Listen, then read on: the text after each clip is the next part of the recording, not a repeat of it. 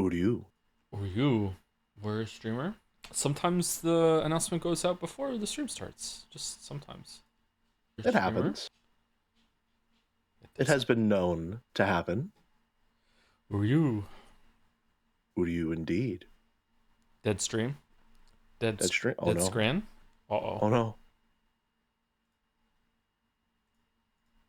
I have returned.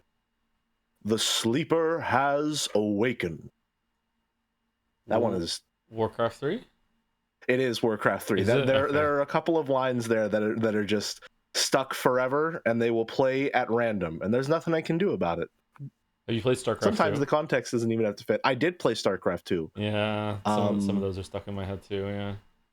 StarCraft 2. The only one that I really got in there is there's two of them, which is the why can't I remember what the little helper guys were called?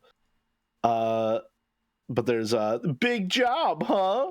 And then the medic SCVs. says, Yeah. the SCVs, yeah. Yeah. And then the medic says, the doctor is in. Overtime.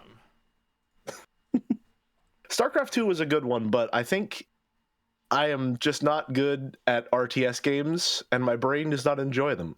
Really, I think StarCraft Unfortunately. 2 is probably the best one ever. Like, there's some other games do it a little bit better than it in other areas, but overall, I think StarCraft 2 is probably the best RTS ever made.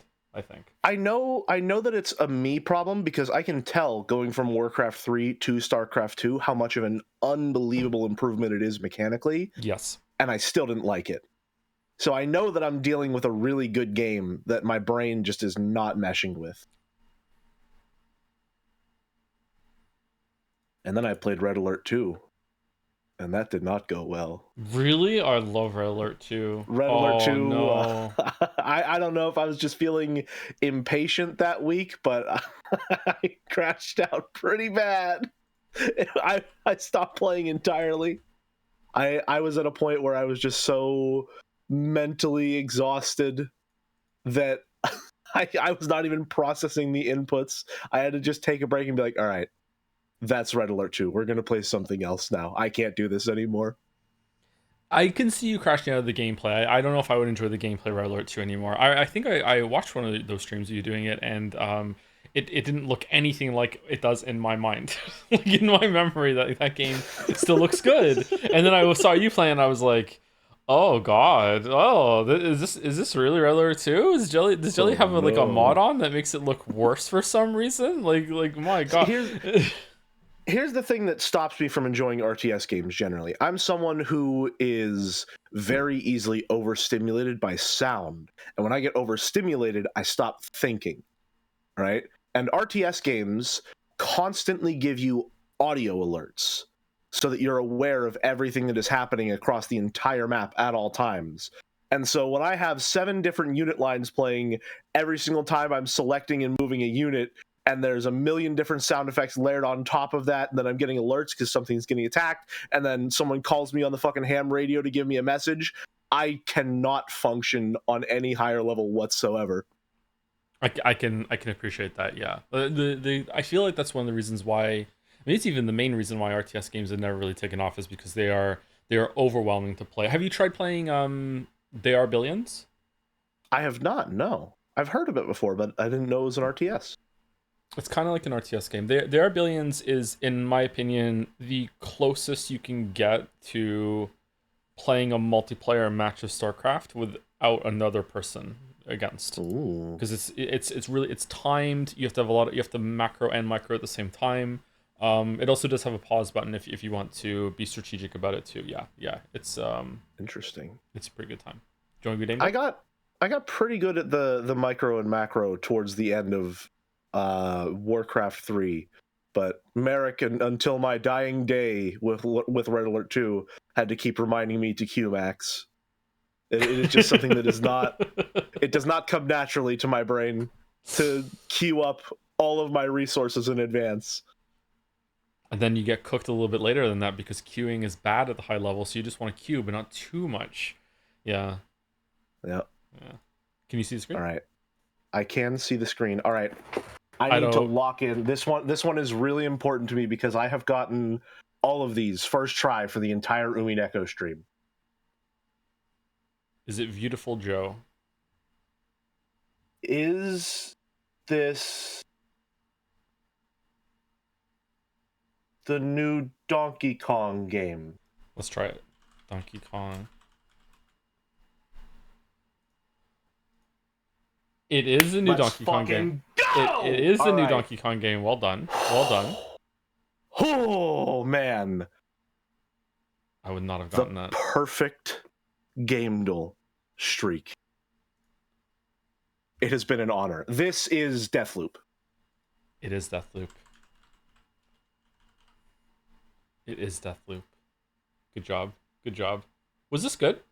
I'm a professional. I've not played it, no. I haven't played it either. I heard mixed things about it on release. Yeah, me too. But it looked very interesting aesthetically. This was an arcane game, right? Yes. You should play after. I played I played through 2017, and unfortunately the streamer sickness meant that I killed every single story relevant NPC because it was funny. So I didn't really get to see much of the story there, but the gameplay systems were engaging whenever they functioned properly. Wait, did that Prey come out in 2017? It is, in fact, a 2017 release. That game is 8 years old. Oh my! It sure is. Oh god. Oh. Actually, yeah, 8 years old. Yep. Had to do some backwards math real quick. And then I played a little Moon Crash at the end, and Moon Crash was really good.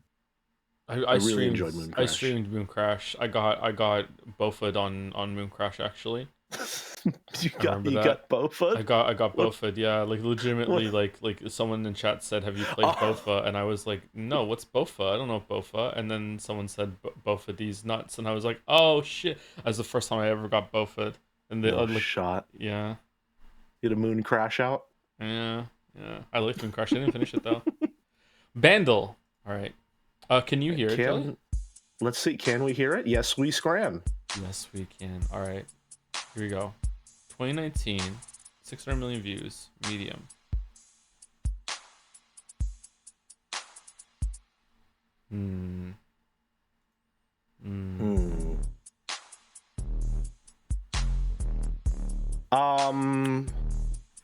I know what this song is, but I don't know what it's called. How does it go? I think it's... Is it... Sorry to put you on the spot.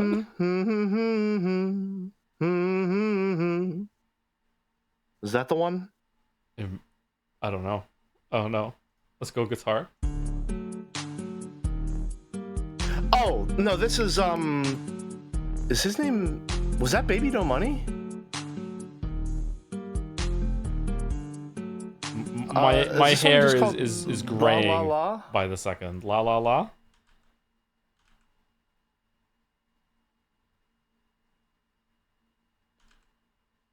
Y2K? No. It was that, yeah. Oh, Baby No Money, yeah. Okay. Good job. Yep, there's Baby No Money. I've never heard of this song before. Let's glorp it.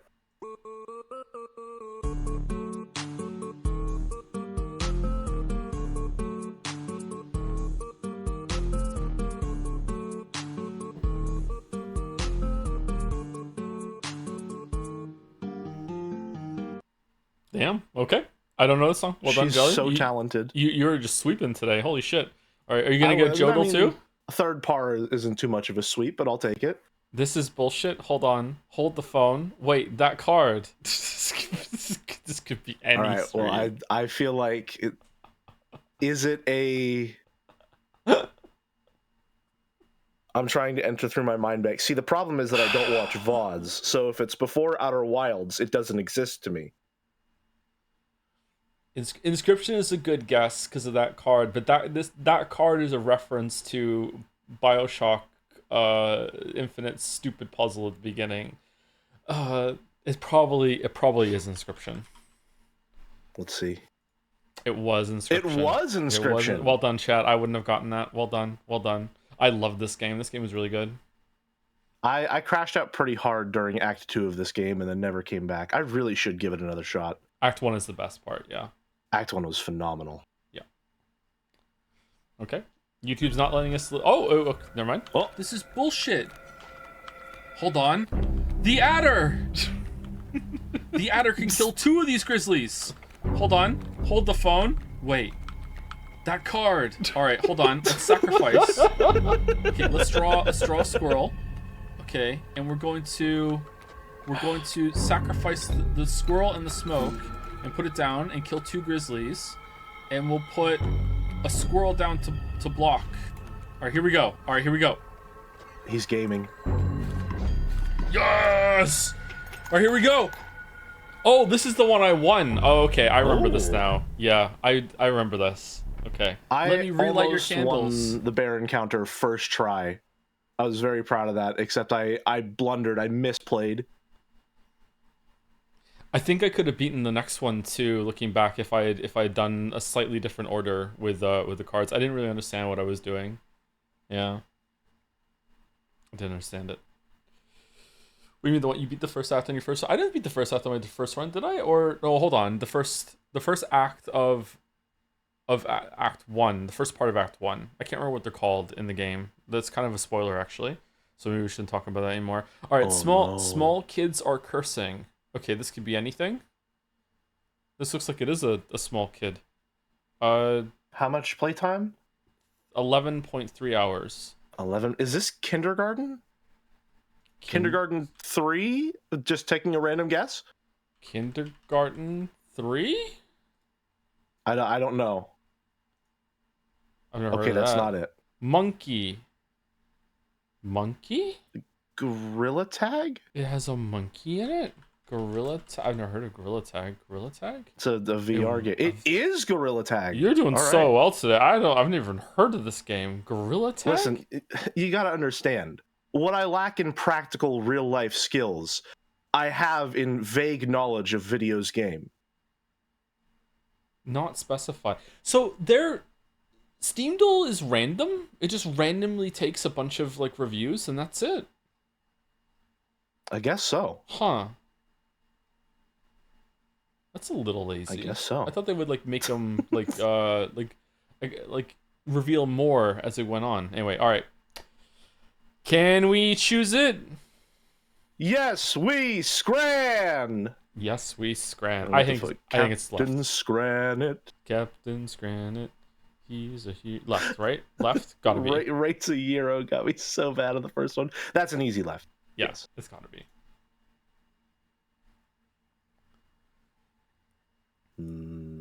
Okay. I know Scrandle hates right, so it's gonna be left. It's probably left because that looks pretty awesome. It also has the Japanese and pint buff. Yeah, I think easy left. Yeah, I like the bacon on the right, and even I would eat this, but not too happily. I think the bun looks vaguely stale. Yeah, I'm not too keen on the one on the right. But I do like that kind of bacon left. Okay, all right. Easy right. Okay, Easy right. well it's not the fucking C8 Glorp Joms Yuri cheese dog. Right looks so good. Right deserves pretty awesome. Like a 92 awesome. Or something. Yeah, 88. Come on, 88. It deserves a 9 out of 10. 90? Yeah, it deserves a 9 out of 10. Unlike Expedition 33, chicken ham and leek pie versus pigskin and salsa. I don't know. That looks kind of vile. People really like the pigskin and salsa, which for me with texture issues that is abhorrent. Yeah, but I know that people love that shit. I don't. Right, it's a nice photograph. I don't know. At a glance, you might not understand that it's pigskin. Left just looks bad. It looks like it has an eye and it's judging me. Ugh. Is that even cooked properly? Look at that part there, right? And this part here? Or is that just the ham? I think that's just the ham. That looks fine. What do we think? Is a pie more appetizing if you can see the insides? I think it can be. I think it can be a buff. I think me personally, I would go left because that looks like a pretty decent pie. It's got a nice crimp on the edge. And it's pretty cheap. But I'm speaking with the bias of I do not like the pigskin and salsa at all. I don't like the pigskin and salsa either, and I don't want to live in a world where pigskin and salsa beats out a pie. But maybe we live in that world. I'm gonna choose the world that I want to live in instead of the world that we do live in. Are you with me? We're going left. Be the change you want to see in the world. Yep. Let's go left. Yep. Whoa. Perhaps this truly is a just world. Okay. Well, shit. The Paul currywurst? Why Paul? Salted fries, sliced German bacon, sliced German bacon frank. What? Currywurst drizzle and jalapenos versus pineapple chicken, barbecue pork, and beef empanadas. Don't know what that word is. With chimney fries. All right. Right looks really fucking good to me, but it is too expensive. Awesome. It's also American. And the left is currywurst, and Scrandle fucking loves currywurst. You very rarely see currywurst lose.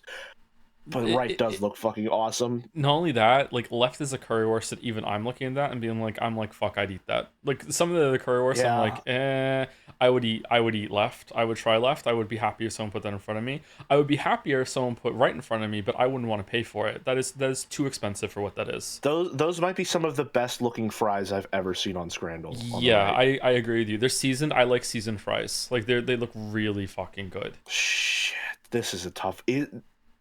I'd pay $17 for that amount of food, personally. At an event? Hold on. It's 17 quid. So would you pay like $30 for that amount of food? Okay, no shot. I wouldn't pay $30 for any amount of food. Yeah. I'm going left. I'm going left. I'm going left. I think left is the play. Right does look awesome though. Wow. Respectable. 74 for 17. That's crazy. That is respect. Left. Right. Okay. Remember earlier when I said I think it's more appetizing if you can see the inside? Yeah. I was wrong. I was wrong. See, I'm so Scottish that I think right looks good. I would eat that. I'm so Scottish. I think right looks good. It's just falling apart, man. It's falling apart. I would destroy that pie so happily. I really like that. Someone already did. Yeah, I know. Someone already did. I'm sad it's not me. All right, chicken tikka and lamb kebab with masala fries looks amazing. Even knowing, awesome. even like having the Scottish disease, that right looks appetizing to me. Left still looks better to me than right. However, is it four times the price better? It's £12 versus £3. I don't know. I think so. I think the left is gonna take it because that looks good enough. I think it does. It looks like a decent portion too. Or depending on how big this person's hand is. Yeah, maybe it's just small hand. I feel like this person is a large person. What do you think? I think it's a big hand. I think it's a big hand. Yeah. Yeah. I'm going left. But like I trust you to go left. Man, I would destroy right. I would destroy. Whoa! It's not just the Scottish. Oh my god! Damn. Right. Damn. Right? You think so? It's right. Cheesy bacon chips. 5. The like paper shredder strips of bacon on those cheese fries are not doing it for me, man. See, I think that left looks good. But I agree with you. I feel like once I got tucked in, I would be like, this chewy ass strips of bacon can fuck off. I feel like I wouldn't like it. The ideal bacon for a cheese fry is really crispy little crumbles. Yeah, I agree. Yeah. You want as much coverage as possible, and you're just not getting that with a dish like this. Okay. I feel like left could still win here. It's half the price. The one on the right is 12. 12 quid for a sandwich, and the mozzarella on top looks greasy as fuck. But the well, that's what you're going for. That's what you want in a mozzarella stick. Let's be real. Do we think that the chicken mascot adds to the scran? That depends. How common are mascots in soccer? I think common. In honor of Metal Gear Solid that's coming soon, let's go with the big boss. We ready? Let's go for it. I have a bad feeling about this one. But now I've just saw this thing here, and this thing looks gross to me right in the It middle just of it. it Yeah, doesn't yeah. it doesn't. It's right. It's got to be right. Yo, Let's go. yo, Let's go. All right. All oh. right. Left. It's left. Left. It's left. Left. We don't even It's have left. to talk about this one. It's left. Yeah, it's left. Yep, Okay, it's yeah. left. Yeah, that looks amazing. I would eat the fuck out of that. All right. Oh no. What was Big it? Boss versus a cannoli. Shit. The Big Boss was 80 something. Okay. Ricotta filled pastry. I feel like it looks kind of gross, but I've never had a cannoli, so I don't know. Cannoli fucking rules, and that is how much? 160. Is that 160 per cannoli or 160 for 4 cannolis? Either way, that seems like a pretty good deal. Shit. This is your call. This is your call. I don't know cannolis. I Don't can't do judge. this to me. I I'm can't not judge. even Italian. I can't judge. I can't judge. Whenever I see cannoli, I just think of the Weezer song, so I have no idea what the fuck is going on, right? Okay? Oh, God. I can't do it. Okay, cannoli's good, but it's a dessert, and Scrandle doesn't usually love a dessert, even if the prices are good. And it looks like a pretty pale fry on that cannoli. Should I like give a nudge here? What are you thinking? Do you think that Right would win, even if it was free?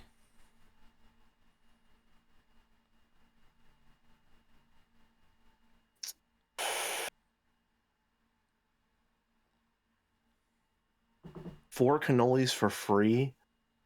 I think that would win. You think it would win? I think so. So does the act of having to pay a pittance drop it down below 80% or whatever?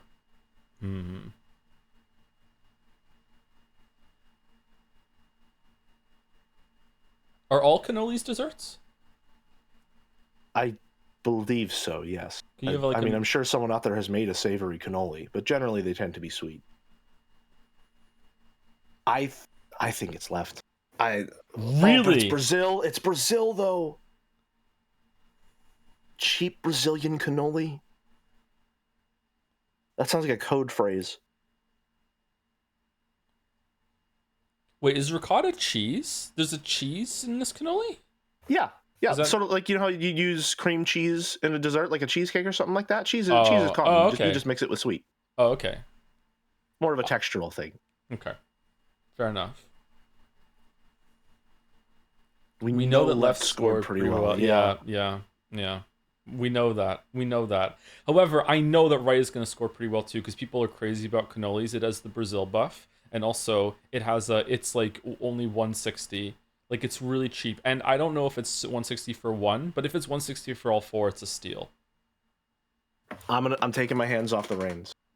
You're going left? I'm letting you Whoa. make the decision. All right. I'm going left.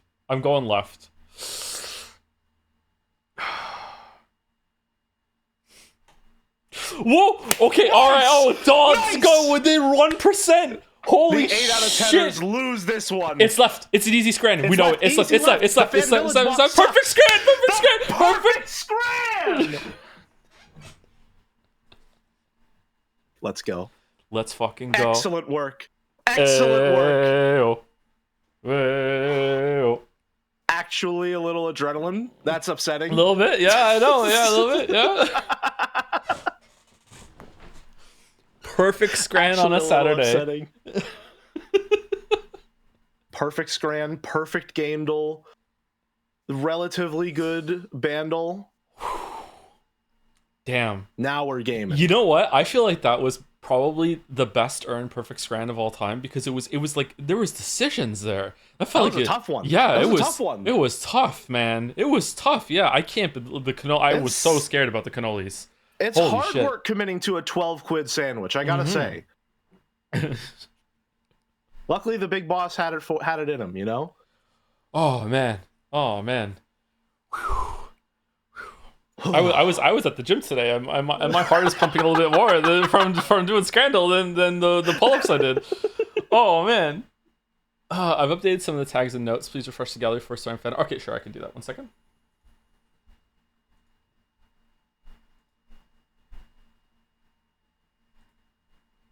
There we go. God smiles on Joe and Jelly. The clip. Holy shit.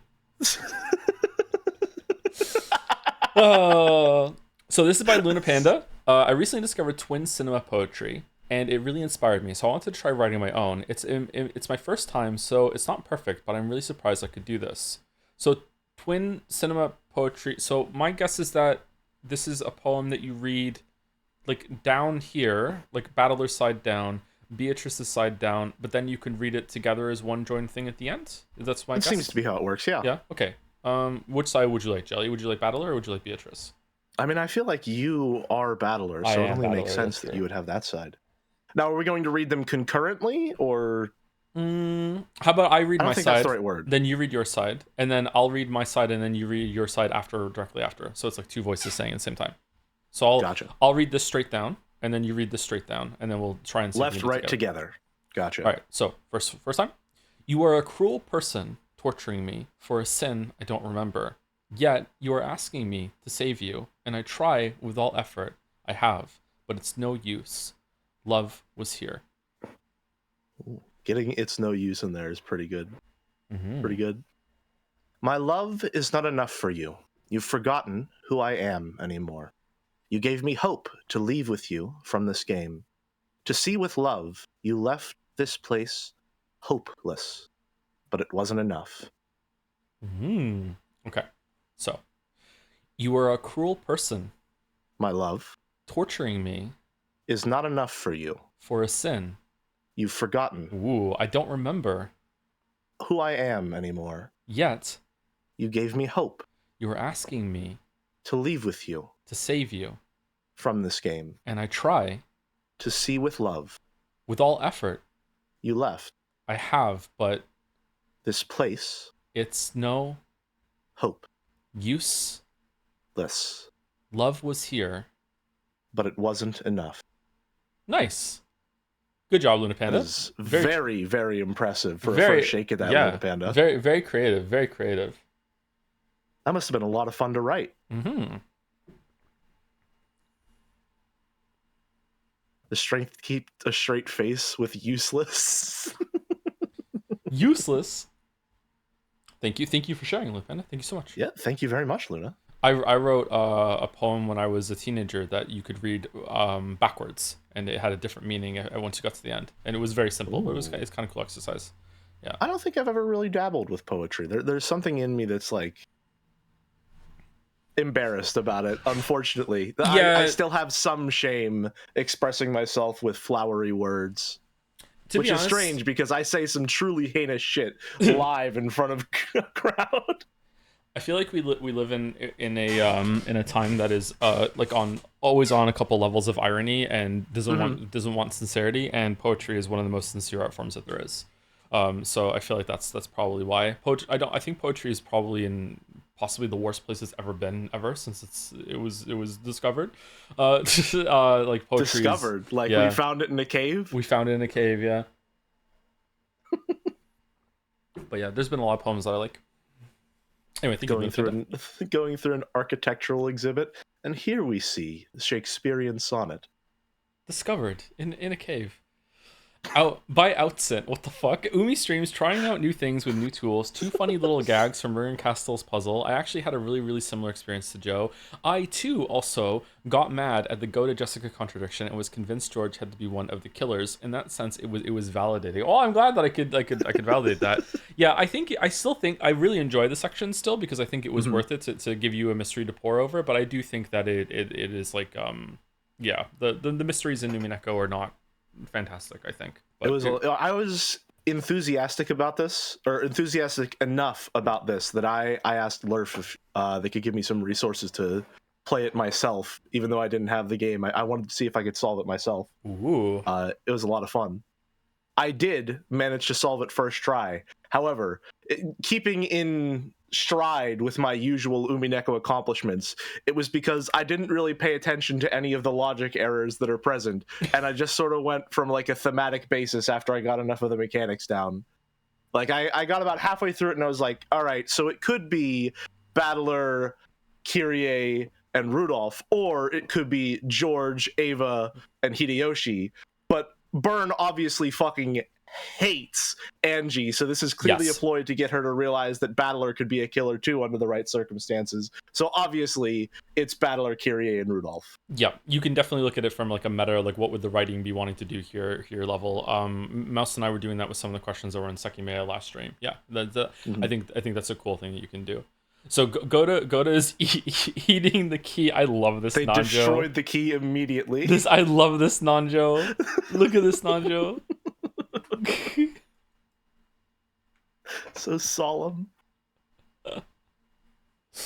Destroyed the key immediately. No. Thank you, Hudson. I do love that everyone in that entire story.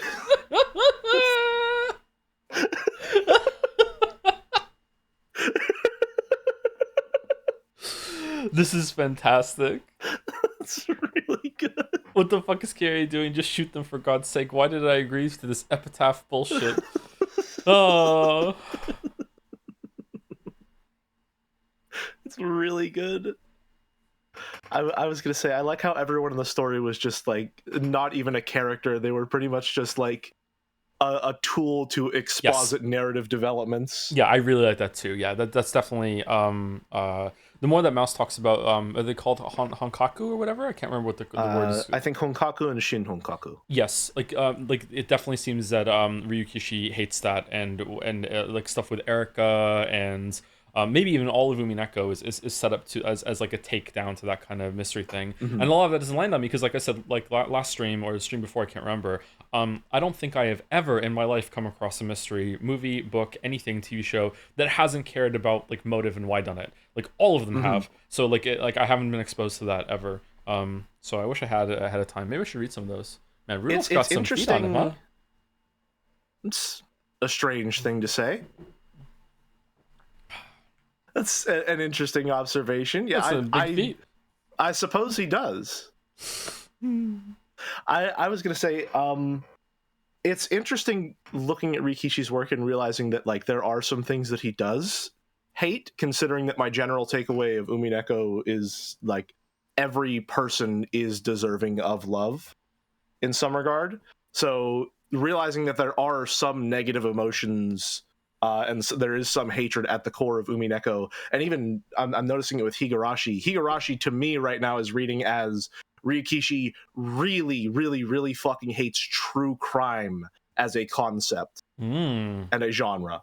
I kind of do too. But it's also interesting at the same time. It's like it's a cognitive dissonance for me. Is that I think it's gross, but I also think that it still is interesting. It's like gossip. Like gossip is interesting, and like what are the celebrities doing with their life? And you hear about it, and you're like, whoa, those two broke up, really? That's crazy. But at the same time, I'm hit with like, why the fuck do I care? But it's like still at the same time, you can't help it. Yeah, it's the human desire to be curious and the inhumanity of doing it at the cost of other people's lives.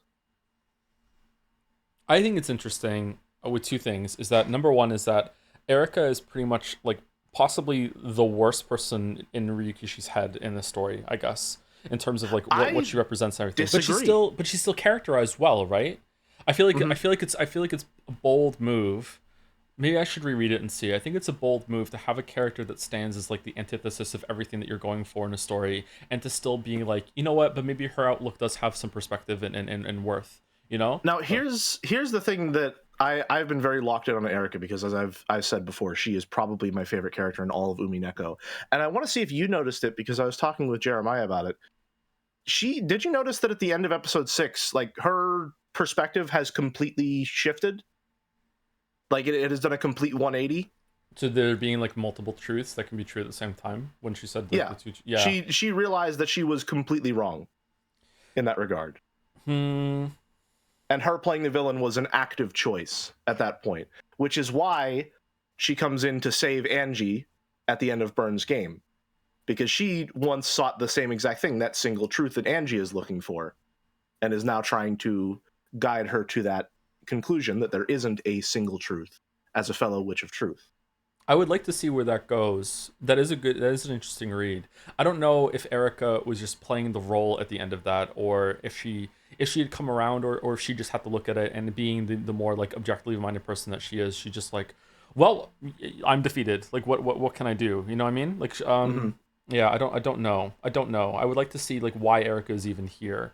Um, I would like to see a scene, and maybe it's gonna happen. I would like to see a scene where Erica just gives it to Bernkastel, right?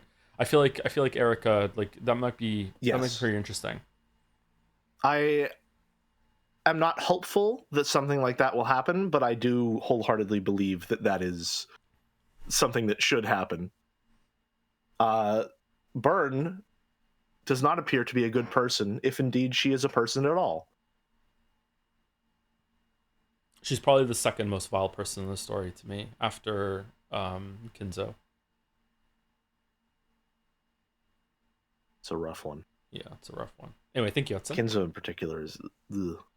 Oh, Maurire, this is a really good one. Beatrice This the is a really Golden, good one. Carpenter, Beato Chan. Oh, interesting. Don't be sad, Ann Chan. You can be Gap. Oh, it's Anne French Fry. And French fry. Petan Petan. So the Chans are cosplaying as Umineko. That's interesting. Just Got inspired watching Umineko streams and attempted to do mouse art for the first time after 5 years. Decided to include Anne since I realized after drawing the other two that she's also a blonde, but I don't want to repeat the outfits. Damn.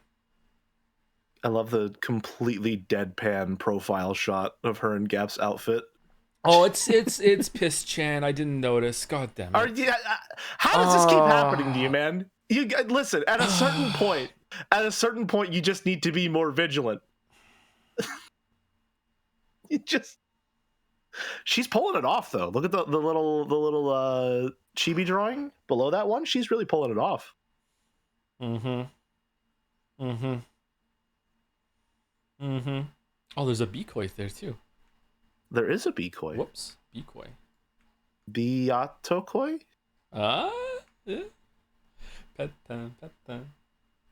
It's literally written golden and watery letter. Go to new fan art. I have to start talking like right away. Like, just give me a second. P here too. Down. All right. Well, thank you for the fan art, Mari, and thank you for owning me. Thank you very much. Thank you very much.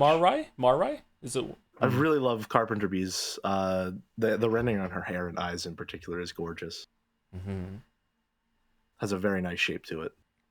And let's not forget that Carpenter Bee was definitely taken outside and then delivered to a farm, and was a hardworking farmer. Yeah, she is, and now. was not crushed under a book. Absolutely, yeah, that's what happened. What book would it be, like, hypothetically? Definitely not a Witcher book. Definitely not a Witcher book. Hypothetically, yeah. I see. Oh, they're here. Crystal, I picked a good day Umi to 5 be spoilers. Here. Second to last emo edits post. Be prepared. 1 out of 3. Okay, so we have emo edits all in a row. Damn. I love the Chiesters. I have grown very, very fond of the Chiesters because every single time they show up, I know that it's just like circus rumpus bullshit time, and I'm ready for it. Nihi? Yeah. I'm going 2-1-3. What about you? 2-1-3. 1-3-2.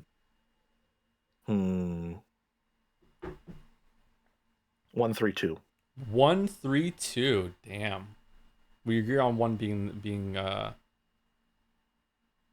pretty good. Okay. All right. 1-3-2. I love the Chiesters, and not just because I woke up from a nap to their sudden existence and someone was like, oh, what do you think the feminism means here? And I just shot from the hip and was exactly fucking correct that they were Kinzo's rifles. I'm not kidding. Like, within 5 minutes of knowing about their existence, I was like, oh, those are Kinzo's rifles. It's like a Playboy Bunny thing. And I was right. I thought I would have gotten that faster considering how much like chanification is in the community and everything, but nah, I was slow on the uptick with that one. You gotta have a certain level of mental affliction, like me. Speaking there of has Kinzo, to be something really wrong with you. Is Kinzo next builder? Wow, Kinzo is yeah, next? no, he's pulling that shit off. He's absolutely pulling that shit off. I thought we saw Genji before. No, was it Goda? Am I getting the G's mixed up? I feel like we have seen Kumasawa as well. Kinzo is definitely pulling this off. Actually, he's 100. It's the pose. It's 100% the pose. Yeah, the occult vibes are coming through big time. Yeah. Do you think he was crying for Vitorici, and that's why the mascara is running, or what? Naturally, yeah. It's Vitorici. his dark soul leaking out through his eyes, which are, of course, the window to the soul. I like the understated Genji. Genji is like showing who he is, but he still, has to clock in for the job with a suit. Yeah, yeah. I feel like Genji is not into it at all, but like he's Kinzo's best friend, and he's like, all right, well, if the master is going to be doing it, I suppose I must follow suit. If bad, why hot? What do you mean? What do you mean? Usually those two go together. And we have, oh, damn. Ooh. Kyrie, Angie, and Rudolph. Did you add some stubble to Rudolph?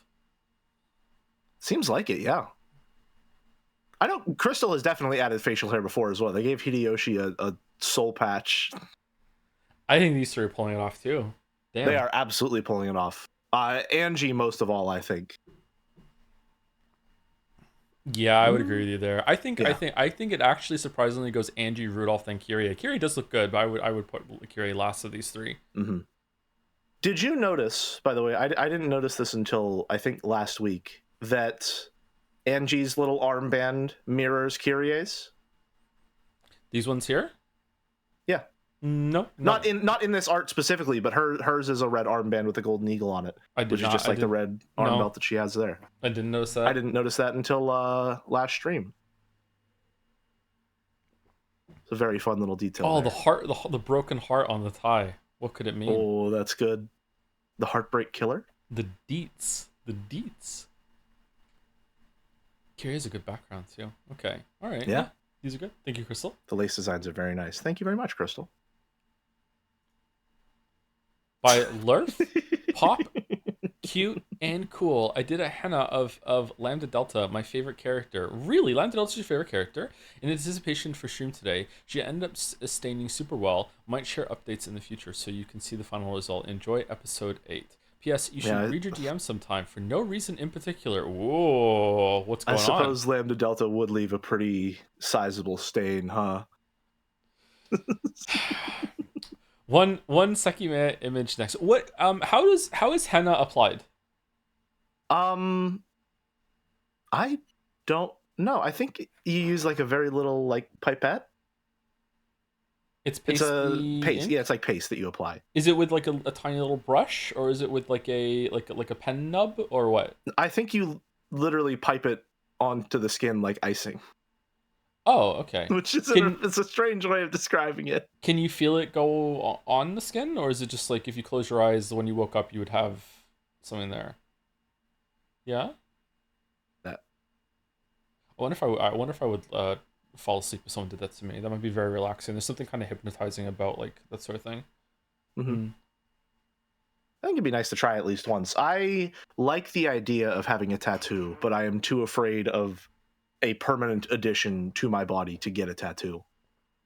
I'm worried that my skin is going to react badly to getting a tattoo. I think I might go get a tattoo and just get literally get a straight line for the first one and just be like, hey, like how does it just break the ice? Yeah, just how does it feel? Like how is the healing? Just like see what it's like, and then just have like a just straight line on my forearm or something like that. Just get a golden eagle emblazoned on your upper forearm. What could go wrong? What could go wrong? Thank you for sharing, Lurf. I will get to my DM soon. I'm gathering up my laser to do it. Surprisingly, soon. Mr. Oh, this is okay. I've seen this one already. This one is oh crazy. Man. So this is gonna be impenetrable if you don't know Sekimea, but like it is still a very just funny visual no matter what.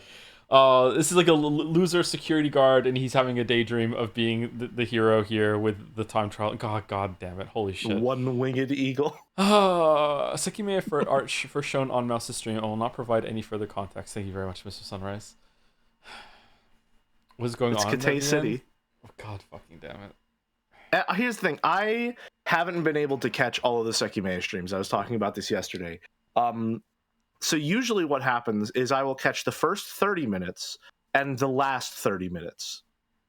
And usually that starts with, sort of like indignation, excited, like, all right, ready for some bullshit, let's see what's going on. Sometimes Mouse has bar graphs and charts and is connecting all the dots. She has all the pieces, and it's just like, all right, we're so ready to get into this shit. I'm fully ready for whatever bullshit this visual novel is about to throw at us. And then the last 30 minutes are, I can't believe they're still doing this shit. Where's Sai? What the fuck is going on? What do you mean there's two of them? It has often ended like that. Now and then it does end with like, God damn it, this is a cliffhanger. Well, I want to see the next couple lines. Yeah. But most of the time, especially during the Shroya City arc, yeah. Mouse of the stream. Stopping point in sight. Pick a point, pick a spot and die.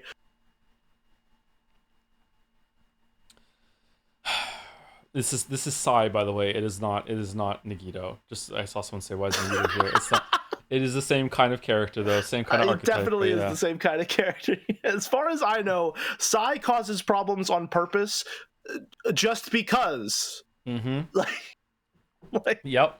Just fucking because. does it, because why not? Just because. Anyway, thank you, Mr. Sunrise. Denny Slim Jim had this idea when I heard Joe say something like, Video Joe has something to say about the parries in this game during one of the Expedition 33 streams. I think it was 4, which made me think about all the different iterations and versions of Joe through the years. And then for some reason, that made me think of those Expressions of Vader t-shirts. I don't know what those are. And this is what came out, mixing those two thoughts. Iterations of Joe, streamer, video, gluten with bread. There's a script on the phone. Joe on the phone. I don't know why. That's one of my favorite jokes. It's so fucking stupid. But that's Tom, probably why. Sleepy, world's best Monctonite. Nice, thanks. Right, not stubborn. True stare, and tiny Joe. The crusty lips on the true stare. Oh, so good. Who did the first true Anderson stare? Was that Harmva? It might have been Harmva. Or was that 4G LTE? It's been I can't remember. That's a long time back now. That's years. It's been a while. That was during Starfield, I think. Was it 4G? Wasn't Starfield? Or was it before Starfield? That was or was that Slay the Princess? Is the Tom meant to look like a Terrence and Phillip character because of the Canadian thing, or is that just a happy accident? It's 4G LTE, gotcha. Behind the scenes thing for fun. Base of almost every face I draw. Previous face, now base Joe face. Base Joe face. Interesting. Joe. Some developer commentary. One of my favorite things that exists. Would you buy this t-shirt, chat? Would you buy this shirt? What's this appear? KJ? Artist signature, perhaps?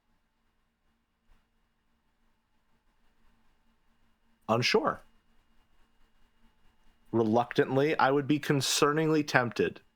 I think I'm at a point in my life where every time I put on a graphic tee, I get like a sharp pain through some nerve ending in my skull that reminds me of every single outfit Jeff Keighley has ever worn to the Game Awards.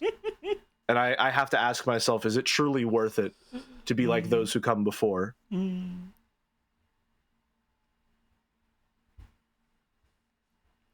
Can someone explain the Joe on the phone thing to me? When we did Jetsea in 2023, I needed a different people accepting some of the awards, and I accepted some of them.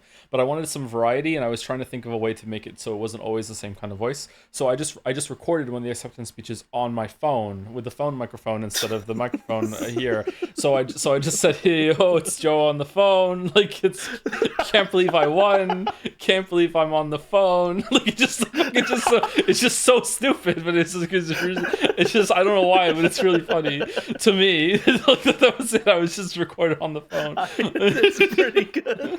That's pretty good.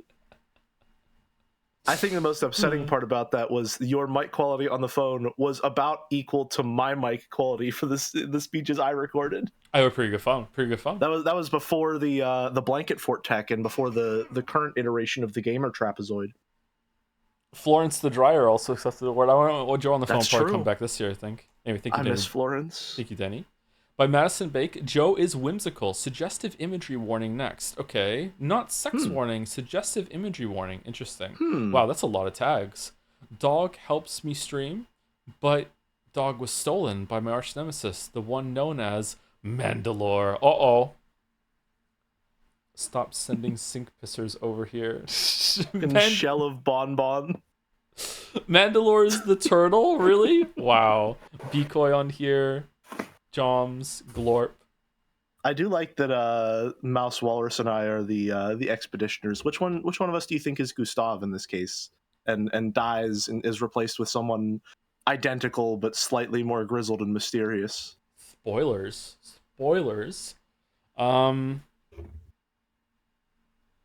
I think it's you. Me? Yeah. Well, I guess you could just put the bag on anyone, huh? It could be anybody under there. Just takes the I'd be bag, willing to accept. puts it on the head. That's okay, yeah, it's still here. For those who come after.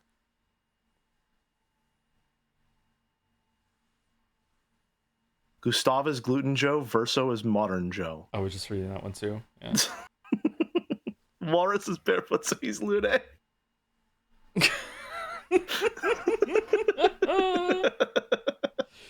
Walrus flying around with the tail flapping behind. Yeah, nice. The greatest swimmer. Thank you, Matt Big. Thank you, Maddie. Oh, okay. By Ash Ashir. You can't put the blanket fort away forever, Joe. No, blanket fort is put away for a while. Yeah, the timeout box. For a while? For a while, yeah. What did she do? I moved to a different room. That's furniture in it, so I don't need the blanket fort anymore. Oh, so, yeah, the blanket got put through the wash already. Oh no. You put her in the washer? Yep, and the dryer. Yep. Interesting. The timeout box. Chat is reacting as expected to that sentence. Why is Blanket Fort Chan so stacked?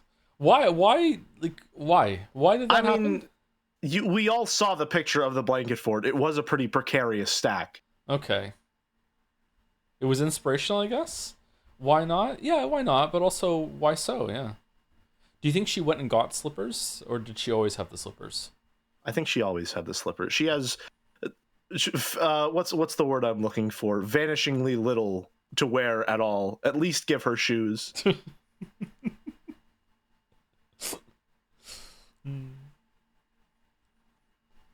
Oh, I haven't said thank you to anyone. Hold on. Let me start throwing some thank yous out interspersed here. With this on the screen for no reason. Thank you, Drinking Anxiety, for the resub. 8 months, 13 hours ago, while the stream is down, I think. Thank you very much, Drinking Anxiety. And thank you, Parkier and Honda, for resubscribing when the stream started, or right before the stream started, for 9 months. Thank you, Parkier and Honda. Buy a marble for the race. What? Iodine deficient fetus. Mawara penguin drum. Oh, Mawaru penguin drum? Very strange, very avant-garde show. I love it, even though there are parts of it that are not good. Penguin drum. Penguin drum is delightful. Oh, this looks like an older one. Or is this just like an older style? Let me just say for the crowd, I have to play to the crowd real quick. Ringo has done nothing wrong. There you go. I have to get them on my side. I've heard the Beatles. The Ringo has done a lot wrong. All right. For the Takura family, destiny is an ever-spinning wheel pointing passionately in their direction with equal tides of joy and sorrow before ticking on to the next wishmaker. With their parents gone, twin brothers Kanba and Shoma live alone with their beloved little sister Himari, whose poor health cannot decline any further, so she's invincible. On the day Himari is given permission to temporarily leave the hospital, her brothers take her out to the aquarium to celebrate, where the family's supposed fate is brought forth with her sudden collapse. However, when Himari is inexplicably revived by a penguin hat from the aquarium souvenir shop, the hand of fate continues to tick faithfully forward. With her miraculous recovery, though, comes a cost. There is a new entity within her body whose condition for keeping her fate at bay sends the boys on a wild goose chase for the mysterious penguin drum. In their search, the boys will have to follow the threads of fate leading from their own shocking past and into the lives of other wishmakers vying for the penguin drum, all hoping to land upon their chosen destiny. Okay. Oh, that's Seizon Senyaku. a little What was bit the line the antagonist crazy. delivered in the finale that we found really funny? I think it was something along the lines of, "Is that so?" I don't think it was delivered exactly like that, but it was very resigned and clearly pissed off. Is that so? Penguin Drum is a trip. It is also a broiling good time. Uh-oh. Uh-oh? My cursor's broke. Oh, it fixed itself. Okay. Phew. Anyway, thank you, Ash Escher. Luna Panda again. Deadly Nightshade. Let's learn poisonous berries together with Joe. Deadly nightshades, they are deadly. Don't eat them. I am not an expert on this, so don't take my words on it. So you should eat them. Interesting. Interesting. Is this deadly nightshade in a different classification as like a nightshade? Tomatoes are nightshades, aren't they? Like there's a night. What? There's some things that we can eat that are classified as nightshades, or is this just a nightshade berry? Listen, man, my knowledge extends to video game box art. All right, I can't help you any further than that. Yes, tomatoes are nightshades. Okay, but do these count as the same kind of nightshades, or is this different? I don't know why I'm asking. Just things pop in my head sometimes. Potatoes and tomatoes are both nightshades. Yeah, potatoes are too. Yeah, if you eat enough of them, you'll die. But if you eat enough of anything, you'll die. Yeah. Is this like another situation where I find out that vegetable isn't actually a technical term; it's a culinary one, and vegetables don't actually exist? Yeah, that's the second layer of tomatoes or fruit. Actually, they're vegetables because it's a culinary term. Yeah. Do we think that this character will be in Silk Song? I hope so. Which is shadow dropping like tomorrow, right? I think so. Yeah. Jeff Keighley himself said it in his stupid fucking gamer tuxedo with his graphic tee and his sneakers that don't match his outfit ever. Thank you, YSF, for the bits. Morning, Joe. Morning, Jelly. Can't believe it's almost over. The real Umineko is about the friends we made along the way with Satapon crying in the rain. Thank you, YSF. I'm surprised that whenever we got to the choice in Umineko, where it did become a game, no one, at least that I saw in chat, said, now this is where Umineko really begins. I didn't see anyone say that either, but I'm sure someone did. I'm sure someone must have. Someone must have. We finally got past the tutorial. Mouse literally said it. All right, there we go. I was too busy panicking to about having to answer questions. Thank you, Lady Nika, for the resub. 31 months. Excited for another Umineko stream with Jelly. I always love them. Sad they didn't happen more often. The theorizing and literary analysis is so fun. Literary analysis. I have trouble saying that word. You gotta look at the ups and downs. All right, the downside, not a lot of Jelly streams. The upside, Umineko gets finished. I have Mouse gave us times today for the chapter, general run times for the chapters, and said, quote, multiply by 1.25 times to 1.5 times if you two are riffing a lot. We are a complicating variable in the temporal length of chapter 8. We're an hour into dolls and fan art, and it is a light fan art this week too. Yep. Thank you, Mouse. Thank you, Mouse. Thank you.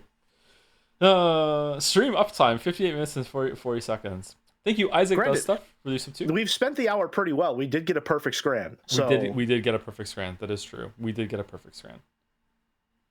It was worth it for the scran. Yeah, and for the vine. Anyway, sorry. Thank you, Isaac. Does stuff for the resub. Something Eterna Noctis. Oh yeah, that's still a thing. I just woke up. I don't have it in me right now. Oh, I'm sorry. I really want to play. I really want to play Blasphemous 2 for some reason. I want to stream that. I wonder if I can squeeze that in at some point, maybe in October. Is this your way of keeping Jerry at bay? A little bit. You won't stream Pentiment, but if you stream Blasphemous 2, maybe it'll hold back the hordes for long enough. Yeah, Pentiment has entered into the same realm as the Rain World people for me. That is, it's just I kind of just don't want to do it anymore on principle. Yeah. Oh no. Yeah. On principle. Yeah. Oh. It's the spite streamer. Is Sifu in the same realm as that? Not yet. Not yet. Not yet. Why is my Chrome messing up? Okay, I can't say thank you to anyone else right now because I can't scroll down, and I'm afraid that I'm gonna have to restart Chrome for some reason. Okay, maybe Oh this. no. Yeah, maybe. I hope it doesn't crash the whole entire thing. Shit, I'm sorry. Dolmec Anyway. says, I'm on a seafood diet. I see foo and I play it. Did you play Seafood Jelly? You did, didn't you? I did. Not only did I play it, I streamed it. And I crashed out pretty hard on the final boss, and then I said, nope, don't like how that stream series ended. I'm playing it again to redeem myself. And it was a great time. It was a very, very, very good game. I should probably play it. You really should. You would love it. You really would love it. By Denny again? Denny Slim Oh, for fuck's sake. It's the Scrandle cheese panini Muppet. It really started to look like this to me. You nailed this. This is exactly what it started to look like. It's perfect. Didn't make it a chan exactly, but here's the cheese panini from yesterday's Scrandle Muppetized. Wanted to draw it after seeing Joe's description of it after seeing it for the 5th time. It's exactly what I thought, yeah. Yeah. It's pretty good. I haven't been able to draw in months, so I was trying to incite chanification. I think this counts as a victory. I called cheese paninis the Ojo Samas of grilled cheese sandwiches. I love that there's a little line here that this is like 2 big teeth. That looks so good.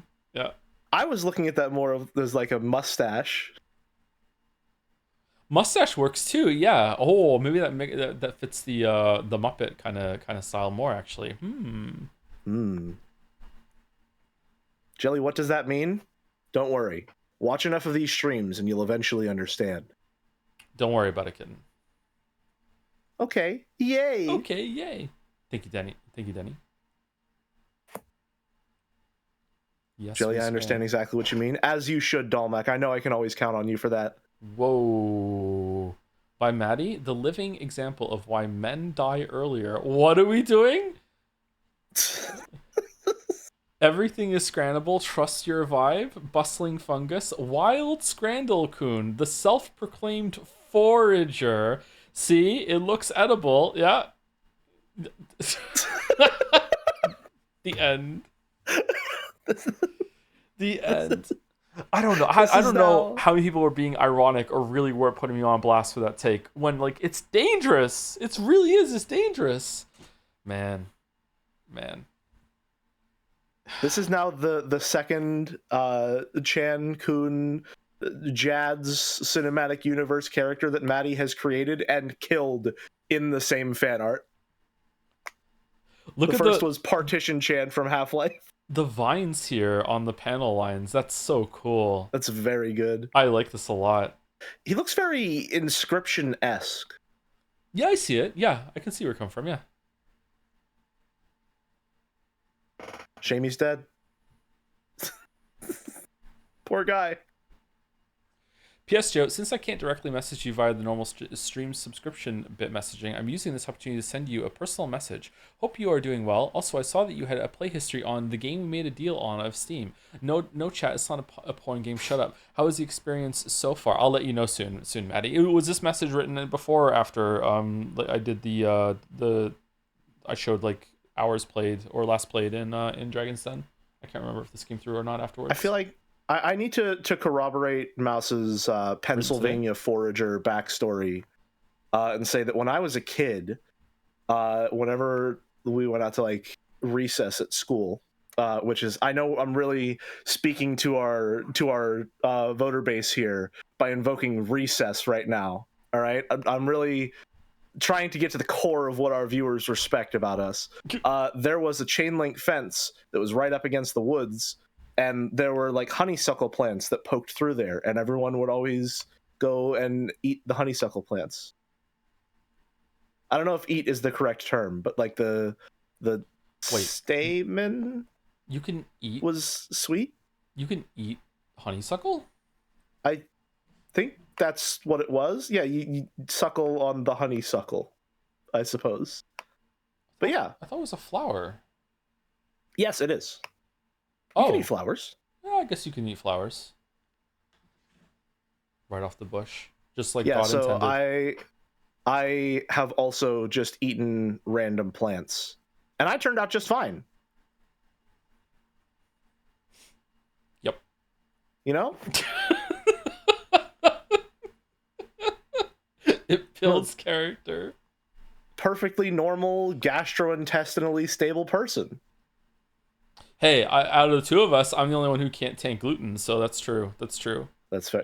That's true. Maybe if I'd eaten some honeysuckle flowers, maybe I would have built up resistance. On the downside, you might have also gotten Crohn's disease, but yeah. tomato. Yeah, both are nightshades. Both are nightshades. Yeah, fucking hell, you beat me to it. God damn it. God damn it. God damn it. Thank you, Maddie. Thank you. By Mr. Sunrise, Captain Scranit. Yes, we scran. Whoa.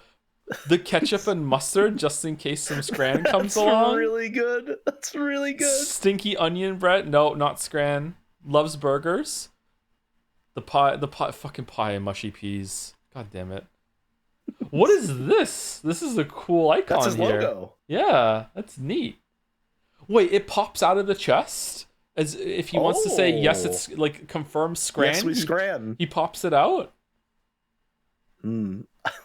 I love that we've been playing Scran for so long that there are certain like specific foods that are immediately recognizable, like the fucking onion bread. Yep. The onion bread. When I saw the video made by Amio last week, I got the inspiration to make my own design of Captain Scranit. Since the song was based on Captain Planet, I wanted to make him a little tacky, like the type of mascot you would create to launder money. It looks good. I was gonna say he's giving me like mid-90s edutainment vibes. Yeah, that's Captain Planet. Yeah, Captain Planet. Yeah, we're the Planeteers. We can view and see. Oh my god, I didn't really like that show. I did watch some of it though when I was a kid. Yeah, that the Captain Scranit video is absolutely fan. The Captain Scranit rates a euro is an unbelievable opening line. I need to have it on OBS dashboard so I can just hit a button and play it every Friday for Friday Scran. I was sad when I forgot to do it for yesterday's. Yeah. Oh no. Anyway, this is 1 of 2. So what's the next one? Captain Scranit.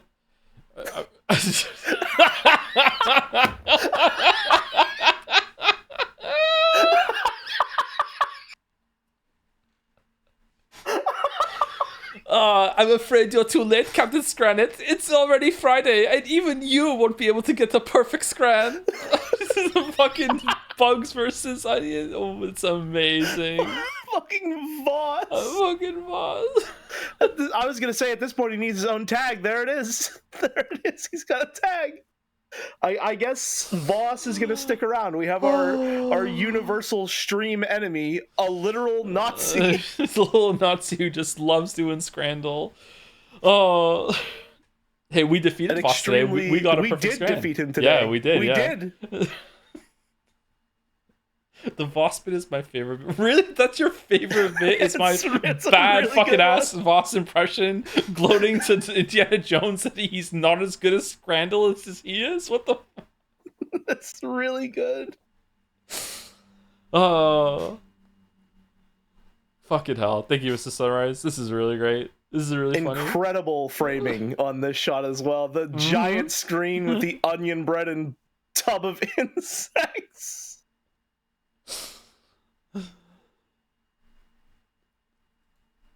As much as I do love tub of insects as a phrase, bucket of bugs rolls off the tongue. Bucket of bugs. Bucket of bugs. Bucket of bugs. Bucket of bugs. Anyway, thank you, fan artist. Thank you very much. Do you think that's what her friends call her? Bucket of bugs, Chan? Oh, it's like a friendly term. Yeah, probably. Yeah. Ooh. Okay, let me stop streaming to you, Jelly, for a second, and let me fix my windows because something is fucking in the state of Denmark, and I don't understand how to fix it. Like I still can't scroll over here. Good thing I've never been. I think maybe I might have to like restart Chrome or it's just for whatever reason it doesn't like to read my mouse wheel input right now. What's going on with that? Oh, thank God they were still doing fan art. I was asleep. You don't value the community and their artistic endeavors. Wow. That's what I'm hearing. Wow. You missed what I'm hearing. You see dozens of people pouring their hearts out to draw Nazis doing Scran, and you say, "Wow, I'm asleep for that. I don't need to see that." You see them draw a blanket fort looming over Joe's stream setup to get him better mic quality, and also she's absolutely stacked, and you say, "No, thank you. Unimportant to my extreme experience." I dare say, stream memes are emboldening chat morale in this moment. They are. Jelly guilt tripping master. Ooh. See, it's coming from someone you trust, so it hurts even more. Anyway, thank you to a bunch of people. I couldn't do it during the fan art because my window broke, but now I've fixed it. So thank you to Cheshi8 for the resub. We're approaching the end of Umipiko, but here's to many more peak streams. I do wonder what the next VN is going to be. It won't be right away. It'll be like a couple weeks, maybe in a month or two, before like another VN is chosen. But I'm curious what we're going to go for. I like the sandwich strat for this sort of thing. Thank you, Chessie. My vote goes for Hotiful Boyfriend, even though it's not in the running. It is a classic. A lot of people, it's been around for a long time. Yeah. Thank you, Higurashi. I would not, under any circumstances, under any light, godly or otherwise, endorse someone stream Higurashi. Yeah, I'm not streaming Higurashi again. No. It was just for April Fools, and that's it. Never, ever, ever. No. You would need to fucking wipey the VODs immediately. I don't think I can do it. Yeah, I don't know. It's a weird predicament that I'm in, because on the one hand, I really admire Ryukishi as a writer for Umineko, so I want to go back and like see what else he did. But on the other hand, I think Higurashi might make me like lose respect for him. So from what I've seen and heard of it, so yeah, I think I'd rather skip that one. I'm sure it has some good parts. Don't get me wrong, but I don't know if I agree with that, because I'm looking at the stuff that he's doing not as good in Higurashi, and I'm seeing that as like, wow, he's grown so much as an author. The pacing especially, he has improved so much in Umineko. The pacing in Higurashi can be very, very rough at times.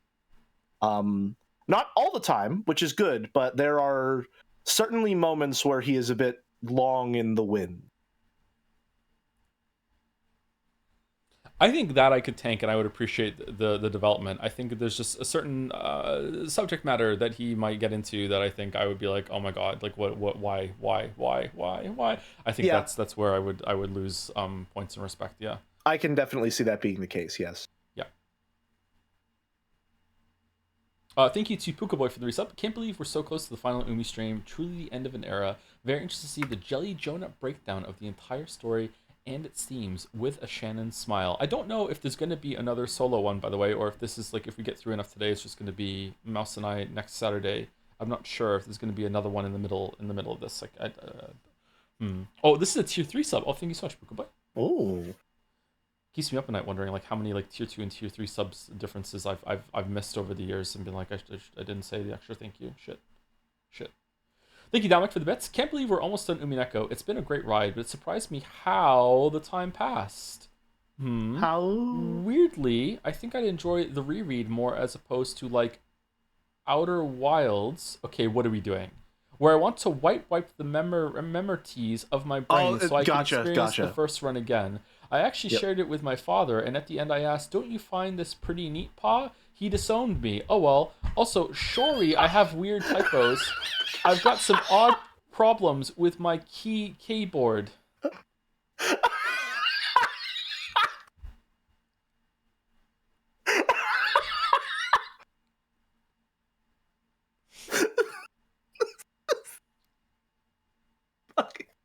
God damn it.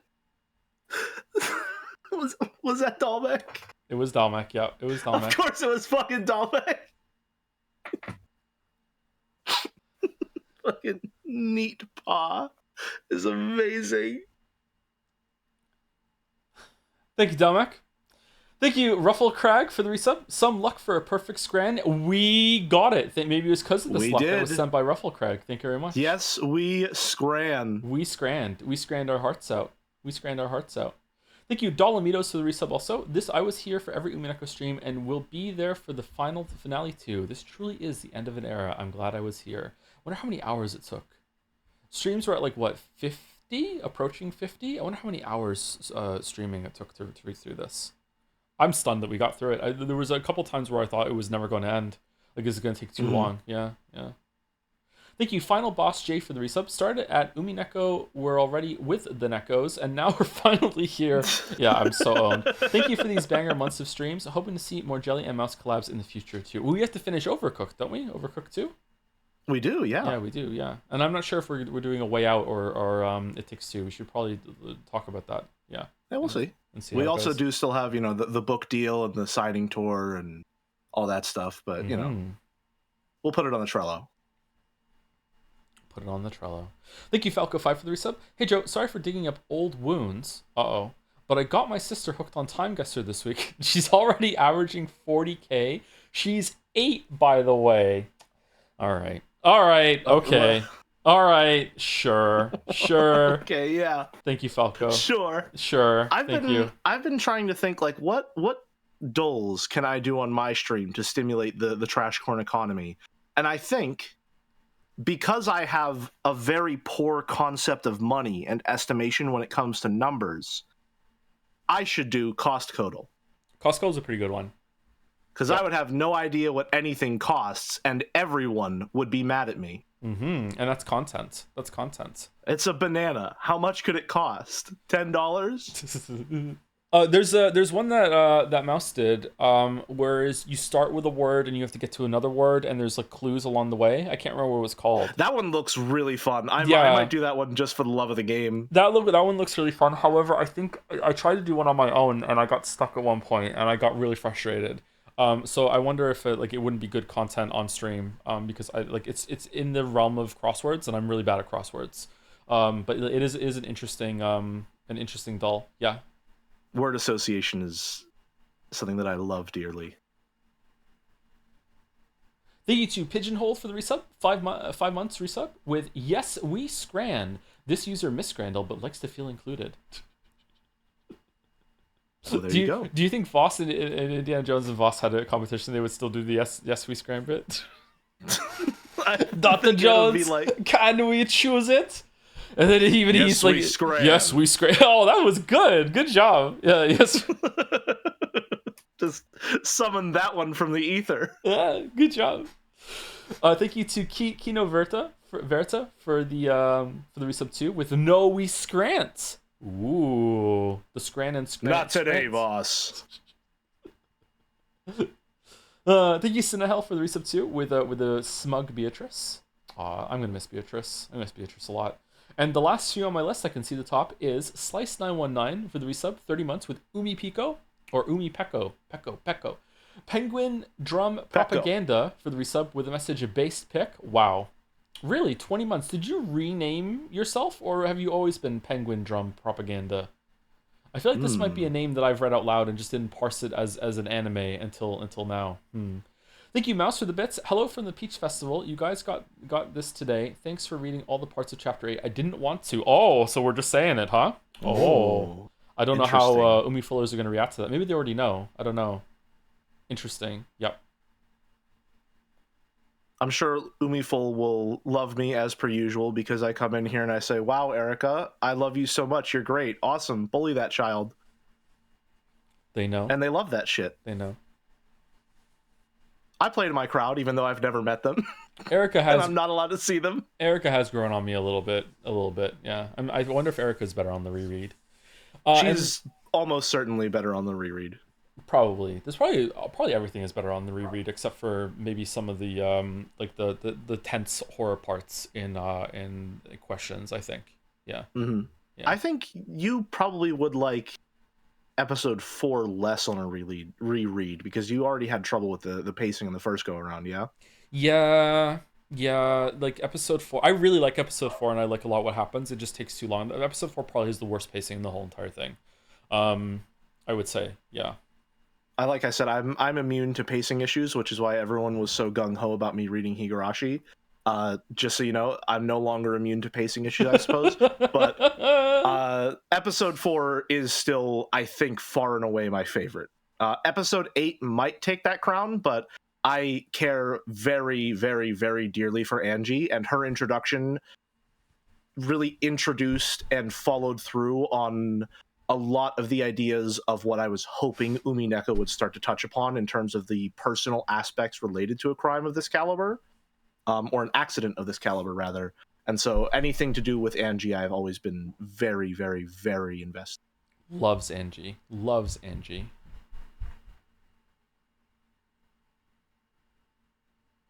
Is Jelly reading Higurashi, or did he just read a bit? I am reading Higurashi. I am not streaming it. I am not blogging it. I'm not doing anything like publicly. I'm just having it in my own time. I just finished episode 2, chapter 2, whatever they're called, Watanagashi. About to start 3 this coming Monday. Having a good time with it. It has its low points, as I'm sure most literary works do. But unfortunately, or no, what's the word I'm looking for? Luckily, Rena exists. And so anytime she's on screen, all is well. I think Angie is Mouse's favorite character too, isn't she? Ooh. Or Mouse definitely likes Angie a lot, I think. If Angie doesn't have a single friend, I'm dead. Nice reference. Nice meme. And the last 2 on the list, thank you to Cass Apparat. Casa Apparat for the resub. Go, Joe. You're almost at the finish line. Keep up the good work. If you don't have anything planned for next leap year, please consider Sayo no Uta, the Song of Saya, for a leap year VN. It's sure to be an interesting experience. The leap year gambit? Interesting. Interesting. It's still got Sayo in it. Nope. Okay, cool. All right. Yeah, it seems like a pretty enthusiastic negative response. All right, definitely going to do that. All right, cool. Lock it in. And thank you to Hasfam for the resub too. 18 months. Thank you very much, Hasfam. Oh, 2 more just came in. Thank you, Hasfam. 2 more rounds of bits. Paus says, and they call me crazy for offering the reasonable centrist alternative when they're throwing out Saya no Uta. Oh my god, that was fast. So much hate. That's right. The 4-letter VN we all know and love. Echo. Oh no. Echo. Think you're going to write for the bits? Watch Echo. all Big Top Burger because you mentioned it. I can't believe it all starts with selling burgers and then it's insane cats lore. The moments of happiness. Yeah, it's really good. I really like Big Top Burger. Yeah. Catchy. Do. I'm not even going to entertain marking that down as locked in. Yeah, of course. Okay, let me get the Umineko up, and then we're gonna take a short break because I am just dying to use the bathroom. Oh my god, I need to pee so bad. I want to get on my soapbox for a second with these breaks. Joe, you make a point to usually say like, hey, get up, stretch around. It's not good to sit for too long. Let me just say real quick, these past 2 days, I have been dealing with some very, very bad lower back pain. Get up and walk around for 5 minutes. I would not wish this upon my worst enemy. I have been sitting far too much lately. Stand up and go take a little walk. That also, is not a joking statement. That is very important for your health. Deep vein thrombosis, which was like an epidemic in the late 90s and then just kind of went away and no one talks about it anymore. Something to worry about if you don't know about it. How old is Jelly? I'm 25 years old. Sciatica too? What's sciatica? What's that? Sciatica is like it's like a pinched nerve in your lower spine or something like that. Causes, causes pain usually on like one side of your lower body. It's very weird. Oh my god. I actually don't remember what happened last stream at the very end. So hold on, let me do the music and then we'll take a short break and then we will come back. And I'll stream it to you when I get back, Jelly. Alrighty. Okay, mute the microphone. Be back in about 5 minutes. 3, 2, 1.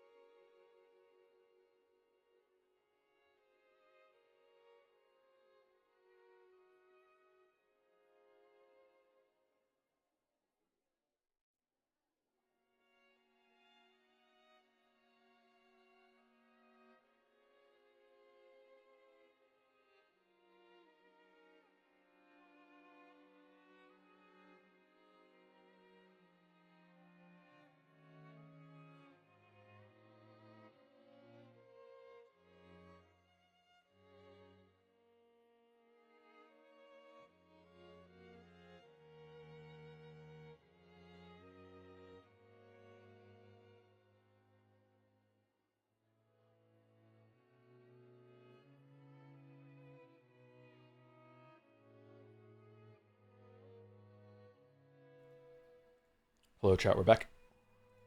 We have returned. My eyes are open. No Okay. berry eating?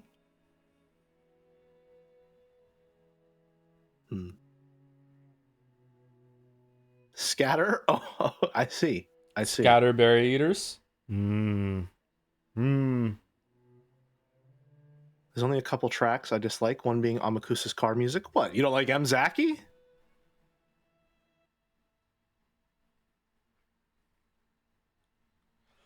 Okay, so what happened last time? We went through the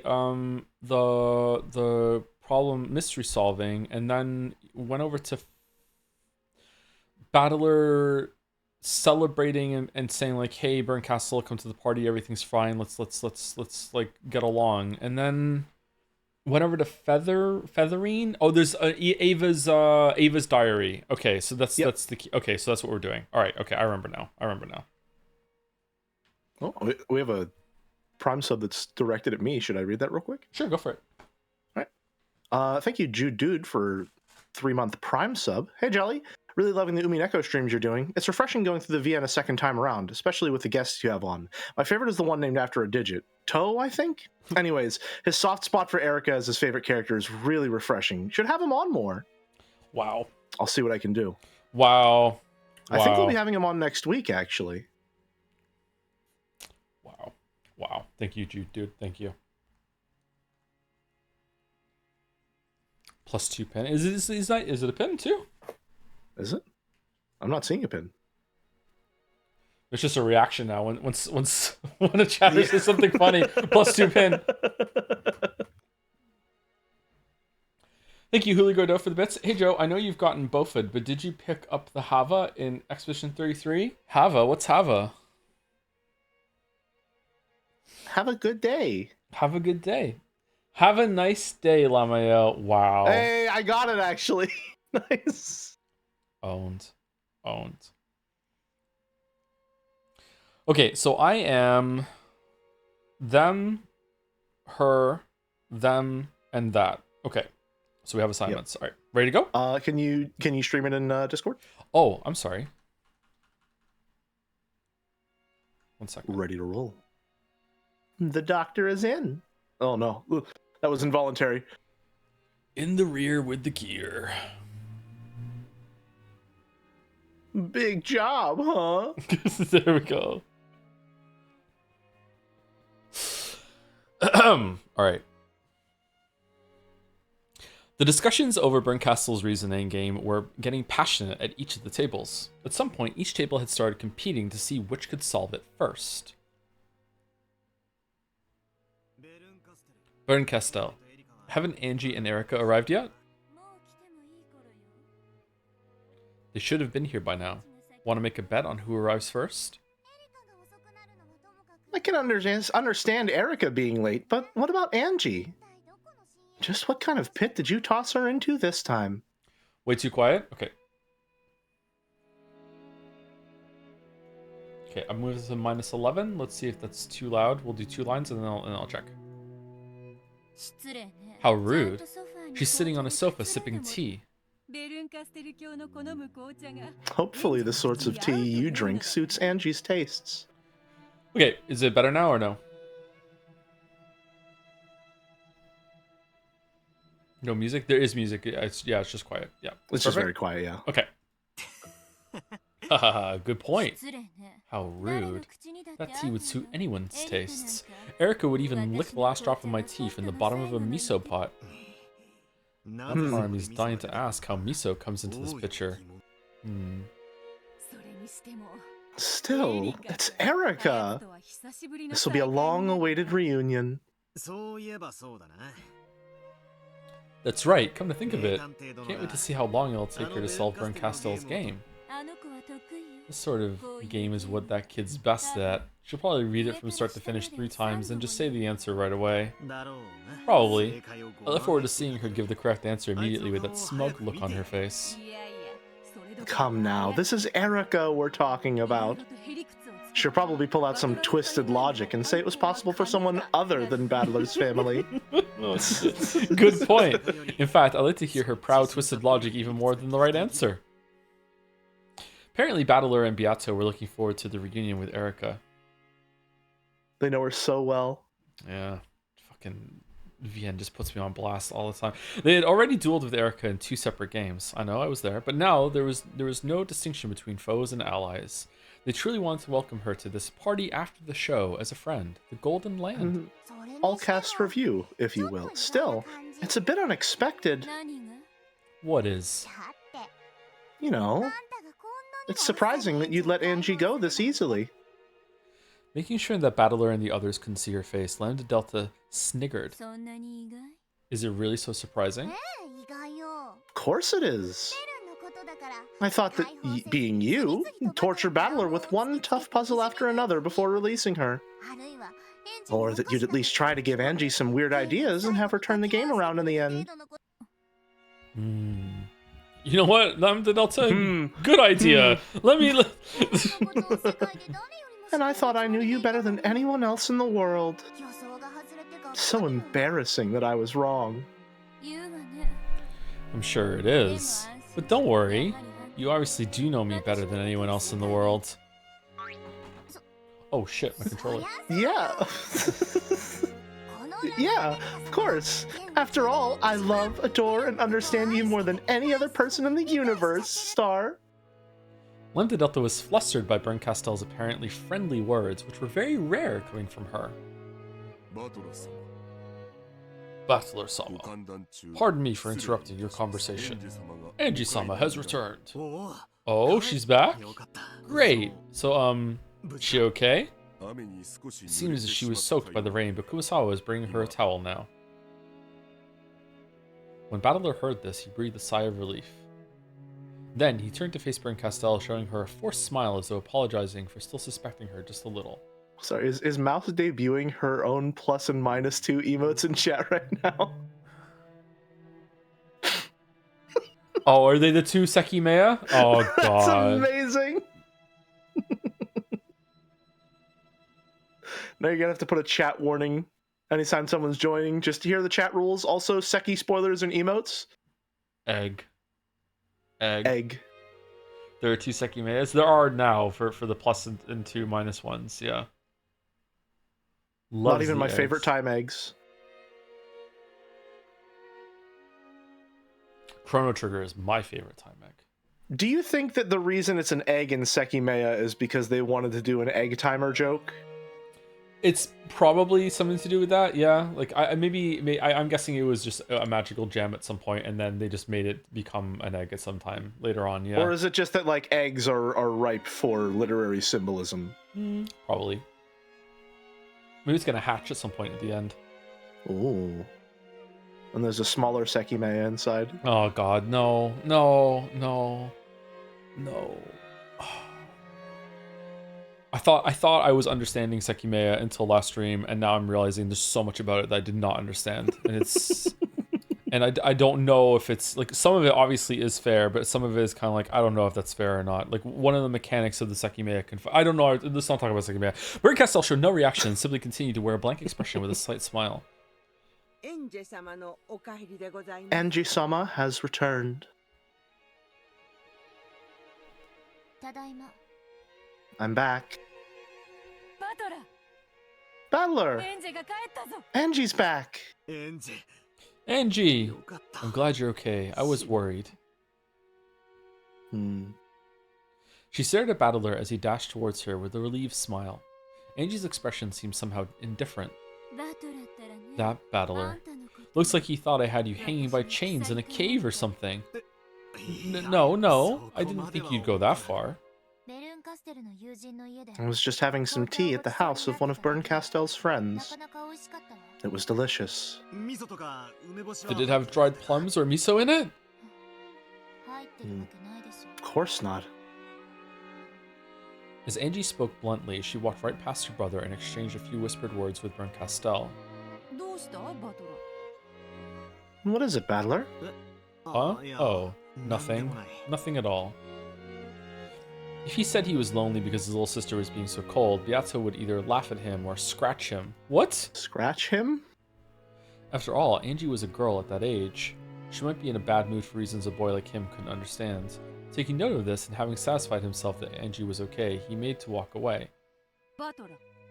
Battler, Angie is calling for you. Huh? Oh, sorry. I've been trying to get your attention for a while. Don't ignore me. I wasn't really ignoring you. What's going on with you anyway? You look like you were in a bad mood for a while now. I imagine Berncastel gave her something strange to drink and pretended it was just some rare sort of black tea. I have no business with you. Back off for a bit, would you? I want to talk to Oni-chan alone. Come, come. I may not look it, but I am the wife of the territory lord. I'm already far closer to Battler than... Sorry, Beato. Would you mind leaving for just a bit? By now, Battler realized that Angie's issue was more than just a slight bad mood. Beato puffed out her cheeks as though she wanted to say something more. However, she just let out with a sigh and walked away like Kirby.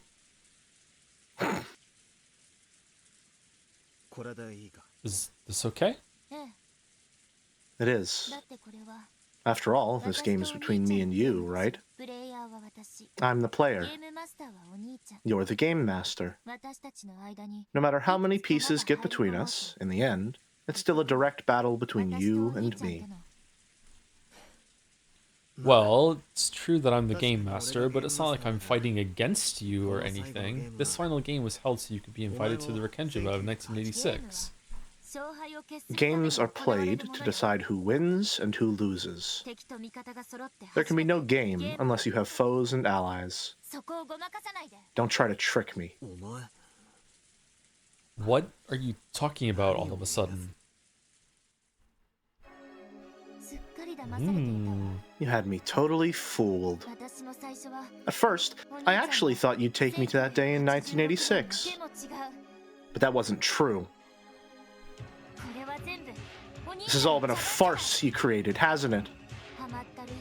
You're using a sentimental tale to dodge the issue and leave me confused.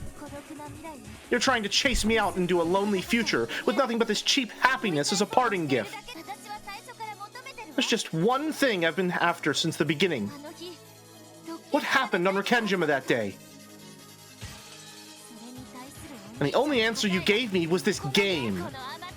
This sentimental party of illusions. It's obvious how you're going to try and answer my question now. I want the truth. And you aren't going to give it to me. Angie, listen, you've got it wrong. Don't try and trick me.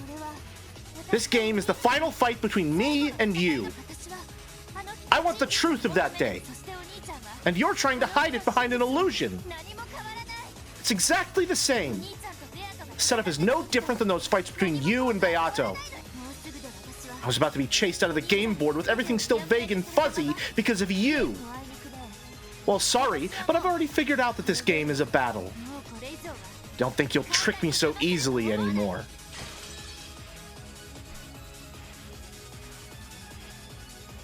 Uh-oh. Uh-oh. Angie's shout tore apart the peaceful atmosphere. The family members and illusions gulped and watched the scene, wondering what was going on. Beato tried to run up to Battler, but he motioned for her to stay back.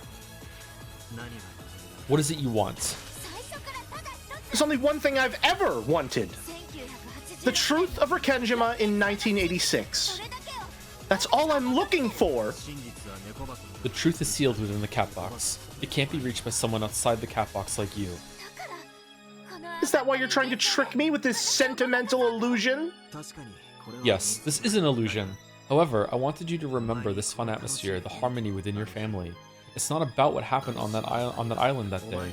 I wanted you to remember the warmth of these family conferences, a warmth you forgot. It's just an illusion you're trying to impose on me. I'll reject it and deny it completely. There is no truth of 1986. The catbox is empty inside. You're looking for something that doesn't exist. I won't be tricked anymore. The truth of that day does exist. It was written down by the sole survivor and preserved to this very day. Battler's expression faltered for just an instant, and Angie didn't miss it. So he was hiding it after all. Oni-chan has been hiding the book of the single truth from me. Aunt Ava, for the first time since your death, I'd like to express my gratitude. Because you wrote down what happened that day, you gave me one last chance at learning the truth. Angie-chan, you have to listen to me. Everything I wrote in that diary is nonsense, and it doesn't mean... There's no point in trying to deceive me. It's already proven in red that your diary has the truth of that day in it. Absurd. How could anyone but Battler, the game master, use the red truth? I don't know why I enunciated game so much there. It's Aurora, isn't it? That's right. The Book of the Single Truth exists in 1999, the world of the future. Who else could perform the crucial role of confirming its contents with the red truth? I heard everything from Burncastel. I've been fooled by you for long enough. I don't want some sentimental illusion. I want the real truth. Did I say the wrong number? Did I even say a number? Oh no, you said, okay. You're fine. Wait, did she say 19... Oh, God, okay, yeah, that's right. And no matter how hard you try to cover it up in 1986, I can expose it in 1998. After all, you are the Beatrice of 1986, Oni-chan, and I am the Beatrice of 1998. Battler Beatrice? I'm a Beatrice too. Everyone's a Beatrice. Are there any other Beatrices we should know about? Voss is the Beatrice of Scrandal. A cyclone rose up around... Sorry. Too late, Mr. Jones. Yes. I have already sealed the catbox. A cyclone rose up around Angie. It was a golden swirl of gold butterflies. Gold? Just like the Golden Witch, Beatrice.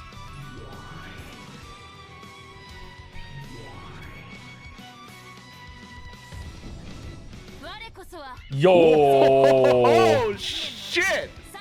I am Angie Beatrice of 1998, the final Golden Witch. No witch of the past can defeat a witch of the future. The cyclone of gold broke apart, and as gold leaves scattered across the room, the final witch who would inherit Beatrice's name in the future appeared. Angie Beatrice. You're the golden and endless witch. But I'm different. You see the sprite there? Is that another key behind the ribbon, or is it just a matching of this like? I think it's thing? just it's a matching of the rose motif across the necklace. I'm looking more towards the fact that she still has her childish hair ornaments, except now they're a dull black. Mm-hmm. Innocence lost, yeah. Mm-hmm. But the feathers are kind of like bunny ears, so still has a little bit of fun. Yep. Oh, yeah. Interesting. There's a lot going on here. Yeah. Black-pilled hair ornaments. I'm the Golden Witch of Truth. No illusion can stand in my way. Yes, this is the end of Oni-chan's boring party. Now it's the time for my party to start. I've even readied a game to liven things up. You're up, Aunt Ava. What do you mean you've readied a game? Huh? Is it Avatrice time? When Angie snapped her fingers, she vanished along with a swirl of gold butterflies. Replacing her in the middle of that cyclone was a girl wearing a dress, bowing modestly.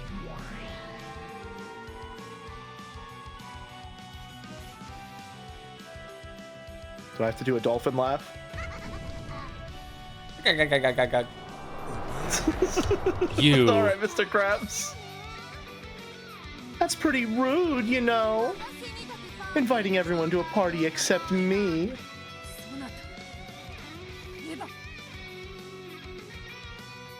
You're Ava, the sole survivor of Rekenjima, and the Witch of the Future, the golden and endless witch from 1986 to 1998.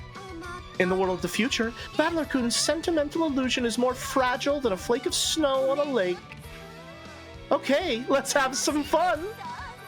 Come, try to remember, all of you, remember your endless theory making. When Ava held her hand to the heavens, light gathered there and took the form of a bottle. Is it goat time? Yes, a bottle. A glass bottle with no label. There was no alcohol inside. Sealed within it was a fragment that let off a pale, sinister light. Battler, this is bad. She must not smash that bottle. Smash. Oh, smash. Okay, it's showtime!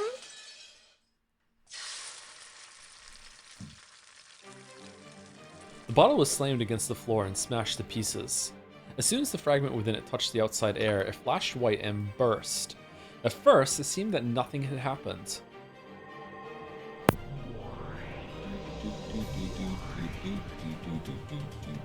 However, Ava grinned at them before becoming a cloud of butterflies and vanishing. At some point, Burn Castel must have vanished as well. What did she do? It was probably a fragment she brought back with her from the world of the future. Perhaps we could call it the contents of the catbox in the future. What does all this mean, Sumari? What? At that moment, they heard a thundering roar. It was as though large chunks of hail had started falling everywhere. An earthquake accompanied that noise, and the whole mansion creaked. Dust began to fall from the ceiling. At the same time, it seemed as though the curtain-covered window glowed with a pale light. What on earth is going on? Kyrie, look outside! What the hell is that? Everyone rushed to the window in response to her voice. Of course, Battler and Beato went too. It's so weird to see them, like, Leviathan casually interacting with Kyrie. Yeah. Whoa, what? Then they drew the curtains, looked at the scene outside, and were stunned into silence. How beautiful. Was that?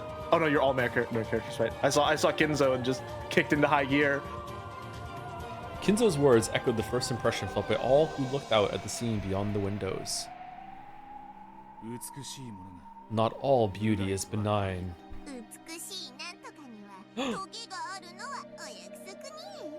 They always say that beauty has thorns, yeah? Though everyone found the scene beautiful, they all sensed impending misfortune behind it. From it. Outside the window, countless small objects, pale, glowing fragments of crystals, lay strewn about everywhere like a fallen hail. The world fantastical perfectly summed up the scene that lay before them in the glowing rose garden. I saw something move over there. Hey, is someone over there? Wait, huh? A person just grew out of that glowing fragment. What the hell is going on? 7 Sisters of Purgatory, battle formation. With those words of Lucifer's, everyone finally realized that they were being surrounded by danger. Goats. They're here. All of the goats. One by one, the countless fragments shook and burst, and dark, large bodies rose up from inside each. They were giants with goat heads. One after another, they appeared from the insides of broken fragments. Those fragments lay all over the rose garden in vast numbers and made the ground glow so that everyone inside was forced to shudder. 45, wide area surveillance. My radar's filled with white. We're either being jammed, or the vast number of readings is making a count of enemy numbers impossible. Even as she said this, the glowing rose garden outside the window was being filled with giant goats. The fragments carrying the goats weren't just in the rose garden, they were spread evenly across the entire island. Not just the rose garden, but the entire area around the mansion was being covered with goats by now. Why Can't believe goats? all my goats are washed. Allow us to speak. Know that we are completely surrounded. Yeah, we noticed. I'm so glad they're here. They're so valuable. What'll you do now, battler? Only one thing to do with uninvited guests. Let's chase them off. Who are these people? I'm guessing these aren't your minions, right, Beato? Are we about to have the fucking Avengers Endgame of magic battles in Umineko right now? Is that what's about to happen? One last fucking send-off? Is this gonna be peak? Oh no.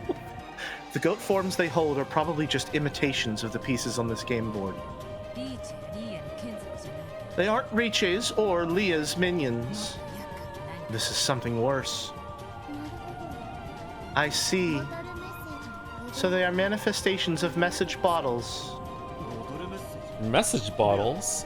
The ones Beato made? Not quite. These are fragments of what people in the future have imagined.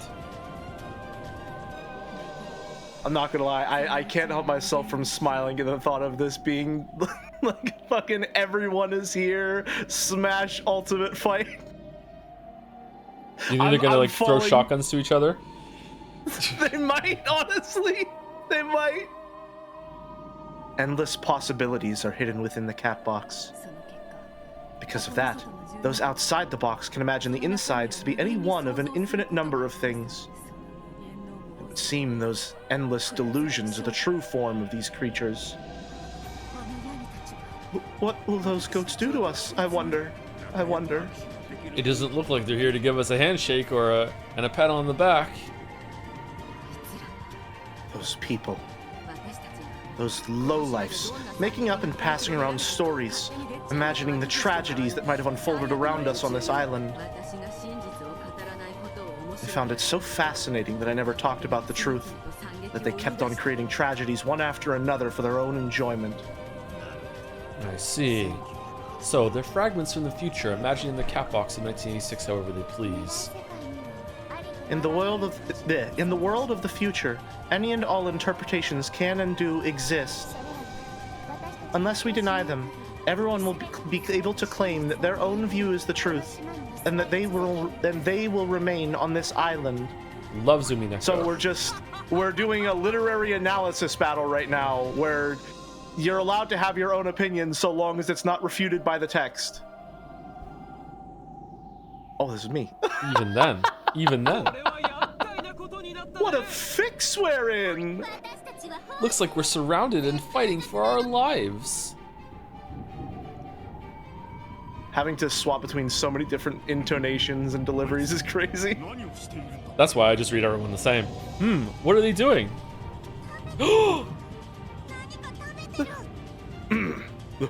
They're eating something. Who are you? I finally got to do it again. I finally got to be Sakataro. The roses? The crowd of goats was squirming about and doing something. If you look closely, it's just Kraus and Sakataro being on this. Like, what? What the fuck? If you look closely, you could see them sticking their heads into rose bushes and munching. And you shouldn't just eat flowers if you don't know where they come from. What are you doing? And it wasn't just rose bushes. Light poles, the bricks of the flower beds, even berries, and even the stone paving itself. They were biting all of it. The ghosts were just chewing through shit, almost if they were trying to eat up the whole island. Is Rakenjima Scran? Yes. Shannon seems to think otherwise. No. They aren't just eating. If they aren't eating, what are they doing? This is not eating. This is all the same person. They are eroding it, shaving away at the edges. The edges of the game board itself. They're eating the game board? Like Burncastle and Lenda ate the pieces? In the world of the future, everyone believes we were swallowed up by the tragedy today. That's why they won't accept the truth where we enjoy ourselves in peace. Truths of the past are subordinate to the truths of the future. The merciless future fangs and jaws of those goats refuse to accept our truth and are eroding it, replacing it with the kind of truth they expect. Damn it. This is our truth. It's not for those people in the future who have nothing to do with us anyway to rewrite as they please. You ate all the pieces. Oh my god. Oh. Oh, that got me a little bit. That got me a little bit. The garden outside the windows was now filled with too many goats to count, all chewing away. This repulsive scene stole the words from everyone's lips. They weren't stunned into silence. There was just no point in making a fuss and letting the goats know a certain fact. No point in letting them know that there was plenty of prey waiting in this bright, warm room. Prey that was softer and easier to chew than roses or bricks. I feel like a person's probably more difficult to chew than a rose. Yeah, I agree, yeah. But that goat there, he's looking at us. Silence. Don't make a fuss. It's coming this way. Dear me, this does not look good. Everyone is here.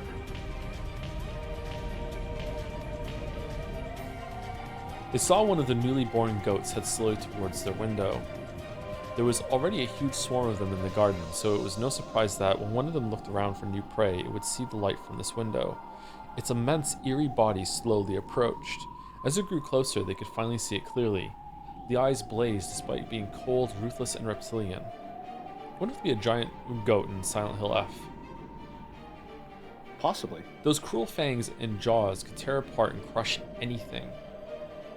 Any fangs that could chew through brick would hardly have a problem chewing through humans. Its massive body had to be taller than the windows themselves, and it was lumbering towards this window. So it feels like these goats are much larger than the goats that were in the earlier episodes. What do you think? I think so, unless we just haven't really been getting a good concept of their size earlier. Yeah. We need to find the goat that's putting up loser flags. If only this window was made out of special Usharmiya bulletproof glass. Not even bulletproof glass would stop that thing.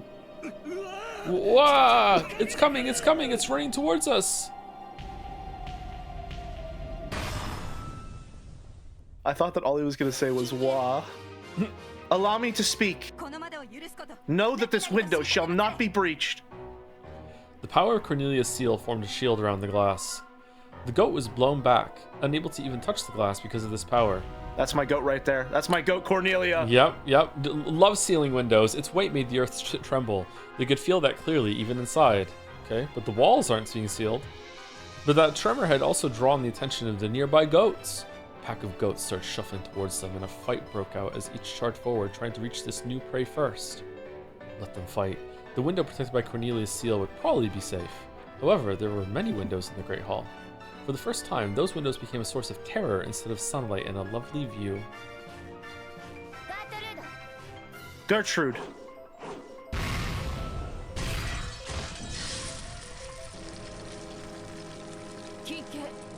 Allow me to speak. Know that this window shall not be breached. Gertrude sealed another window. And then for every side character we have in Umineko, there has actually been an equal number of windows in the entirety of Rikenjima Mansion. It's all been leading up to this. And they're all gonna seal one. The ghosts trying to break in through that one were thrown back. But at the same time, they heard the crash of yet another window being smashed. Scattering fragments of glass everywhere, the massive goats broke through the window frame and entered the building. Well, that didn't last very long. And then, oh, never mind. All right, well, bit averted. Stay back. Everyone stay back. Return of the Kraus counter? On the first twilight, the six, chosen by the key. Those words really were coming from the goat's mouth, along with a steaming, foul breath. However, it didn't get a chance to say any more.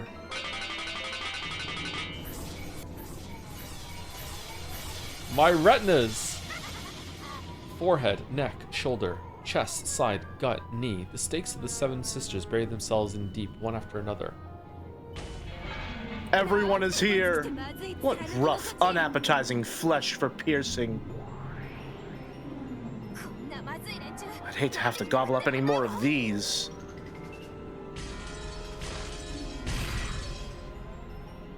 The other windows shattered one after another, and several goats squeezed their way in through the window frames. their mouths were still stuffed with bricks they had just been snacking on. Each time they chewed, it made a ghastly sound like bones being crushed. And I wonder what Rikishi thinks about true crime. We will repel them. Chester troops, prepare for close-range combat. Stop. You start firing away and we'll have all the other goats coming to join the party. Let's fall back to the second floor. If we can seal the staircase, that'll buy us some time. Everyone, upstairs! Hurry! Why can't they just go to the tea party room? After sniffing noisily through as though scanning the smells around them, the goats started chewing on whatever chairs, tables, or curtains were close by. Joe, I'm so sorry, but you've just activated the persona, why don't they just go to the Velvet Room trap card. Uh-oh. Does that mean I'm a weep? I think so. I'm so sorry. Shit. The goats would chew anything to bits as long as it was near them. If the others were careful not to attract the goats' attention, they would be able to escape from this place. The humans ran on ahead, up to the second floor, while the illusions, who were used to fighting, guarded the rear. The illusions. The goats were completely absorbed by their feast on everything in the hall. Yo, what? No! They ate the painting! What if they eat the epitaph? What if they eat the gold? By now, they were even brutally chewing away at the portrait of Beatrice, which could fairly be called the symbol of the Ushinomiya family itself. Sometimes symbolism is relatively obvious, I guess. Battler, the humans have all taken refuge on the second floor. Yes. Good. Delanor, seal all the staircases. Gertrude and Cornelia will handle it. However, they need more time. All over the mansion, there were loud beating sounds that might be called knocks, and the sound of shattering glass. And then all of a sudden, hear the like, I'm not sure what to call it, like the crackle of tape is like, heh, need some help sealing the windows? With this level of packing tape. This amount of packing tape. This much is possible for Furuto Erika. What do we think, Erika everyone? was the best at sealing the mansion. Yep. Of course. Well now, take ladies and Yep. gentlemen. It's time for work. I wasn't supposed to read that one. That wasn't for me. All you. Seven Sisters of Purgatory, right here. Let's go, you lowlives. Tonight, it's all you can eat. Chester troops, halt all external tasks. Cancel automatic updates. Accept no data. Take no prisoners.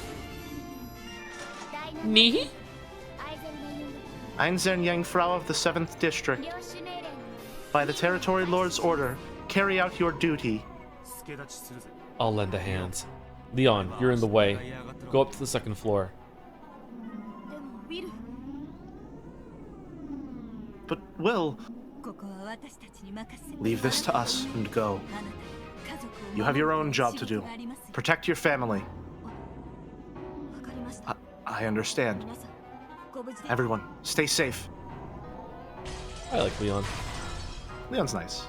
The mansion was filled with the sounds of knocking, crushing, smashing, and chewing. The goats in their wave of destruction was drawing steadily closer. Lord Battler, Gertrude and Cornelia have finished sealing the other staircases. The large staircase here is the only one that remains. The other staircases are tiny, so they went fast. On the other hand, this staircase is huge. Looks like you'll have your hands full buying time. Where's Berncastel and Angie? What are they doing?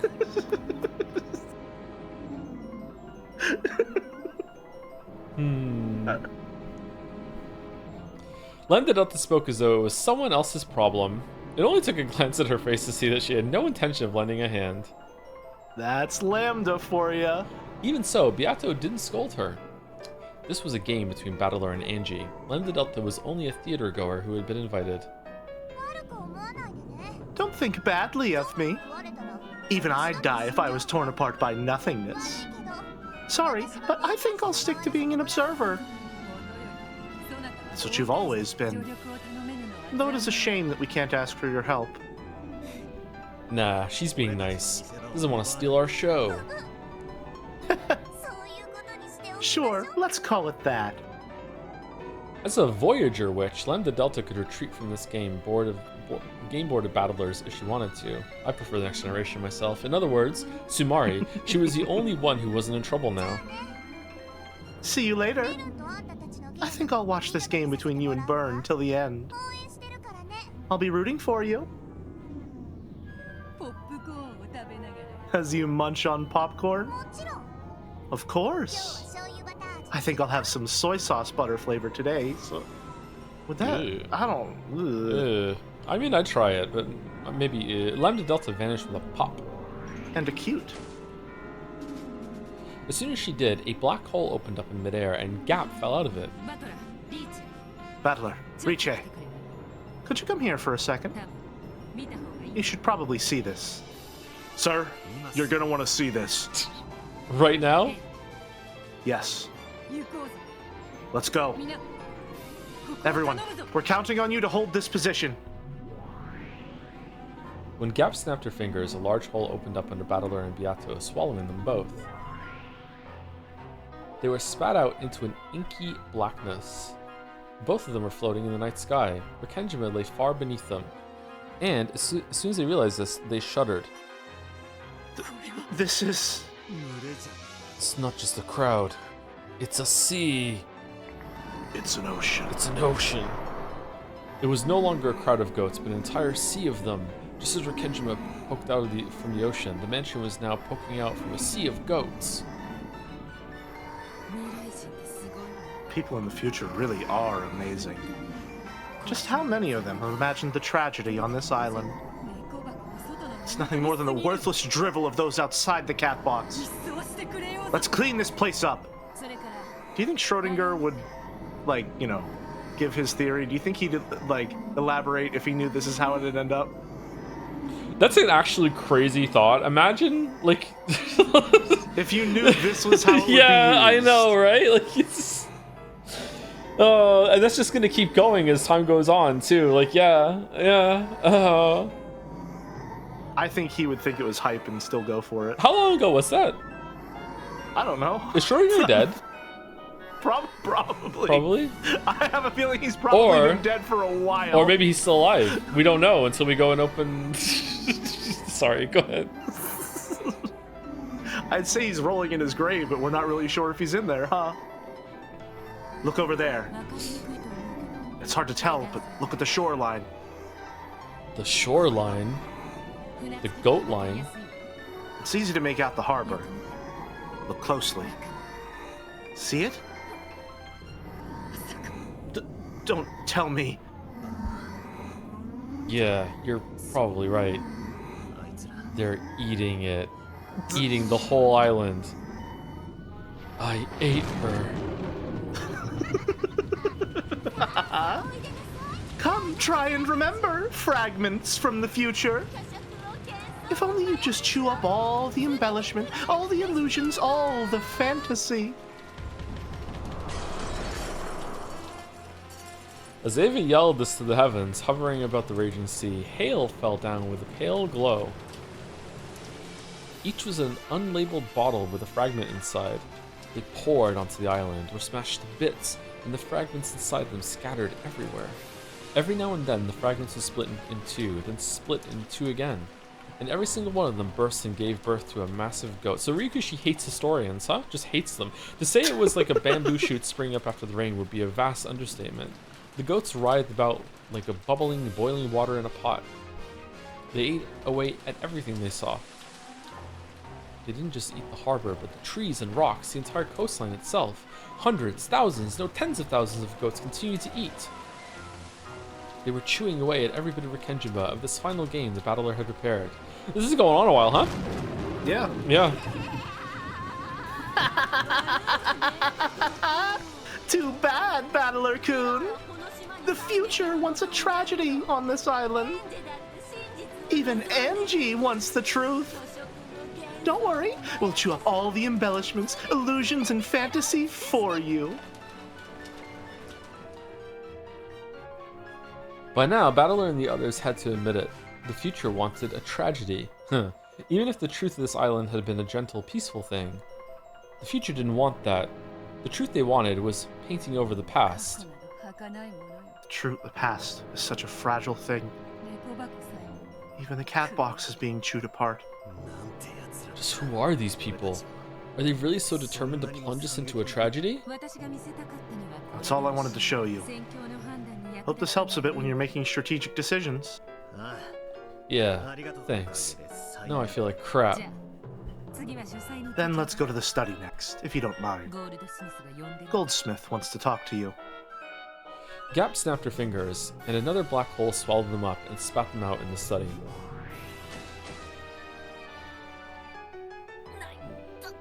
Ow, ow, ow, ow, ow, ow. Gap, if you're gonna drop me, at least do it on a bed. Grandfather, we're in trouble. There's absolutely nowhere left to go. I know. And even waiting out the storm from here is not an option. Renove and the others should be able to buy us some time, but that's all.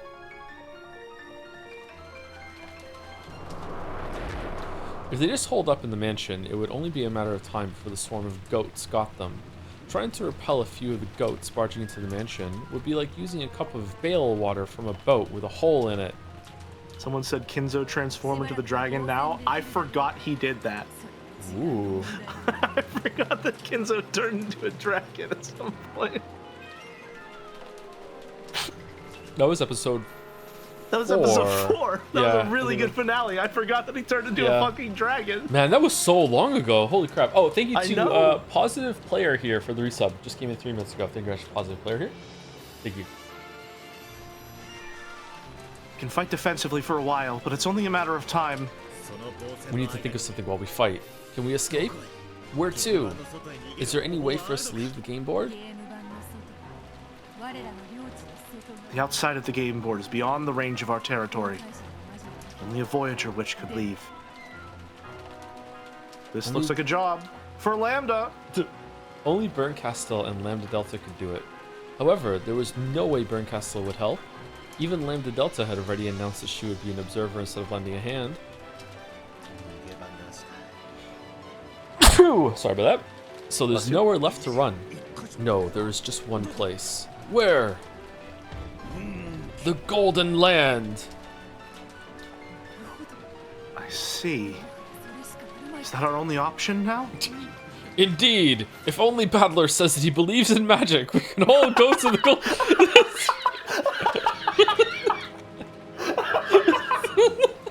Quick, Battler, we need your signature on this. Well, I guess it's a pretty tense situation, but, what's this? Battler acknowledges that the Golden Land is real and that witches exist? Well, naturally, I guess. I mean, at this point, it's basically undeniable. Turn around, they're all smirking. Yeah.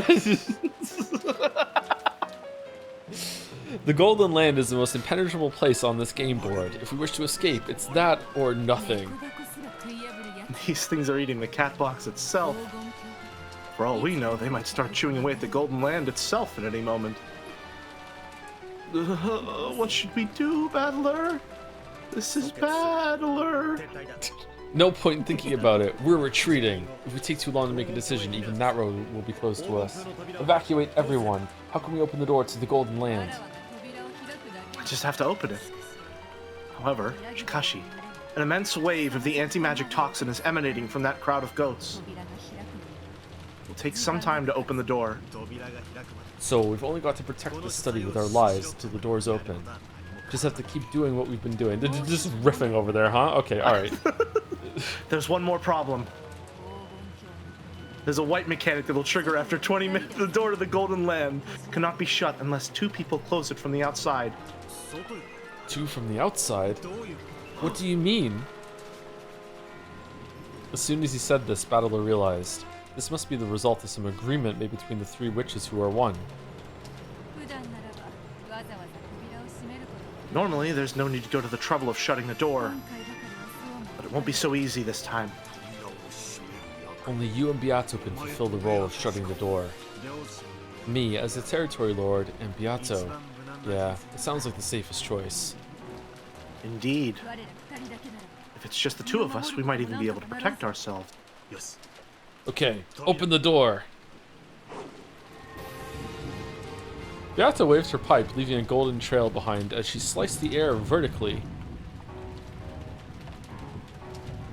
Then, the gap of the door to the Golden Land appeared.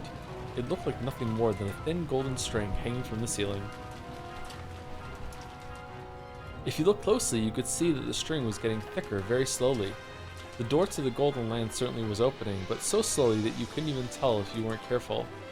At this rate, it would probably take quite some time before it grew big enough to let a person through.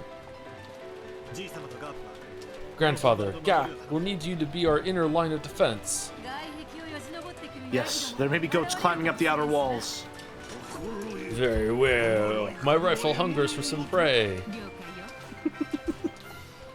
Understood. It'll be fun dropping those things into the abyss.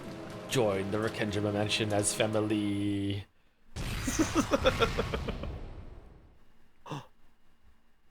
Here's our various cut-ins and cutaways to the other characters doing cool shit. Oh man! Are you ready for peak? Are you ready for peak? Are you not entertained? So I'm so ready for peak. I'm so ready for peak. Yeah, these are the parts of Umineko that I like the most. It's all about the hype and aura, baby. Let's go. A giant was sliced at an angle, split into two parts, and fell to the floor, showering it with filthy dark blood and guts. Splendidly done. I'll let you take the next one. It's time for all the cool combo attacks that have names and everything. Exactly. Countless massive goats, which had forced their way in from rooms and windows all across the mansion, wandered about in search for something to chew.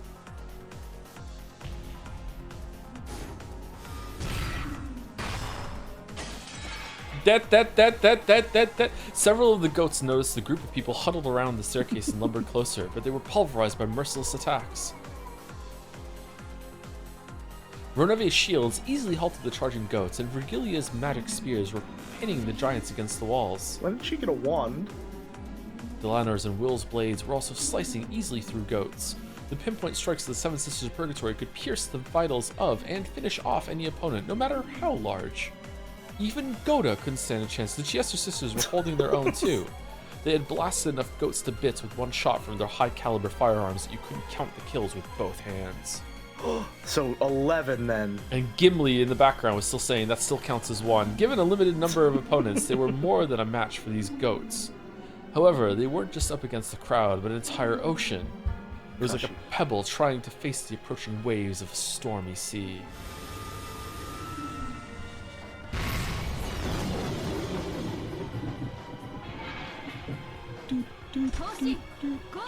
Hurry on that gun barrel placement. Requesting cover from the Purgatory troops.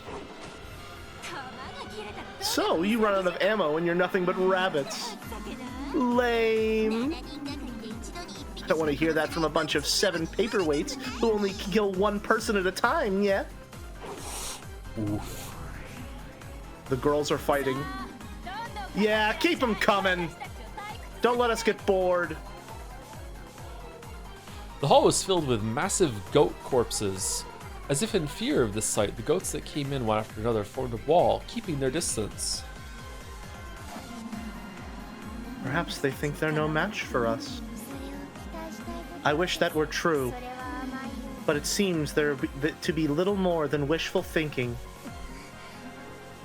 What are those guys doing? That was a terrible fucking line. What the fuck? Sorry, that was such a bad line. This is just a little nugget of shit in the middle of that scene there. What a fucking awful line.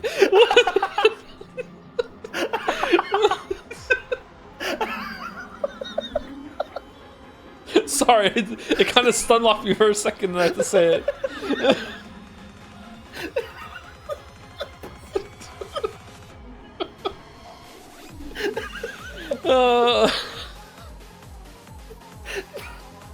You okay? Sorry.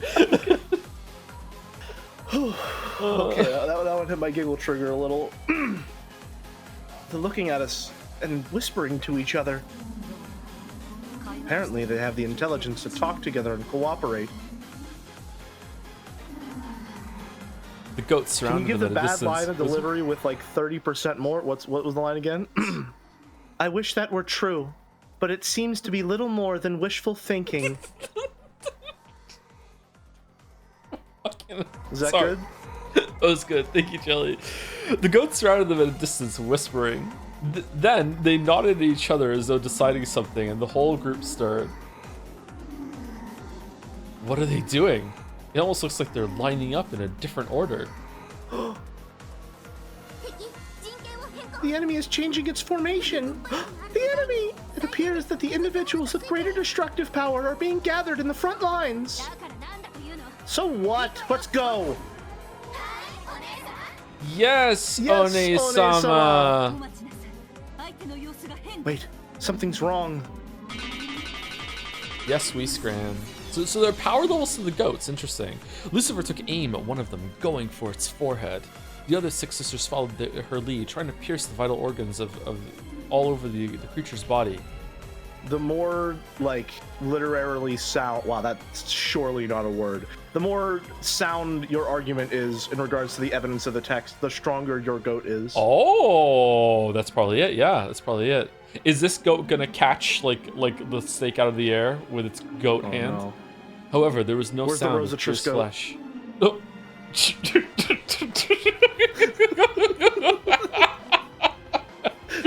The strongest of all the goats, leading the pack.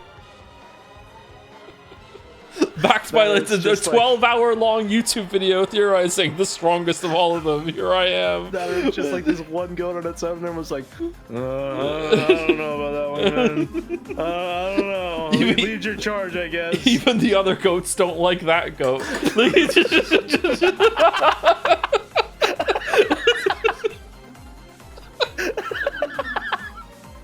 The 7 sisters of Purgatory were knocked back, unable to cause even the smallest wound.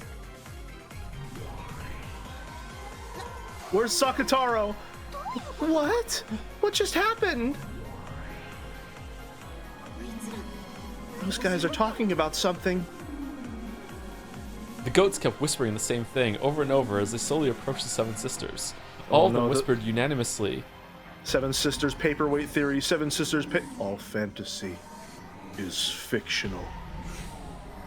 The 7 sisters of Purgatory are illusions, personifying stakes for ceremonial sacrifices. They're actually paperweights. They're actually paperweights. As they whispered curses that denied the 7 sisters' existence, the goats lumbered closer. The anti-Chan toxin. Get back, Purgatory troops! We'll cover you! It's time you learned your lesson, goats. Chester Sisters Winchester theory. I think that's coming after, actually. Yeah. It probably is. Yeah. Yeah. You're right. What your interpretation is that like all the goats are like the ones that still have some fantastic element are getting cut down because they believe in it, and then the goats that are left are the ones that are like more like grounded in reality and everything. Yeah. Ooh. Yeah. Definitely, you're right. The golden bows, yeah, of the Chester troops mowed down the wall of goats with a shower of bright golden bullets. Some of the goats were torn to pieces, but some of them seemed completely unaffected. Then the goats who were uninjured all whispered as one. The Chester Sisters Imperial Guards have Maria's rabbit dolls as their vessel. The other guess I had? No. They're actually rabbit dolls. Maria's imagination, fantasy, fictional beings. All of the crimes can be explained by mystery. All fantasy is irrelevant.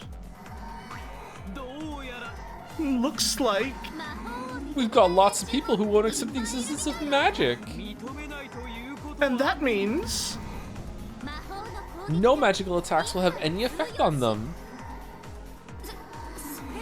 Does that mean all of our attacks will be completely useless? It means that it's time for Kraus and George to come out swinging. Here we go. Dun dun dun dun dun dun dun dun dun dun. Endless 9, yeah. They don't accept that we exist. Our attacks can't hurt them, yeah. Is that possible? We'll have to test it. Renove stepped forward, stamped on the floor twice, and a red barrier rose up in front of him.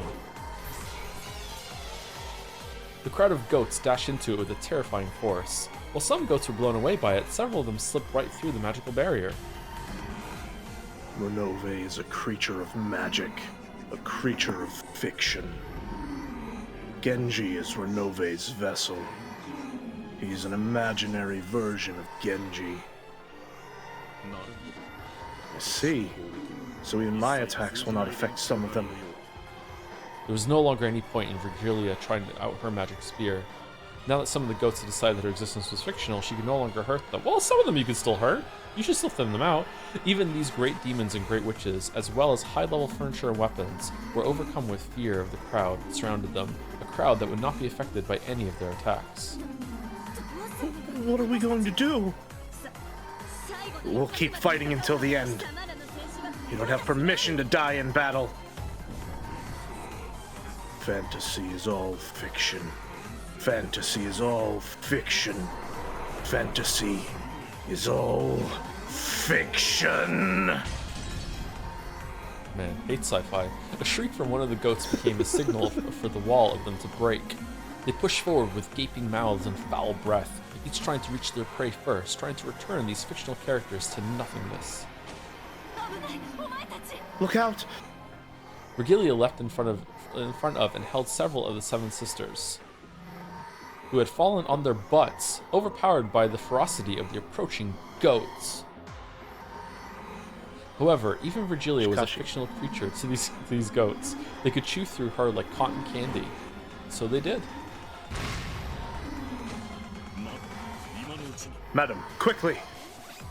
Renove threw himself at the oncoming goats. Even he could be chewed apart easily. Knowing this, Renove leapt forward. And then Sakataro jumps in front. Ryu! Even if my magic no longer functions, I'm still the fiercely passionate and loyal man I always was. And furthermore, did you expect that I would simply sit by and watch my lady die? Renove is fantasy. Renove is fantasy. Renove slammed his right fist into the side of a goat's face. As soon as he pulled it back, he swung his left leg into the goat's gut and then spun around into a reverse roundhouse that caught the goat again. Renove knew. He could do less damage than the mosquito bite against those who didn't accept his existence. This was the height of anti-magic defensive power. Endless 9. Why the fuck did I just get chills? What the fuck? Endless 9. I just got full body chills. What the fuck? You're locked in. Why? Surely it's just too cold in this room. Renove is fantasy, a fiction, an illusion. The goat swung its log-like fist with a sound like a storm. Renove dodged by a hair. Next time parry. Had he been an instant slower, that massive arm would have crushed his head like glass. Renove, dodge it! Renove, stop this! Run! I, Renove, cannot help but rise to the challenge when I see a lady in a pinch. A bad habit of mine. Renove grinned and tried to act tough. He had already sacrificed all he had. There was nothing he could do here and now except become a shield to buy time. He had already chosen to abandon his life for this. Renove is fantasy. He couldn't exist. He couldn't possibly exist.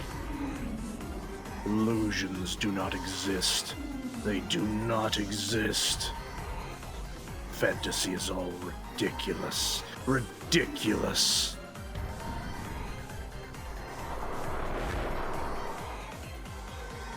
The goats kept coming, trying to feast on Renove. None had any pretensions in making this a one-on-one fight. Nothing mattered except chewing apart fantasy. Even just a nibble. As they gnashed those ruthless jaws and fangs, they closed in around Renove. Renove's foot hit something and he stumbled.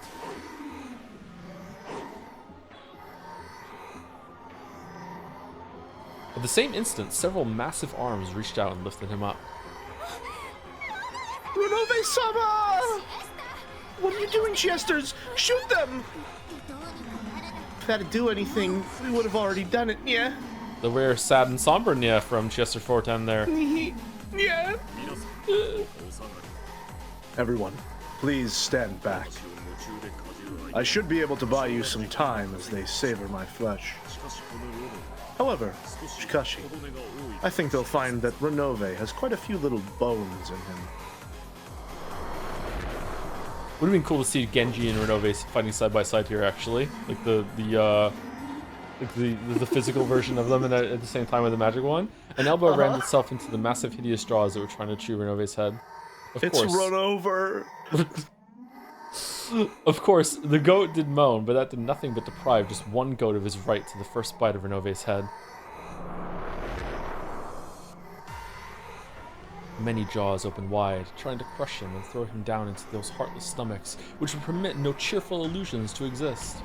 This is how Jad's reacted whenever Mouse said that Chan culture could be a little exclusionary. Uh-oh. I won't accept fantasy. Won't accept. It's possible to explain everything with mystery. Possible. Fantasy is fake. Everything is mystery. Jerry hates these people. All of the many arms the list of Renove were sliced off. Really? The Seven Sisters used this chance to fly forward and grab Renove, dragging him back. We're so Renault back? Which of you mentioned mystery? Seems like this is a transition to a different part of the scene now, so let me just say thank you to Ed J. Muggs for the resub. 3 months. It's my 3rd month of patronage during Umineko on a peak day. Thanks for all the fun, Toa. You're very welcome. Thank you, Ed Muggs? I don't know. DJ Muggs. There we go. Mispronouncing names is the thing we do here. Thank you. Does Delanor's blade work on them? I see.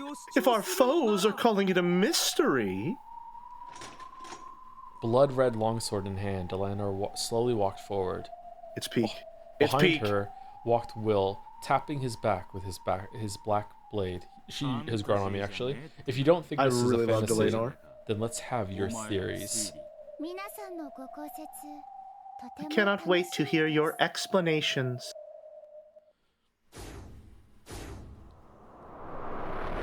The crowd of goats stepped back. The English majors have entered the fight. Oh man.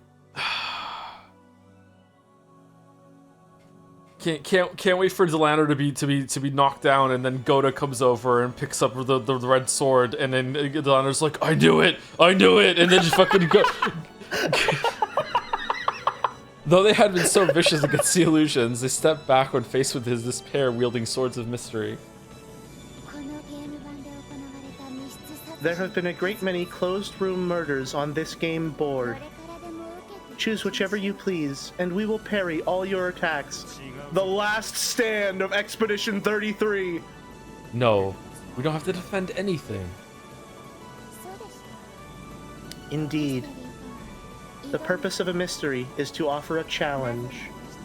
There's no need for us to play defense. Do you get it yet? You're the ones in the hot seat now.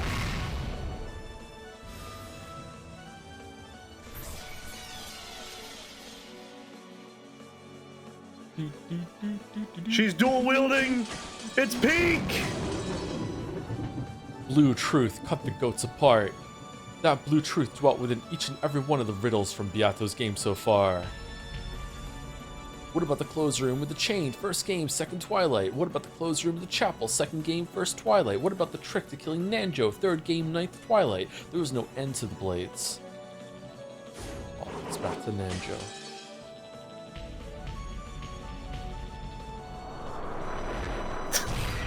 I love that stupid smug face. He's a really good character. I wish he had been in it more, actually. He's very fun. I quite like him. Yeah. I think he's allowed to aura farm as much as he wants because he's a representation of Ryukishi's ideal reader. So Ryakishi shows Will, and every time Will's on screen, it's like, damn, isn't this guy so fucking cool? Don't you wish you were like him? He's the anti-Erica. Uh-oh. The countless riddles Beatrice had left behind became blades, challenges that tore the goats apart. If they wanted to deny fantasy, they would have to make a counter-argument. They would have to deal with every single trick as a mystery. However, while most of the goats called themselves anti-fantasy, they hadn't thought of any answers for the mystery. Though, every now and then, goats with answers did appear. I mean, it is the Answers arc. Someone outside the Ushumiya family was hiding on the island, and... Nope, get fucked. Next. Noxus first. It is forbidden for the culprit to be anyone mentioned in... It is forbidden for the culprit to be anyone not mentioned in the early part of the story. There were multiple culprits, all working separately, and it just happened to look like a single culprit. Van Dyne's 12th. There must be but one true culprit. You mean everything but that is forbidden? Boring, right? To have a genre like that. Personally, I think mystery should be more flexible. The 10 Nox commandments and the 20 Van Dyne rules are behind the times. The definition of the mystery genre should change with the era. This is like another layer even higher than Dom texting. What is happening right now? Yeah. And now they get uppity. Perhaps we are behind the times. In that case, let's see if you have any theories that can satisfy us. Come. I heard it. No, I heard the little one. I heard the little laugh, I think. I'm good. No, I'm good. I'm good. The whole crowd of goats charged them. In their fangs, each of them carried theories to crush Beato's closed rooms. The bodies of these goats differed from those who had become corpses so easily. They had mystery-style answers to several closed rooms, so it would take several blade hits to give them a fatal wound. However, Beato had left many blades behind.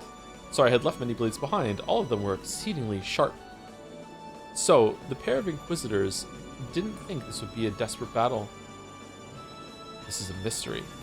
The goal is to use all your imagination and knowledge to challenge each of the riddles head-on, applied directly to the forehead. Doing so is the greatest pleasure of the mystery genre. So they laughed. Both Will and Delanor laughed. Jeremiah fuming right now. With smiles of admiration at the theories the goats had put everything they had into, they countered with blades from all the closed rooms. The crowd of goats was no longer an encirclement, but a great wave threatened to swallow the pair up, and yet the pair repelled the enemy without giving an inch. They resisted firmly, cutting through the wave of wailing goats. It was like an ice-breaking ship knocking a path through a frozen sea. They entered the closed room through a hidden passage that no one else could use, and Noxus fourth, get fucked. Yep. Or whatever it is. Yeah. Third, Noxus close. third. It is forbidden for hidden passages to exist. After the hidden passage was used, already lost. What? It was welded shut and became unusable. So no hidden passages existed at the time of the inspection. Whoa. Noxus 8th. It is forbidden for the case to be resolved with clues that are not presented. Really fucking cool CG of Delanor? Damn. These are all fake murders, so no one is actually dead. I am not owned, so all closed rooms were constructed by the so-called victim. Delanor hesitated for just an instant. She did. After all, this cliched and simple theory managed to get around both Beato's closed rooms and the Nox commandments. Oh no. Delanor saw nothingness inside the goat's massive jaws.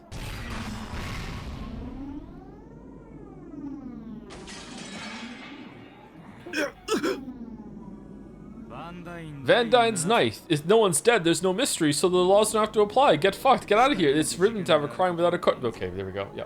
The goat's jaws seem to close around Delanor's head. What? I'm sorry. How many times has that not been the case? Who cares? Let's keep going. However, I'm becoming a goat. However, the upper and lower jaws were no longer connected, so the upper half merely slid off to the side. I guess even the great Nox forgot to forbid fake murders. There are many splendid mysteries besides murder. Who knew the world had such wonderful mysteries? The goats weren't about to back off and let the pair have a nice long chat about the mystery genre. The next massive figure immediately enveloped them. It was all George. George did it. Will's blade drew a diagonal slash across its chest, but it only cut through its clothes, leaving no wound. 20 wedges don't work on this one. Oh no. Oh no. Delanor also hit it with a long sword, but still, it just cut its clothes without leaving a mark on its body. Could this goat have a theory that doesn't violate Nox or Van Dyne? Nox and Van Dyne are meaningless. All closed rooms can be explained by a single solution. After all... In an attempt to stop the goat from saying anymore, Will and Delanor hit it with blades from every closed room, as well as stakes from the 10 Commandments and the 20 Rules, but none of them had any effect. Okay, is he like a flat earther, but for locks? He just doesn't believe in locks? Like, there's no such thing as a lock. Slowly, it's a real-life event, so it doesn't have to conform to the mystery genre. Yeah. Oh, slowly, the goat clenched its massive fists together and raised them up high. After all... After all... Getting some Soul Calibur Astaroth in there now. Will. With a roar, Will slammed into the goat giant with his body. Though its massive bulk bent back slightly, Will was still leaping into a death trap. However, if he hadn't done so, he wouldn't have been able to protect Delanor. The goat grabbed Will. It lifted him up and held him high in the air. It was like a little kid showing off his favorite toy and waving it around. Let's hear your theory. If I'm to hear a great theory before I die, it'll be a fitting end for a right. No, that's wrong. Van Dyne and Nox are useless for making theories. You suck, Lamayo. The goat's massive hands closed on Will like a vise. All the bones in Will's body were creaking. That's all you had to do the whole time? Let's hear your theory. Wait, what? No need for a theory. Burden of proof. What? After all, making theories for any of Beatrice's games is a waste of time. What do you mean? Gah! Music stopped. This isn't an orthodox mystery, so thinking about it is just a waste of time. Oh, this is Jeremiah! Oh shit! It's Jerry! I won't accept Beatrice's game as a mystery. There are no answers to the tricks. It's all just an illusion. Wait, magic believing goat? All right, hit him Winchesters. Illusions to illusions? Thinking is just a waste of time?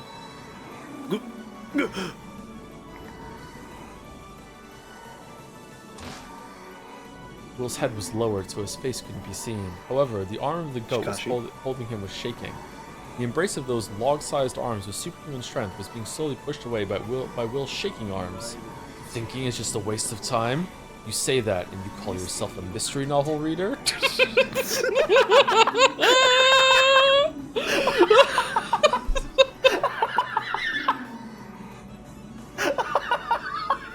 Fucking hit him with the no true Umi Fuller.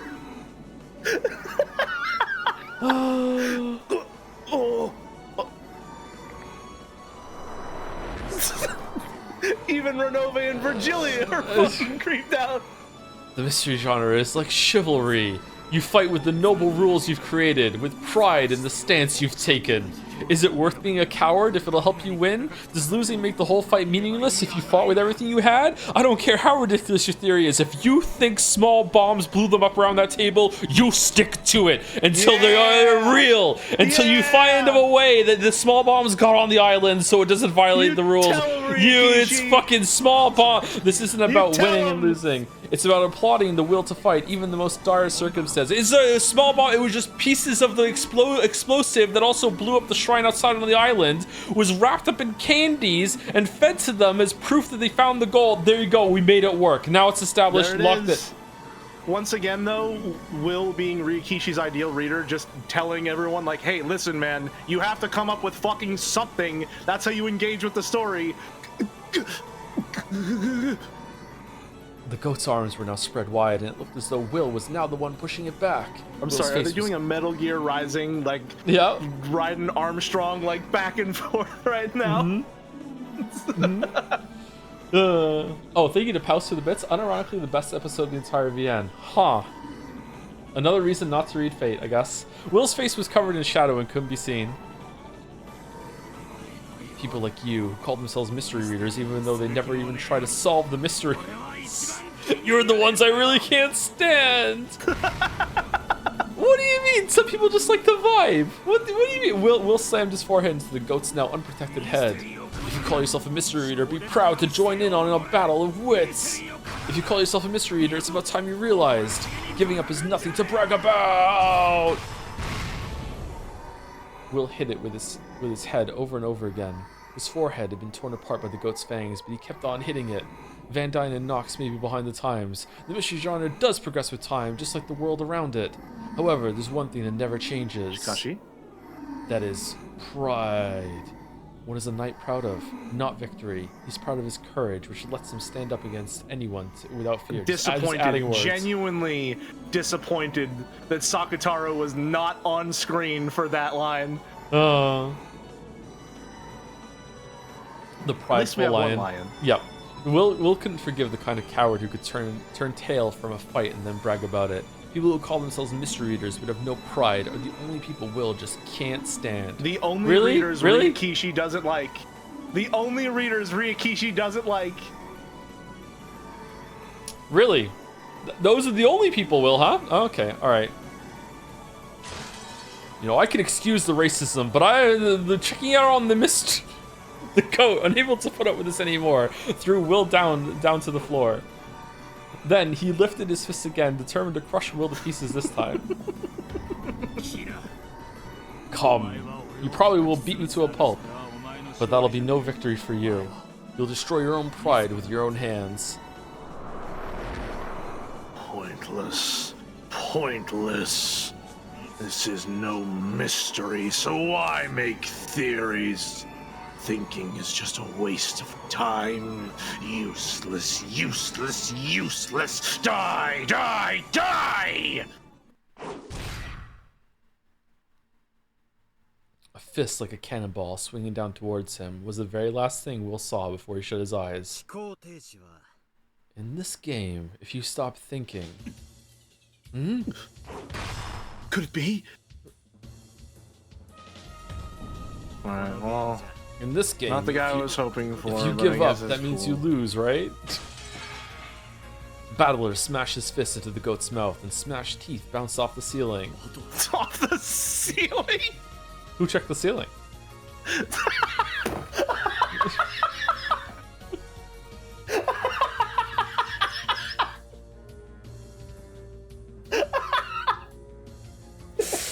We're just playing all the hits today. It really is Endgame. Even all the jokes are here. Battler-sama. If you stop thinking, it means you've given up on the story being a mystery, which means, as far as you're concerned, this game is a fantasy. Battler lifted up his arm, realizing that, yeah, so magic works on the goat. Yeah, me and Battler, yeah. So magic works on the realizing this was a single, Lucifer and Chester double O jumped. If you stop thinking, you don't deserve to be an actor on the stage. Stop trying to sound smart and go eat some popcorn from the stands or something. Ooh. The goat lifted his fist again and swung it down at Battler like a hammer.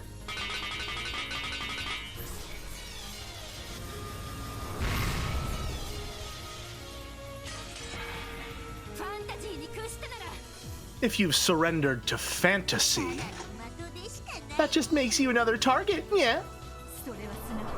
It's the same as acknowledging that we exist. Begin recognition of hostile elements.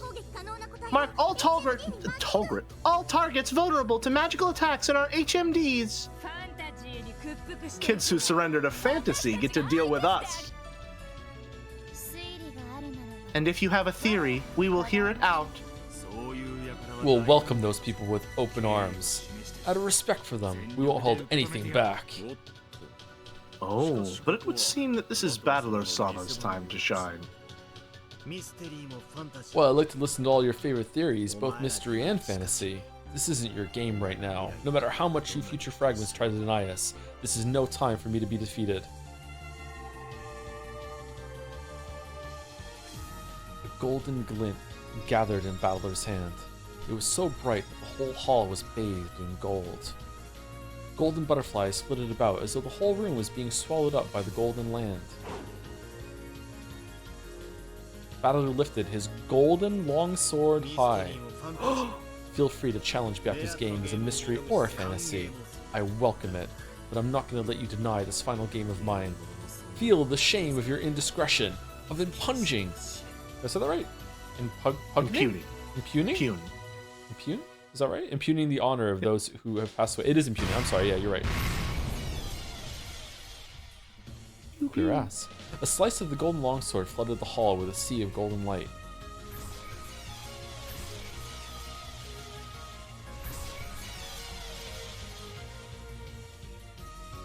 Then, the whole group of goats clambering about the hall turned into clouds of gold butterflies and scattered.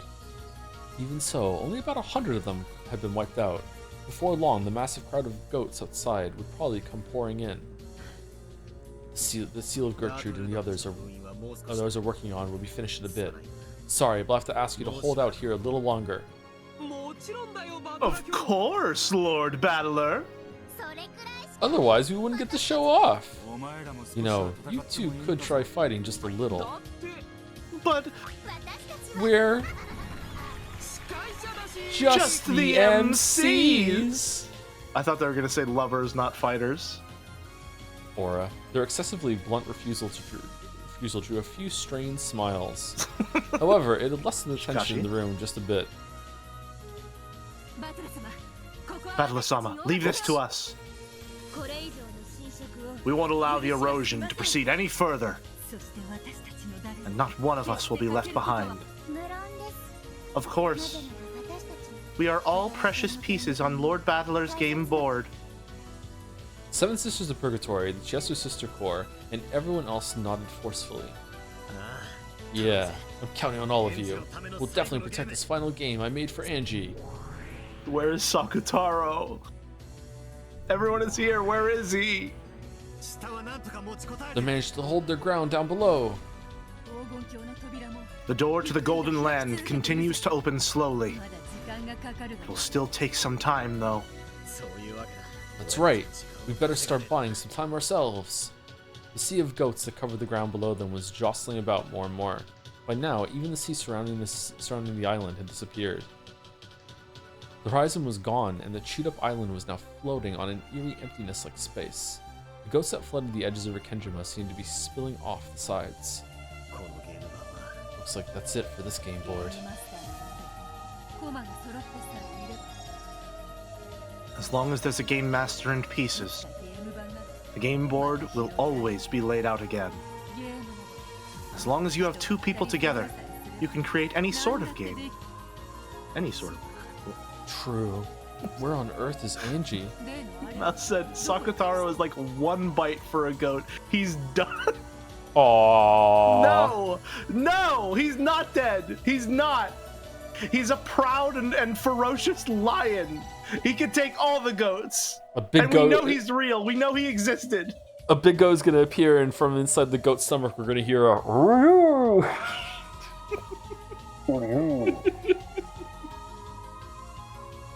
Don't count me out just yet, Maria.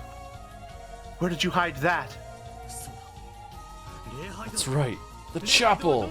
What's happened to the chapel? It's still there. chapel looked like a white building floating in the pitch-black sea of goats. Yes, this was strange. There was no way those goats, who consumed everything, would go out of their way to avoid just the chapel. That's where Angie is!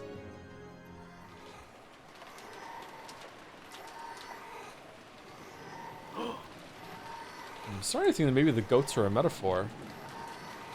What? Yeah, I know, yeah. For what though? Like, I'm taking this all literally. It's all really happening. I don't know. I'm still working on it. Outside the chapel was a sea of goats. Very soon, the earth around the chapel would be eaten away, and it would probably end up floating on nothingness. The rampage of the goats, as they devoured everything and recited the tragedies they had imagined, was truly making a lot of noise. However, none of that reached inside the chapel.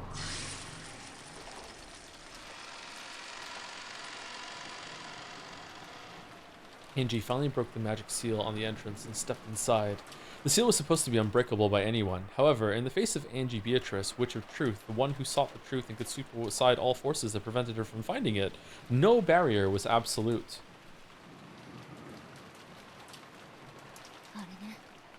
There it is. A single book, tightly locked, rested on the altar. It was the hidden diary that Ushirimiya Eva had continued to write in, even in her later years. The book of the single truth. It was the one Featherine had shown her in the world of 1988. Why is it 1999? What the This time I have the key. I gripped the gold key that sat in my pocket, the key Oni-chan gave me. As I approached the altar, I saw that the book of the single truth was wrapped in a strange bending of the light. So, this is the seal of the Game Master that Berncastel talked about. The book of the single truth was sealed in something like a crystal. It was a seal made by the Game Master's authority. This was on a different level than the breakable magic seal on the chapel door. No matter how Angie used her power as the Witch of Truth, this couldn't be broken by anyone except the Game Master, even though the narration had just specifically said that she could break through any barrier. However, this time, Battler wasn't the only Game Master. Someone in chat said still love that Ava had to have a bigger, cooler diary than Natsuhi, and I didn't realize that in parallel until now, but it's literally about to do a repeat of what happened in episode 5, where Erika found Natsuhi's diary and took that as the truth. That's exactly what's about to happen. Angie's about to essentially make the same mistake that Erika made. Angie flipping through it. Natsuhi sucks. Yeah, doesn't run the house properly. Yeah. Oh, another 200 pages of that. Okay, let's see here. Can't believe George is still single. A lot of George glazing. Oh, George is the best son. Yeah. Oh, here we go. The truth of okay.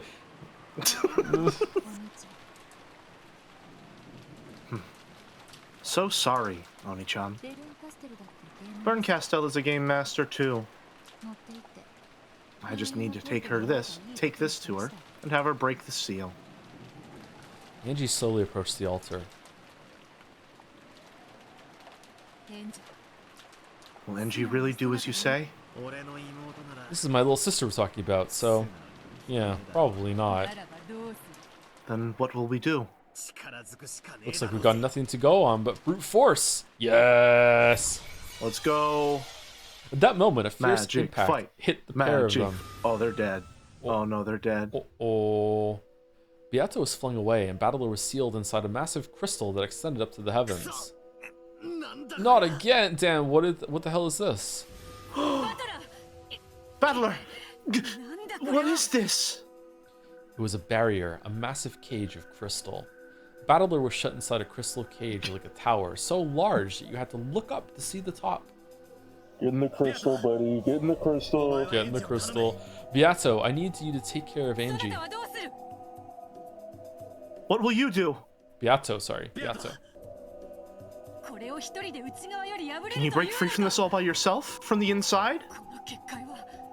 Is this a closed room barrier? Who could have... There's only one person who challenged me with a closed room. Looks like our final guest has finally arrived. You don't mean... Go and take care of Angie! Beato left Battler to handle this on his own and headed for the chapel. Battler took a deep breath and smiled daringly. Oh, Cattler's back. I've been waiting for you. Was it boring in that depths of oblivion place? The answer was a laugh. Yeah, that's right. That laugh is enough. Looks like you're doing well. It wasn't boring. After all, I believed. I'll bet you did. I believe too.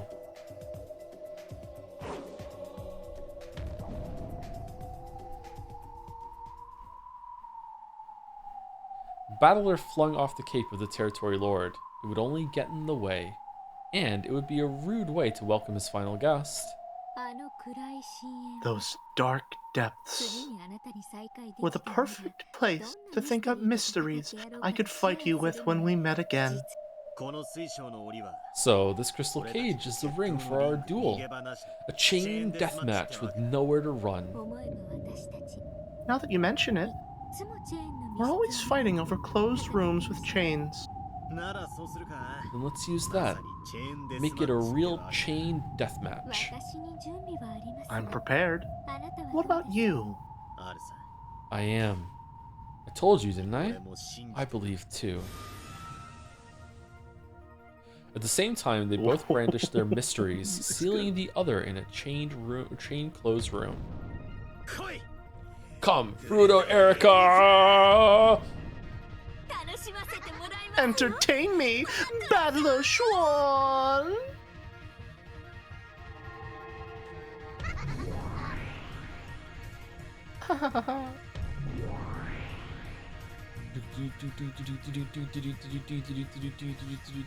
At the same time, they were both sealed inside a closed room locked with a chain. Of course, it was easy to set and unset the chain from the inside. However, stepping into their opponent's chained room would be difficult. What are we doing? They were fighting to the death with two chain closed rooms at once. There could be no better closed room duel for these two, who had battled with theories concerning chained rooms so often. It's a competitive escape room. Let's do a handcuff battle. Let's handcuff ourselves. Who can get out of the handcuffs first? Oh, I'm gonna get you. What do we do? Fruta Erica committed suicide, died in an accident, died of an illness, died by some reason other than homicide. It wasn't a suicide. It wasn't an accidental death. It wasn't a death by illness. I really was killed by you, Battler-san. It was a murder committed by slipping poison gas through the crack of the door, by filling the room with water and drowning you, by sucking the oxygen out of the room and making you suffocate. There was no poison gas. There was no drowning. There was no death by suffocation.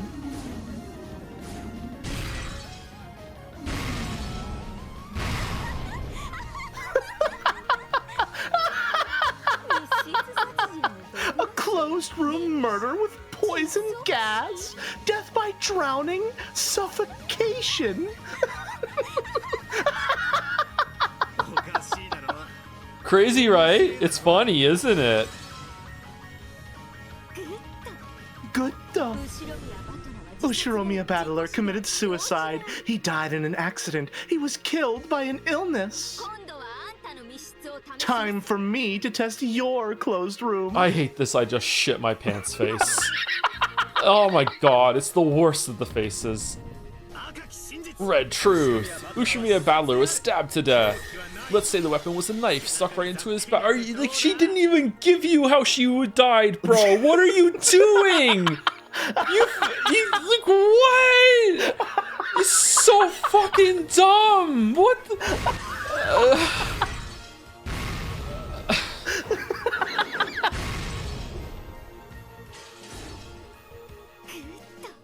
Good though. Nothing beats a classic closed room. Then why don't you try it too? Why don't you give me how you were killed? No. I'll take that challenge with the red truth. Furuto Erica was stabbed to death. Oh, mirror match?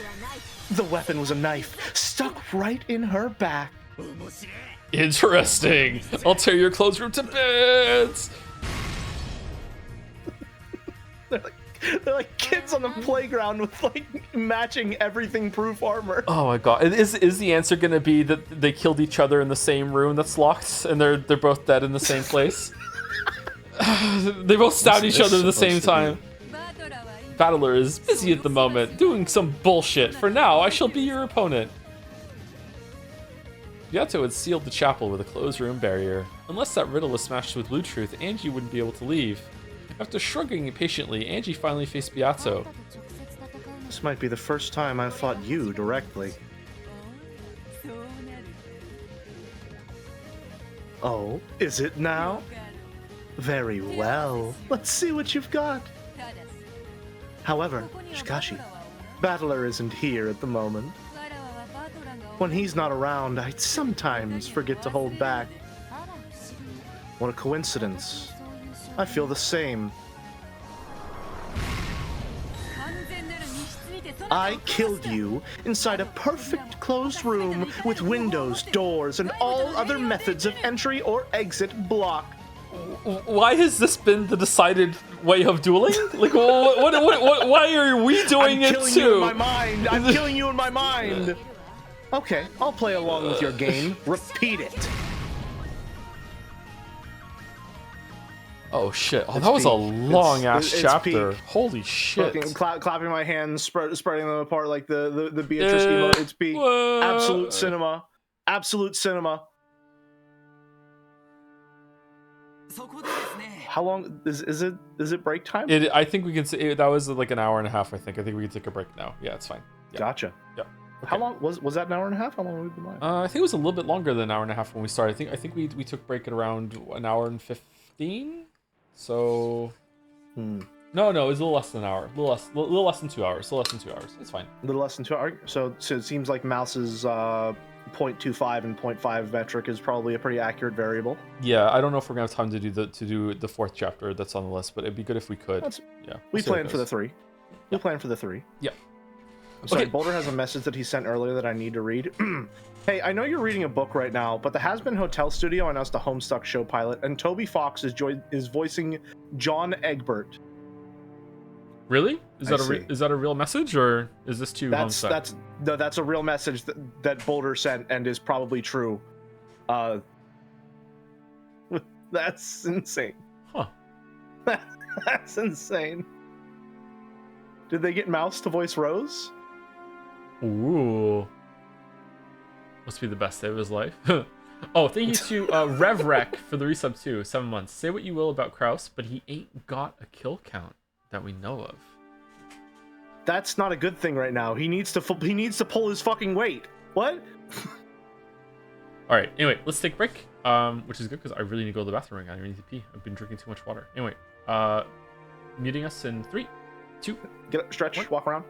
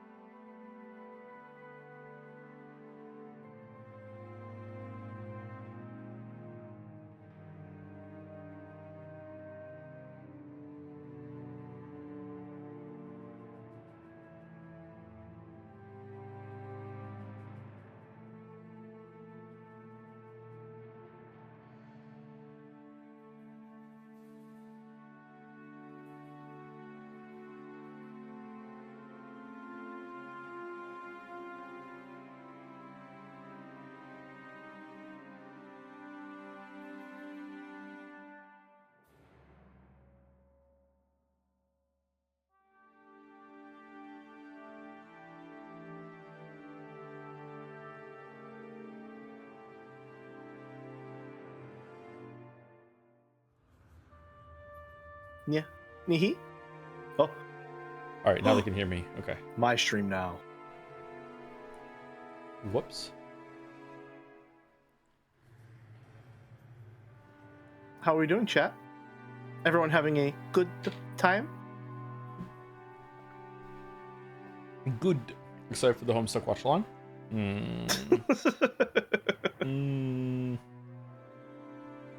I'm so fucking scared, Jelly. Why are you scared? What's there to be scared about?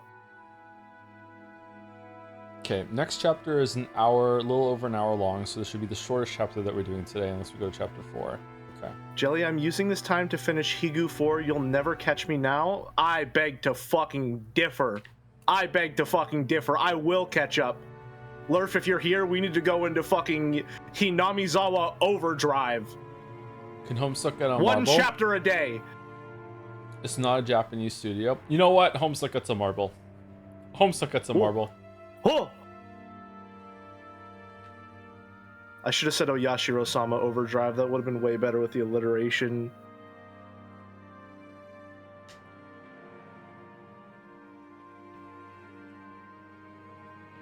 Why would you put this seal on yourself? Only for the animated show they're doing. Only for the animated show. What if it wins? The Weebs will be so mad. It's great. The Weebs will probably be satiated, I imagine. Homestuck is... I hesitate to call it Weeb adjacent, because it's more like the middle part of a Venn diagram. Oh yeah? So, oh shit, I almost said spoiler. Fuck. Oh! Oh No! Oh my god, I almost said a really big spoiler. I need to get better at watching my mouth when it comes to spoilers. I just say shit. For Sekimeya, I almost said a really big spoiler for Sekimeya.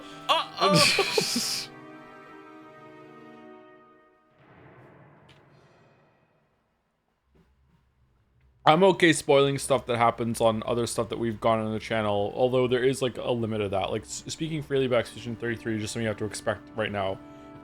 Just like speaking about Umineko on the other streams is something you have to expect right now too. But like I wouldn't spoil like Disco Elysium without a warning right now because it's been a while. But yeah. But Sekimeya is not my stream, so I'm not going to spoil Sekimeya on this stream.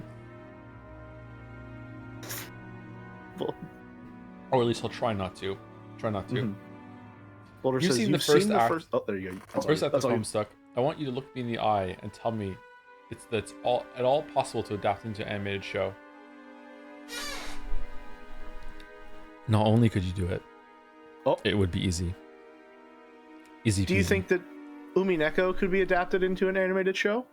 It's been attempted, and I hear it's bad. It's very bad. It's quite terrible.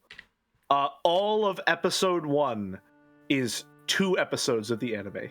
Wait, did they do the whole thing, or did it get canceled after a couple episodes? I think they didn't get through the entire thing. No, I'm pretty sure it's just the questions arc. So it was quite bad. It was quite bad. I'm pretty sure it's also made wrong. Like it's if you watch just the anime, it's actually unsolvable. Because Shannon and Canon are in the same place at the same time in scenes with Battler. Where's the goat that has only seen the anime? In the anime, I figured out the solution. Oh no, we can't fight this. Oh no. I'm drinking a protein smoothie. Sorry, chap. I'm almost done. All right, let's continue though. They skip the loser flags battle, right? They skip what are those boobs, and they skip the Battler groping crash out. If I had watched the anime, I would not give a single shit about any of these characters at all. They have no flavor at all. What are these boobs Also, is integral to the experience. It is. That's what you're mad about? Yeah, because that one scene gave me very strong indication that Battler was a much more interesting, layered character than I expected, and that's why I got invested. It's actually extremely important to the text. I cannot stress this enough.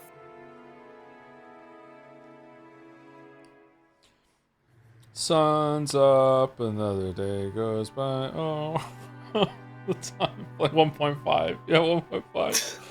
Okay, so I'm pretty sure the VOD watchers will probably put it at 2 times speed. Really. Yeah. You see, you have to pay on YouTube to unlock 3 times speed. What the fuck is that? Fuck? Yeah, What? you can pay to win now on YouTube. It's fucking bullshit. That's insane. It messes with my muscle memory too, because like the times 2 speed is the one on the furthest to the right, and now there's like I hit on it automatically, and it just fucking like it's like, hey, you want to pay for this?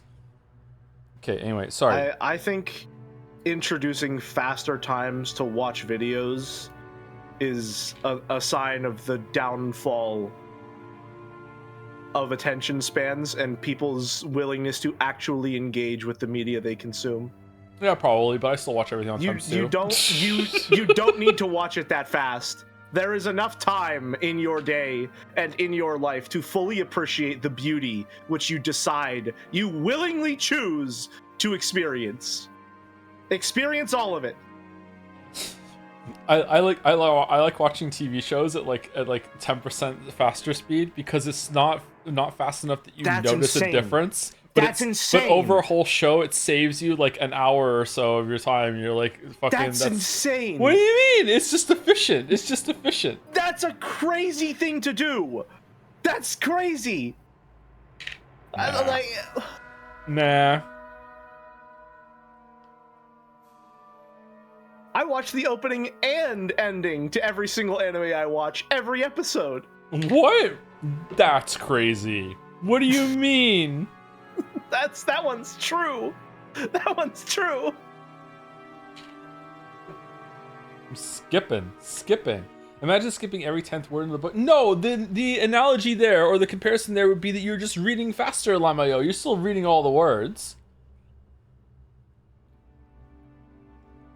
I just think that's insane. I think that's like, I think 10% speed is the fence sitter option. Either watch it at the regular speed or 2 times it. There is no in between. It is killing me that someone in the future is watching this and we both sound like chipmunks right now, are arguing over like what speed.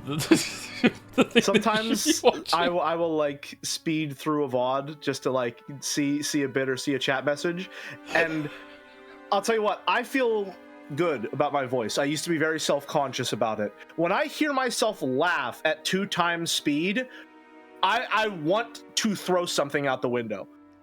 Really? It is a chipmunk. Because I have a laugh that's like it's like peaks. Like it's I don't know how to describe it, but at 2 times speed, it's like really chipmunky, and I hate it.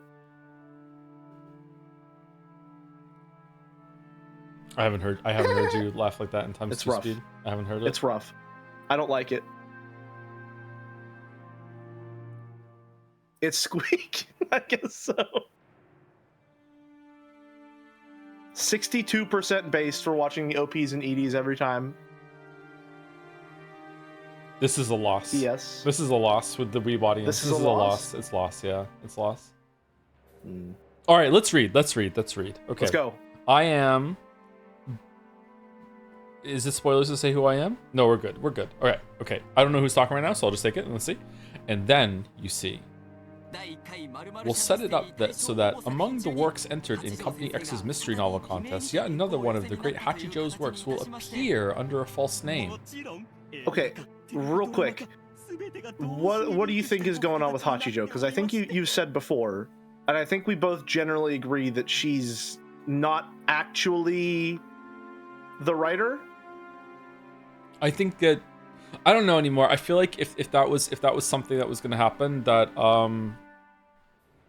I think that would just be like having like something I would like the story to do and would be interesting, but it's not going to happen. I don't think there's enough time for there to be an idea to be explored that Battler actually survived and was like writing shit with Hachijo in some capacity. Gotcha. Yeah, I don't know. I think I said back in episode 6 that I thought she wasn't the writer, and I thought she was a proxy for either a group of people or another person. I still feel like that's probably right, but I don't know how it could be satisfyingly correct if it's not Battler, now that you've said it, which I don't... Now I'm iffy on it, because, like, if that is the case, it's probably Battler, but then I have problems with, like, Battler surviving, but then I guess that all depends on how the ending shakes out, because it could be the case that, like, he only survives if you make this choice, or is it even like true that. now? Because now that Brinkcastle said, I was about to actually say that everything here wasn't actually true. So that the only reason I thought Battler survived was because in the story on the stage play at the end of episode 7, it seemed like Battler's death was the only one that wasn't confirmed. So, but now it's like it's possible that Battler did die in the real truth. I still even know sure if Battler was if Brinkcastle was just fucking with Angie there. To be honest, that felt like the authentic thing that actually did happen on the island to me. That did feel true.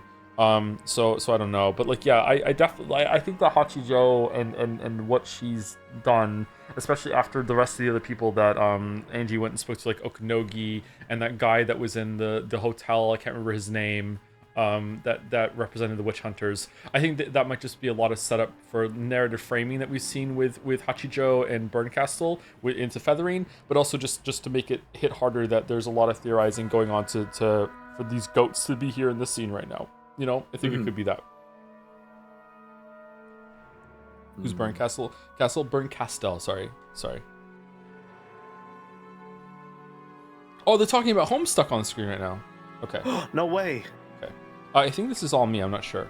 Yep. Of course, we'll then move on with a movie version and a TV drama bundled in, where we here at Company X would be honored to accept your manuscript. Oh, it's me. And am I getting prize money out of this? But of course, the 10 million yen prize for Company X's first mystery novel contest will all go to you, and much more besides. Splendid. You've caught my interest. Spring. That's why I've decided not to write up a manuscript for you. What? Madam Hachijo, why? Everything had seemed to be going so smoothly up until then, so this sudden refusal made the people from the publishing company fall over in their sofa. This little scheme of yours is far more interesting than the manuscript I wrote. In that case, it wouldn't be fitting to hand it over to you. It was always a worthless story. I wanted to lure my ignorant readers into lauding it, making them feel as though they'd performed some magnificent reasoning. I was hoping that you children of men would recognize the irony and laugh at your own mistake. But it looks like you've taken it seriously. Yes, I can say I'm ashamed at my own failure as a writer. Of course not. Please forgive us. Please let us use your... I have no need for money, but some pet food would be nice. Pet food? Oh, for your cat. There was a rumor that you had a cat who liked dried plums. Yes, as you wish. Fucking, this is the most fantastical thing in the whole entire story so far, is pure Ryukishi fantasy, that the company would be begging a writer for anything at all. And would, like, the writer would have any amount of pull or like bargaining at all. Like you can't quickly, let's have a high quality assortment of dried plums brought in here. She only eats the ones that are packaged separately at 200 yen a piece. Oh, and some peaches, 20 euros each while you're at it. At this rate, she'll die of high blood pressure. She snacks on kimchi and spicy miso all the time, too. Really, there must be something wrong with that cat's tongue. Meep. The cat meowed an objection from where it lay atop the bookshelf. Alright, fuck you, Ryukishi. Fuck you, fuck you, fuck you, fuck you. How could you? I cannot give you this manuscript, but why don't you write up a new one for your company's contest? However, Shikashi, I won't write it under my name. It's estimated that thousands of manuscripts will be sent in for your contest. If you manage to pick mine out from the pack, and if you also find it deserving of the prize, then I would be happy to continue our discussion just now. How does that sound? Ha ha! Just the honor of receiving your manuscript is more than enough. You people truly are amusing, fawning and cringing all the time. But I've grown weary of this for today. Leave now. Meeting with children of men can be so tiring. We are deeply grateful for your kindness in allowing us this meeting.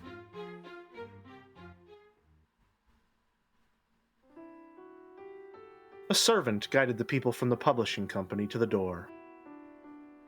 In the study that was now finally quiet, Hachijo Toya let out a sigh, slumped down on the sofa, and gazed at the ceiling. It is tiring, but the stimulation of talking with a child of man isn't such a bad thing in small doses. This is how Silent Hill F was proposed. I think that's Burns' voice. So I think that's you. Okay. It's good for you to talk to people every now and then. You'll go senile if you stay shut in all the time. The black cat leapt from the bookshelf and landed softly on the carpet. Then its form silently twisted and became that of Berncastel. Berncastel. Indeed. They certainly can be entertaining. Inviting them over now and then may go a long way towards alleviating my boredom. I have something fun to tell you. So you started reading Higurashi on April Fool's Day as a bit, so you know that it starts with a poem that is by an author called Frederica Berncastel. Mm-hmm. I thought that was a real person.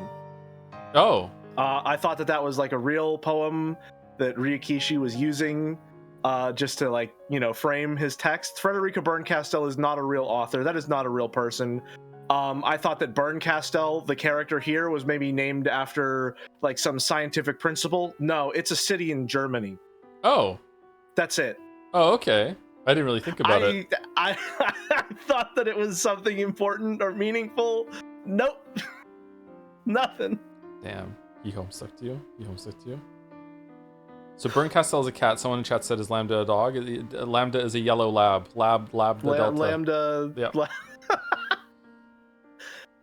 Lambda Delta is, I don't know, a bucket of popcorn, judging by how often it gets mentioned.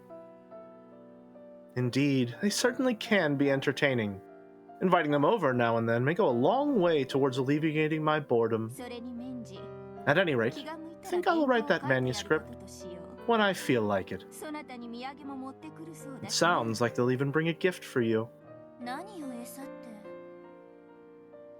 What's all this about pet food? How rude. Well, that's how it is. That's what this is. That's what it is. Here. Hachijo picked up a jar from a shelf, then took a dried plum out and threw it into the air. In an instant, Berncastel turned back into a black cat, caught it in midair, and started munching away. Madam Hachijo, your guests have departed. A servant knocked on the door before making this announcement. Thank you.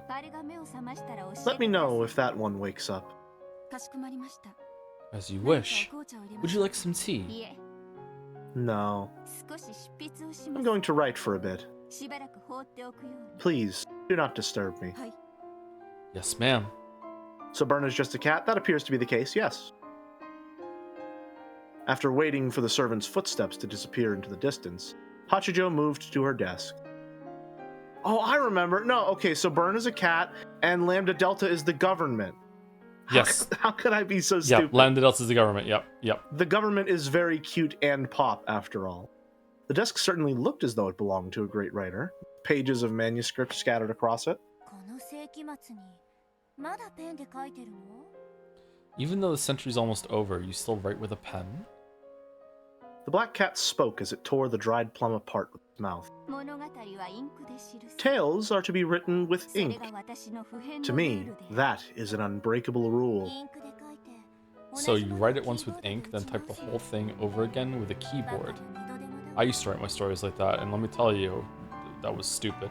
But yeah, okay, pretty stupid, doing the same thing twice. In that case, why does a child of man drop a tale in their mind and then spit the whole thing out again on a keyboard? How foolish of them to do the same thing twice. Look at it that way, and you're doing the same thing 3 times. The voice acting for Byrne is very different. She's not flat and emotional. She has a higher pitch. Thank you. Or flat and emotionless, rather. And you as well. You're doing great, Joe. That was a good one. Indeed it was. Even as Hachijo laughed, her fountain pen was already sliding across the page. Beautiful letters appeared almost as fast and proficiently as a typewriter. Doubt. Only humans called her creations manuscript. With her fountain pen and writing paper, she was creating a world. As she did, the hands of the clock would spin around like a top. The light and shadows that came in through the window changed their angles so fast, they might have been the hands of the clock themselves. Hi, Ruby. Sorry about that. It's okay. Slowly, she drew a large X across the tightly packed words on the paper. I guess that's Lambda Delta in the background. Having trouble. Also, thank you to Hawktus for the resub, 25 months. Wait a minute, this isn't Clear Obscure Expedition 32 Electric Boogaloo. Hope you have a good Umi stream with the Joms. Thank you much, Hawktus. It's a pretty good Umi stream so far. I'm enjoying it. And thank you, Nightmare Luna 69. Ooh, Expedition 69 for the resub too. Lambda Delta is a Shiba Inu. I could see it. What is it like? Is that a pun or? It's just a cute dog. I guess so. She's Doge in the government. Oh god. Oh god. Oh no. Too political. Having trouble? I can't draw it out well. Writing a manuscript to please people is truly a pain. After all, I don't usually write for other people to read. Shut the fuck up. You should try writing down whatever it is you're saying on that manuscript paper. Byrne Castell curled up on the sofa, a mocking smile on her face. Normally, whenever Hachijo was writing, Byrne Castell would never let herself be noticed, much less talk to her. However, Shikashi, Byrne Castell realized that the other was apparently getting bored with her manuscript, so she yawned and started talking. What is it you're writing, anyway? A tale to give to a child of man. Which child of man? It is a tale I promised to write for Umineko, who once read for me. Ah, you're still writing that. Can't think of anything to write that would give her satisfaction. Looks like Ao Ao's giving up yet again. You always promise to write a story, then get stuck before you're finished and give up. If I had given up, I wouldn't be worrying over it like this. So I wonder if, like, Byrne Castell's lines in this context are like, you know, people will, like, baby talk as if their pets are talking to them or something like that. Mm-hmm. I wonder if that might be an interpretation of what's going on here. It could be. I think it fits, but I'm not quite sure. To me, Byrne Castell is a part of the story that is legit magic. I can't see a way to get away from that. But maybe there's multiple versions of that, or multiple embodiments. Yeah, I'm not looking at this and going, oh, so Byrne is just a cat, that explains everything. I'm looking at this as like, okay, so she's being represented as a cat in reality, and most likely still represents something more symbolic or something non-human within the story.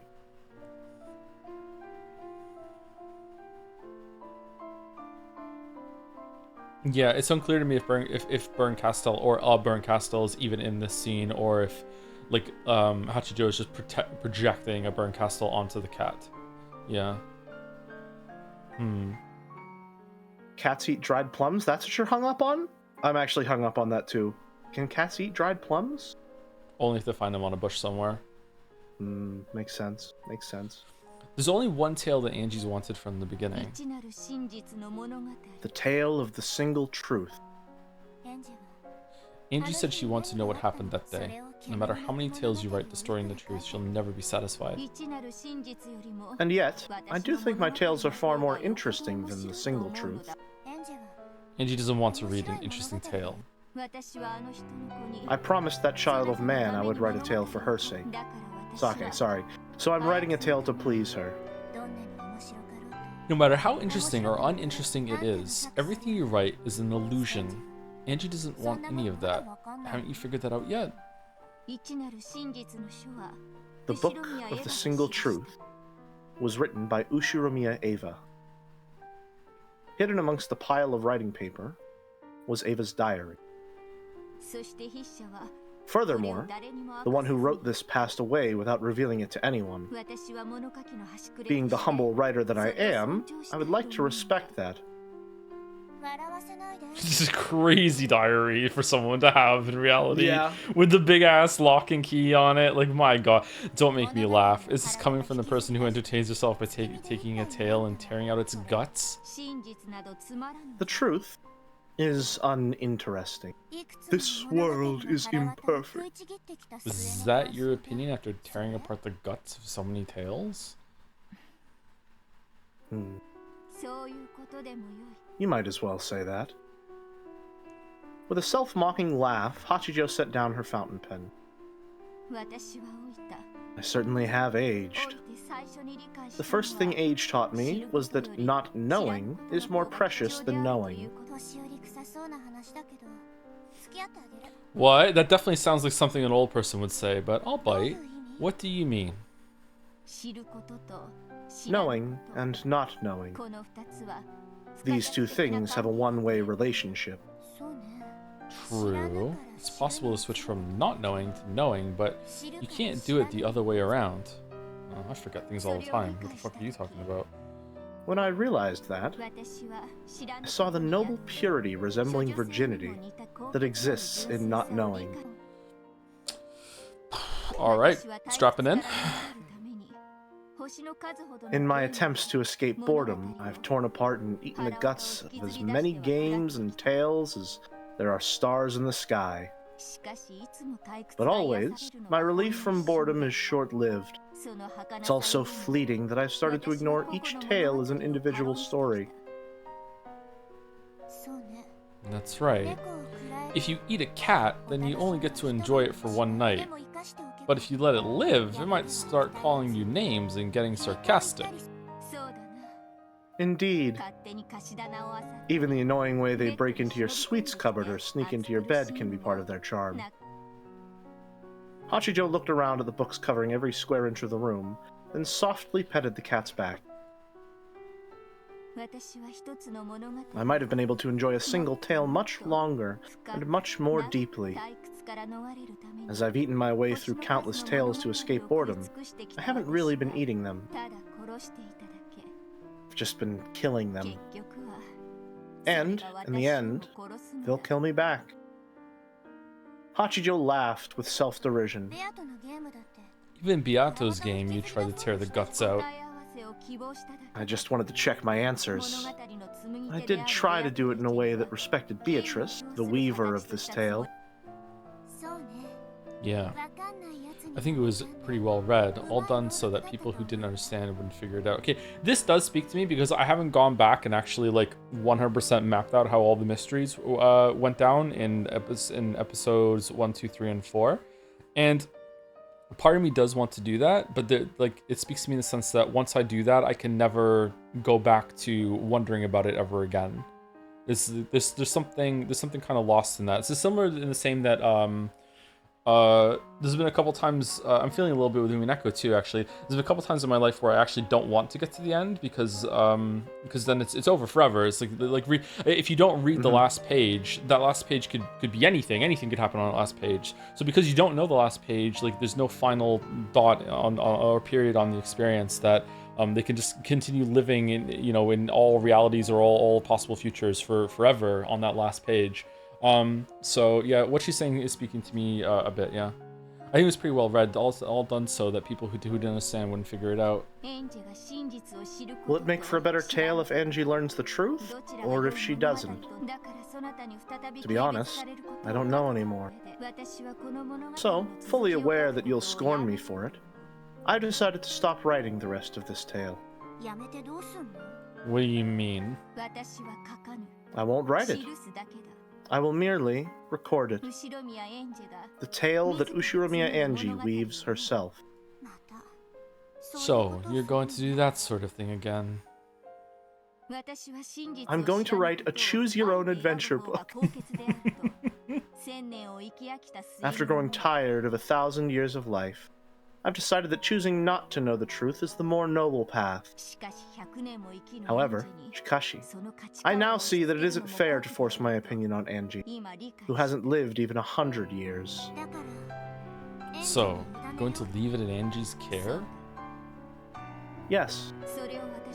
I will silently record it as it plays out. If you're leaving it to Angie, then the rest of this tale is pretty much set in stone, right? So it would seem. Let it be so. After all, in the end, a tale that a child of man weaves for herself will be far more fun than any story I could create. In that case, why don't you lend a hand in Angie's tale? You've already given yourself a role in it, haven't you? So, is it my role that brings this tale to its conclusion? Come on, that's no way for someone in Beato's game to talk. It's your job to tear the guts out of the catbox.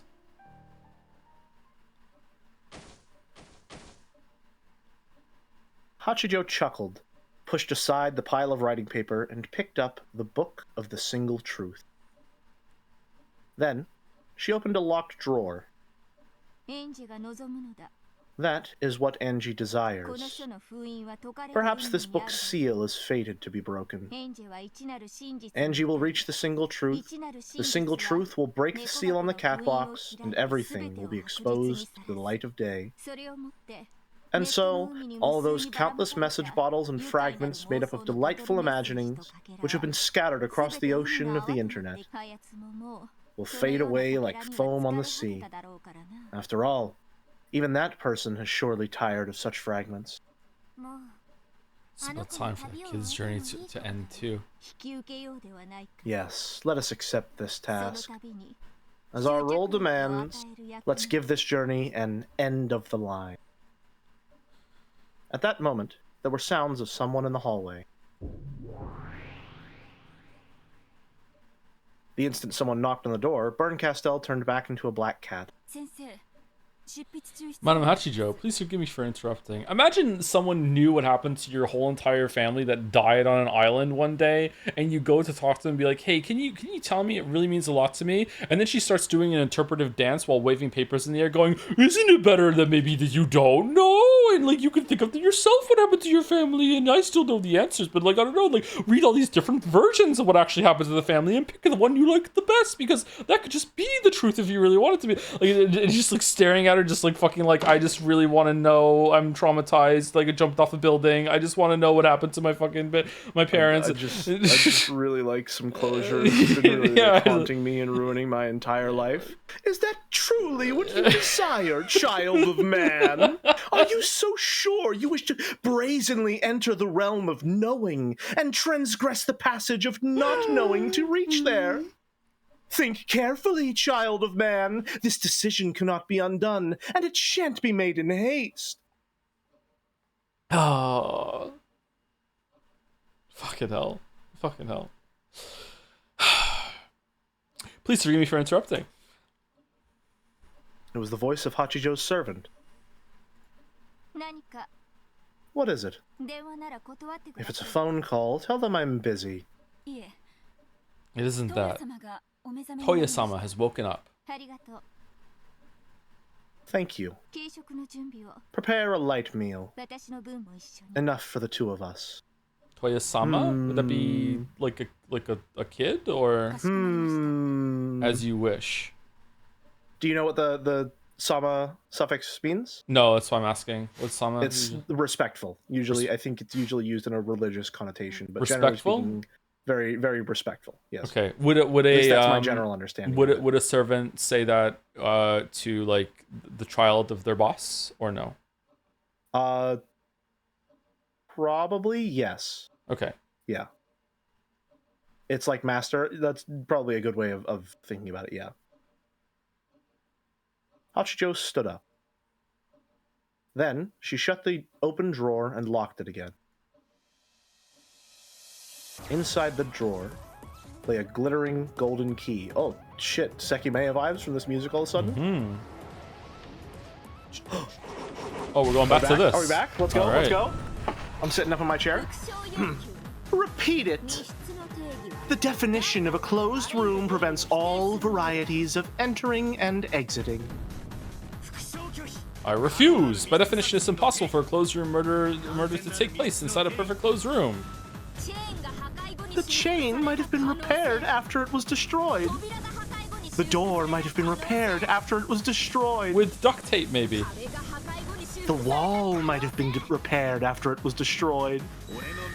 My closed room doesn't involve anything being repaired.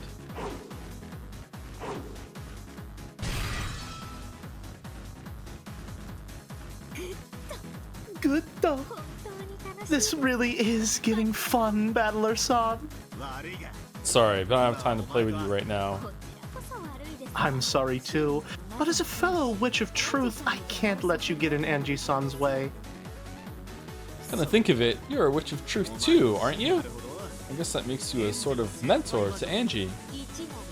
The single truth. It is the supreme, the ultimate. Only a witch of truth can break down all barriers that stand between her and that truth. Is this single truth of yours really so important? There are lots of things in this world that aren't worth knowing. How important is 1986 to Angie really? It isn't important at all. It has defined her entire life.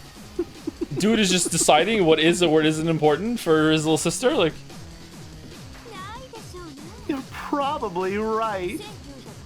No matter what happened or didn't happen in 1986, it won't change anything for the Angie living in 1998. There's no point in learning that truth. However, Shikashi, there is just one thing that will change. what's that? How she lives. Erika transformed her reasoning into a scythe's blade and lashed out at Battler over and over. Battler also created a blade from his reasoning and attacked Erika over and over. In the middle of all of this, he questioned Erika, the girl who, like Angie, called herself a witch of truth. Just what is the point of exposing the truth? You're right. Knowing often changes how a person lives her life. In that case, I have one hope as her blood relative. I hope that at the end of my game, Angie finds a better way to live her life. Knowing may change how people live, but not always in a good direction. There are plenty of things in this world that you'd be far more comfortable not knowing. The number of ticks living in the seats on a train.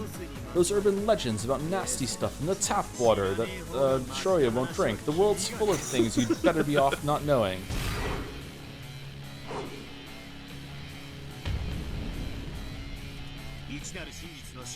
The book of the single truth probably can teach Angie what happened on this island. But what's the point of her knowing that? It will just increase the sadness she's felt for 12 years. How many more years will it take for her to find happiness as an ordinary girl? How many years will it take for her wounds to be healed? Angie's desire to find the truth is hurting her, regardless of what the truth actually is. Though her deep wounds were slow to heal, they did begin to do so during those 12 years. However, Angie kept picking at the scabs. In her search for the truth, she tore at those wounds herself, opening them up once more. It's time for Angie to be free of the sadness of 1986. That's what all of us Ushiramiyas pray for. Who cares about that? The truth is everything. The truth is justice. It's It's a disease everyone gets at least once, usually in middle school. They just love to find out all those things adults are hiding. Don't you think it's fun to expose things like that? Yeah, totally. Reading dirty books wouldn't be nearly so fun if you didn't have to do it in secret.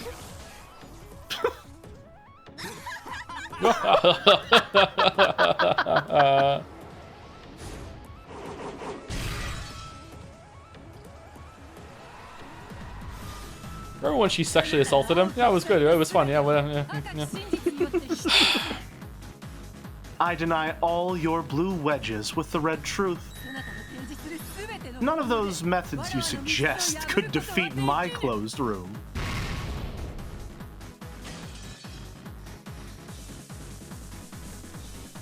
Angie was breathing heavily. The Book of the Single Truth was right before her eyes. If she could just defeat Beato, she'd be able to take the book to Berncastel, and then she could read what was inside. Even though the truth of the final family conference on October 4th and 5th of 1986 was right there, the Golden Witch stood in her way. Her anger and hatred spun around inside her head, wiping out the composure necessary to theory make. Angie shook her head several times, clearing away everything that got in the way of calming her mind. However, Kashi, no matter how many times she thought it through, the closed room sealing her in the chapel was perfect. Angie wasn't particularly familiar with the mystery genre. However, Kashi, she knew all about all the fragments containing Beato's games so far. We're getting more howevers than we're getting a lot. Yeah. We're getting a lot. I'm telling you, the Sumari conglomerate is really trying to shy away from acknowledging the growing strength of the Shikashi Syndicate. All right, don't believe their lies. Her knowledge was shallow, but it should have been enough. It should still have been enough to give her a good foothold.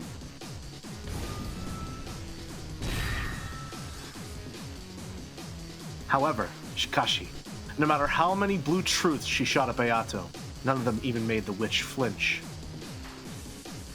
Beato just blew them apart with a red truth and elegant wave of her pipe.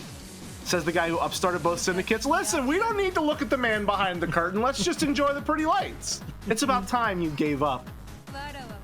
I don't even view this as a game between the two of us.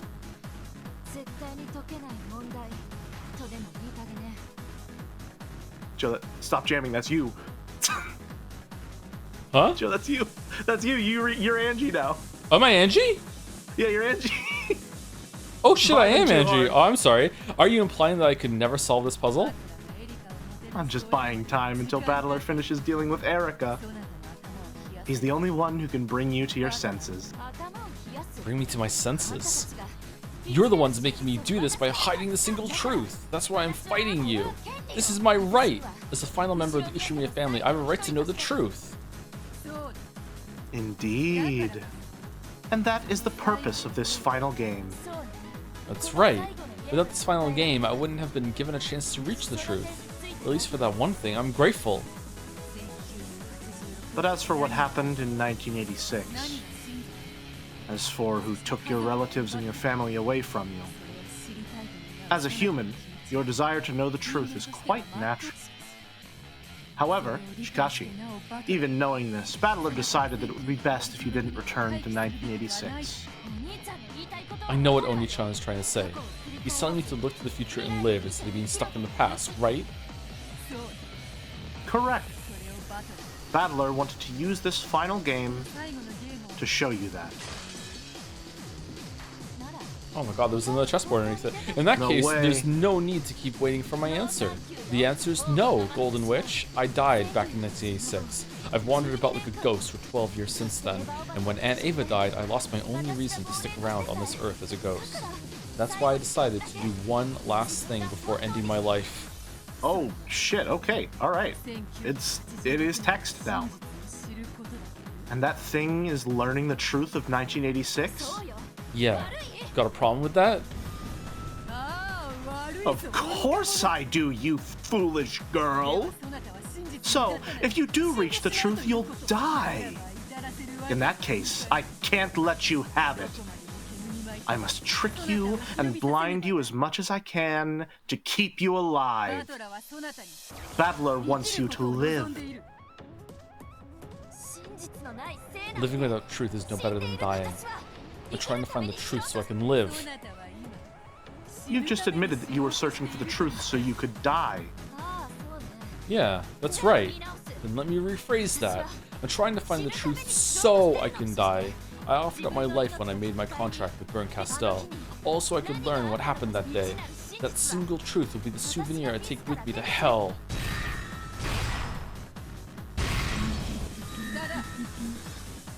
It's useless. You cannot break this closed room. This closed room is perfect. And yet, I will kill you in this closed room.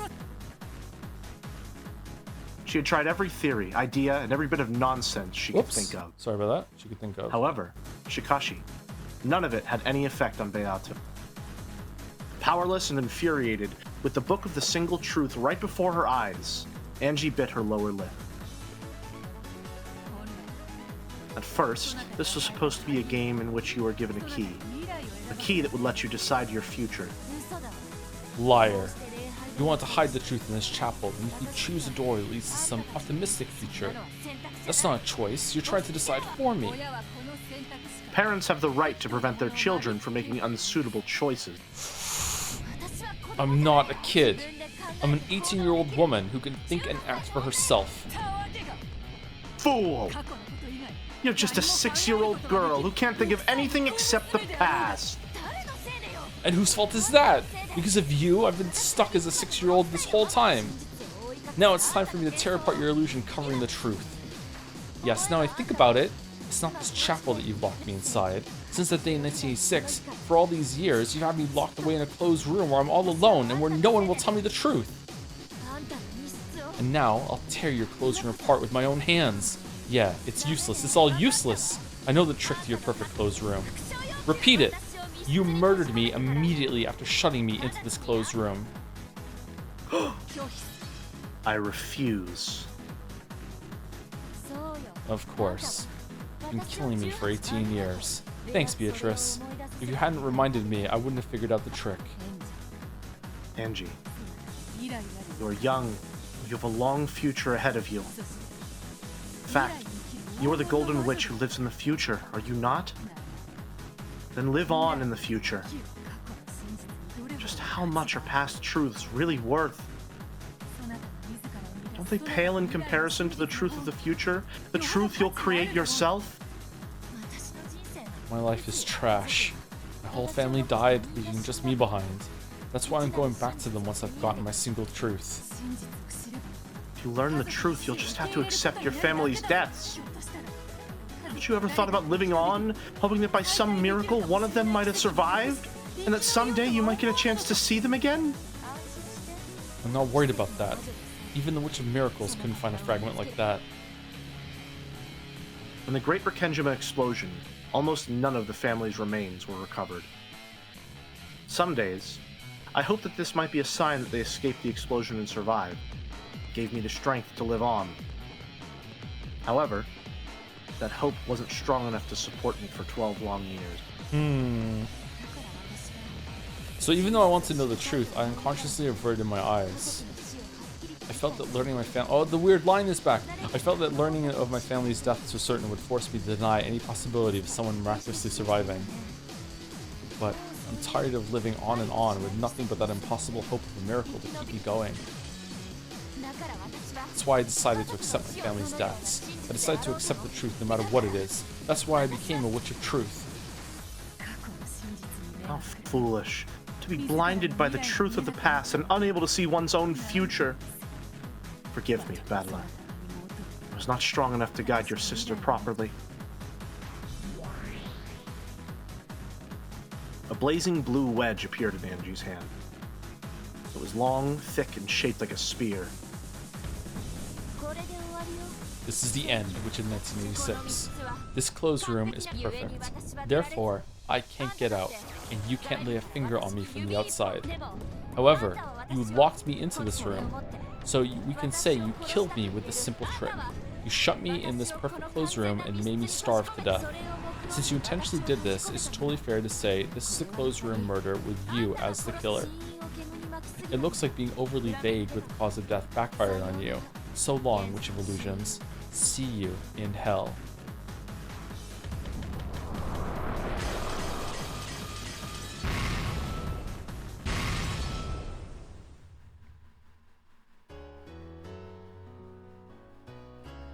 With the stained glass window behind her, Beato spread her arms and let the spear of the blue truth pierce her. The blue spear seemed to crucify Beato against the window.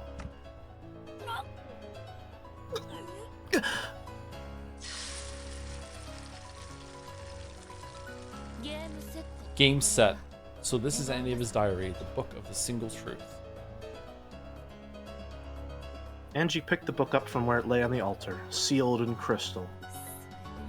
If you read that, then by your contract with Berncastel, you'll die. Learning the truth just to die? Ridiculous. Ridiculously base, that's right. I'm looking for the truth so I can die. At least let me choose how I go. I'm not an idiot. I know the real me is still floating in that starry sky. Oh, well done, Jelly. Well done. Berncastel acknowledged me as the final Beatrice and invited me on a journey to learn the truth of 1986. I won't be able to return here again. When Berncastel told me that and walked off the roof into the black sky, I followed her into the empty air. That was the contract. I wanted two things from Berncastel. One was for someone from my family to come back. The other was revenge.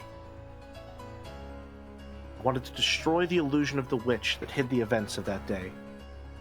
I wanted to reach the truth. However, the first of my wishes couldn't come true. After all, even the Witch of Miracles couldn't find the fragment when my family came home. So, she wordlessly questioned me. She told me that I couldn't reach the truth unless I had the courage to end this worthless life, where I lived like a ghost, hoping someone might come back. So, she walked out into the open air, and I followed her. Yes, now I can understand. When I offered to trade away my life, I made one wish and gave up on another. I wished for revenge against the illusion hiding the truth. And now, I succeeded in that revenge, defeating the master of that illusion and obtaining the book of the single truth. What I gave up was my naivety. Naivety? That my continuing belief that someone from my family might come back. And now, I can accept that my entire family is dead. Can you make someone alive just because no one knows any different? These catboxes you talk about are just naive delusions. The idea that a corpse can live as long as you keep it hidden, but even if you hide a corpse, it's still dead. Do you really think you can heal my wounds by saying they'll always be watching over me from the clouds like some kind of fairy tale? I'm Angie, Beatrice, a witch of truth. I'll free myself from that life as a ghost, waiting for a miracle that'll never happen. I'll end my life as a noble martyr who's reached the truth. Didn't you once come to understand the power of magic through Maria's grimoire? Yeah, I understood it, and then I despaired when I realized how powerless it was. And that's what Oni-chan is trying to force me to use now, isn't it? If I use magic, then my family will always be by my side. Don't take me for a fool. You think that kind of magic, an illusion, a daydream can heal those 12 years? And how am I supposed to go on for decades and decades into the future? Someone come back to me, someone! But no one's coming back. So at least tell me what happened that day. Berncastel said she'd tell me. My master, I have the book of the single truth. My master? Wow. I'll take it back to you, so give me the truth. For so long, I've been prepared to throw away my naive hopes of a miracle. Now, tell me the truth of that day. Erica has been Angie the whole time? Seems like it. Oh, shit.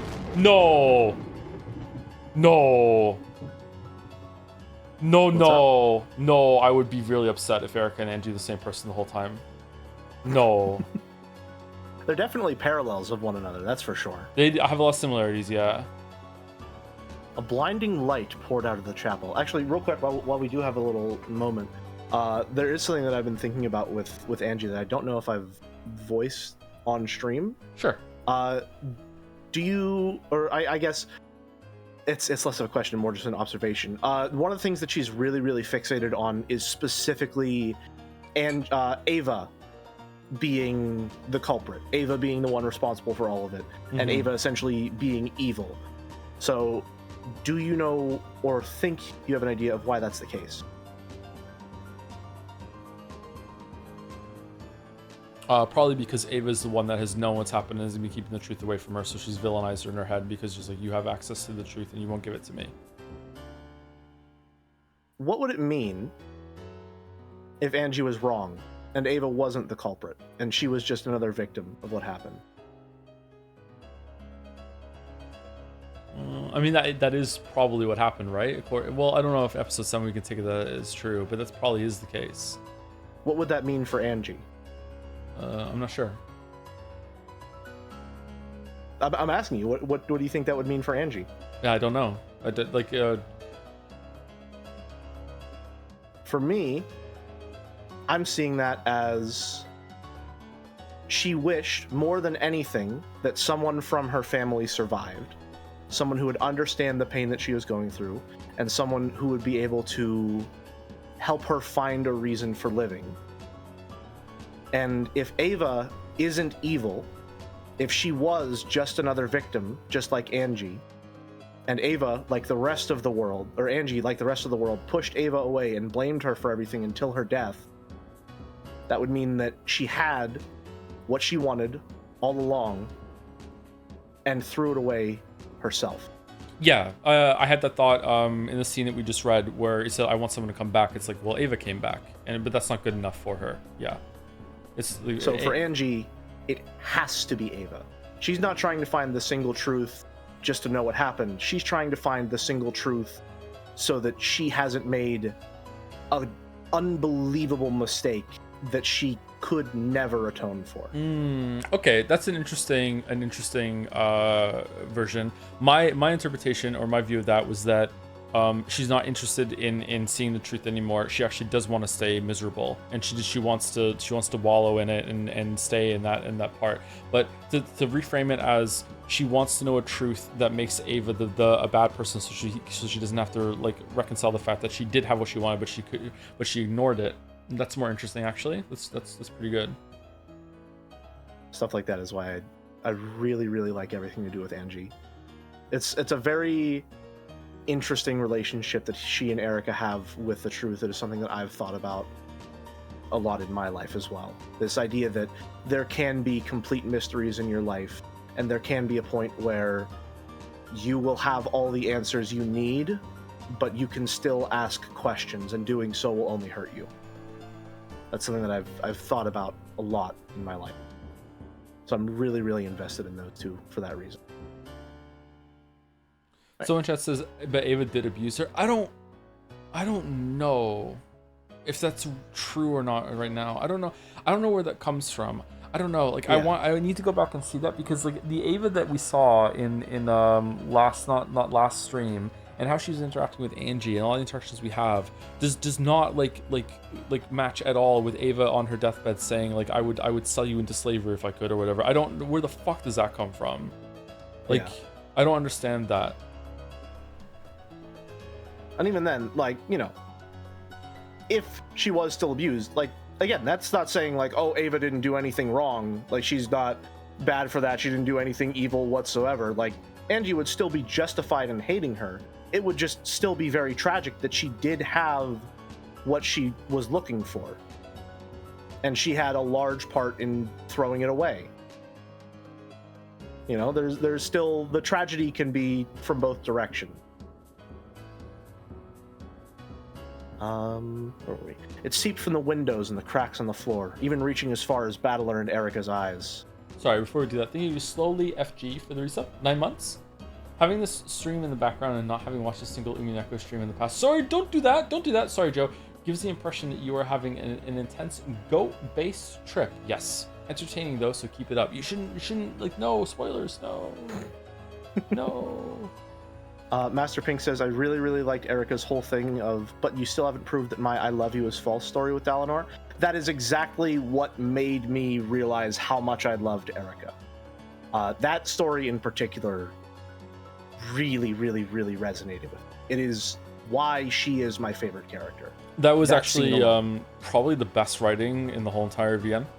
Like it is fucking amazing. I have never in my life, in anything I've experienced, seen that perspective realized so effectively. Seen the like pain that comes from a mystery like that, a personal mystery that truly cannot have an answer. What perspective I was right? The scene where Dalinar and Erica are having a talk, and Dalinar is role playing as Erica's like ex-boyfriend, I guess, and Erica is like created a case that the boyfriend is cheating on her.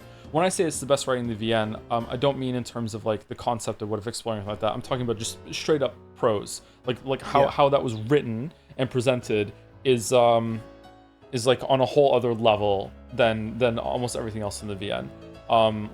Like I'm guessing that came as like in a flash of inspiration, and Ryukishi wrote that very quickly. Like yeah, it's the best bit of writing in the whole entire thing. Yeah, I really love that scene. Again, that is why Erica is my favorite character. If anyone is genuinely wondering, that is it. That scene alone. It seeped from the windows and the cracks in the door, even reaching as far as Battler's and Erica's eyes.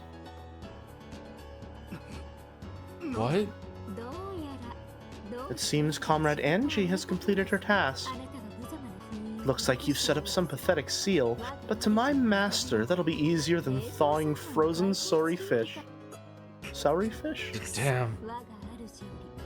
Master said I could play with you until Angie finished her task.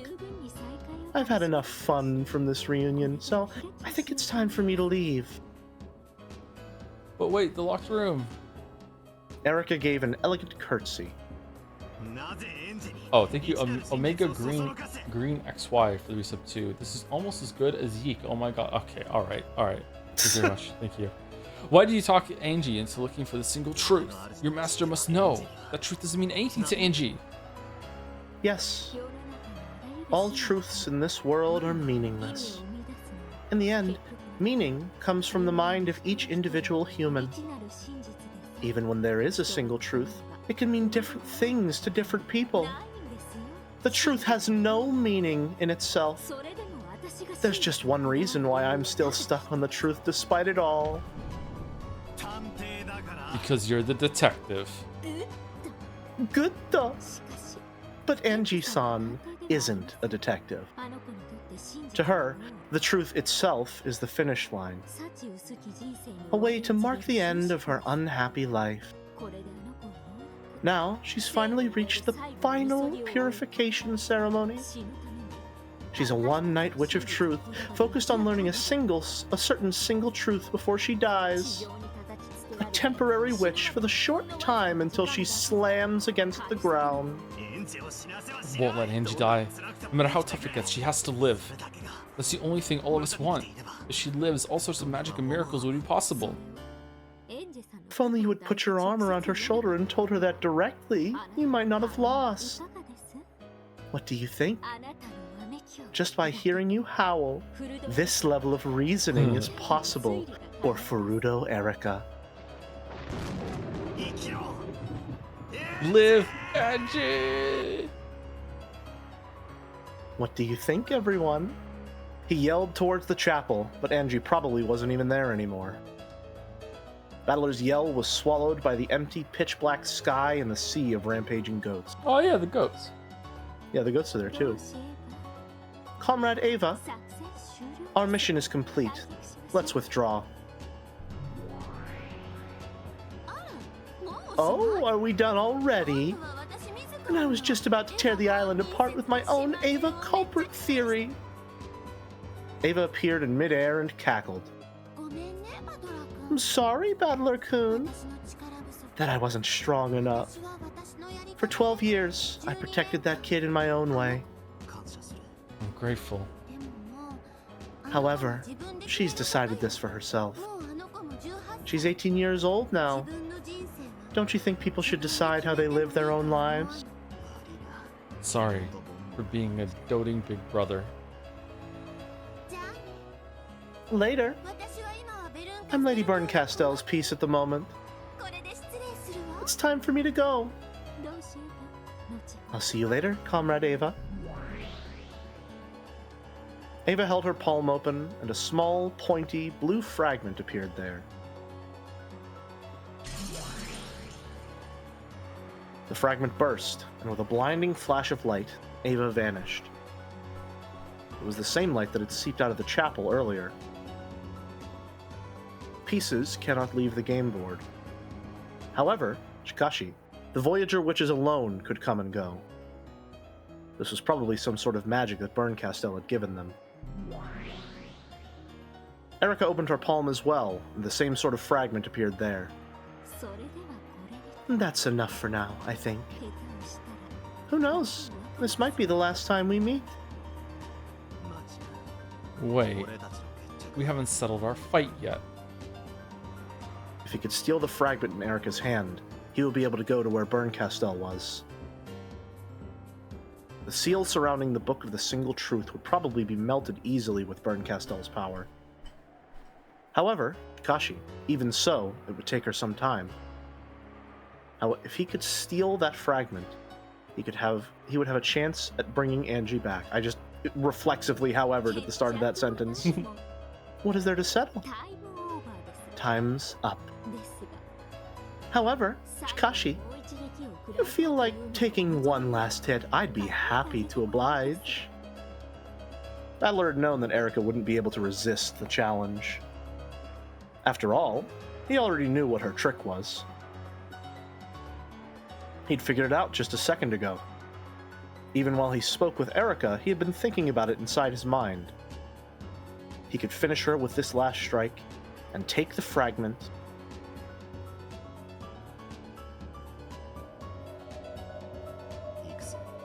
Let's go, Erica. This'll decide it. This clash will be the last before I go. So go ahead and give me the craziest of your hilarious theories. Your closed room definition stated that the walls, windows, floors, ceiling, and chain were all unbeatable. However, there was one possibility that I didn't check because it was too ridiculous. And that was whether or not the chain could be set from the outside. Really? Blue truth. This is the answer to your closed room. The length of the chain. The chain for your closed room was extra long, so it was possible to be set and be unset from the outside the room. What a ridiculous answer. However, Shikashi, if you blindly assume that a lock made by an unbreakable chain makes a closed room unbeatable, then this truly would be a perfect closed room. The blue wedge flung from Battler's hand plunged straight into Erica's chest. As she winced in pain, her hand shook, and the fragment she held flew into the air.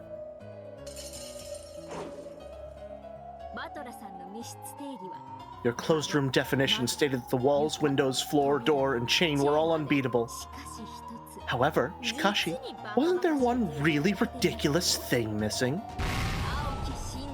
Blue truth. Your closed room had no ceiling, so it was possible to enter by climbing over the wall. She checked the ceiling.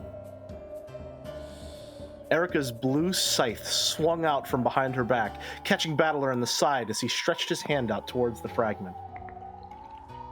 Battler's hand didn't reach it. The fragment returned to Erica's hands once more. It looks like our tricks were equally ridiculous. The mystery nuts would have been furious, don't you think? But I disagree. To me, the process of exposing that ridiculousness is ecstasy. That's why I'm Furuto Erica, the detective.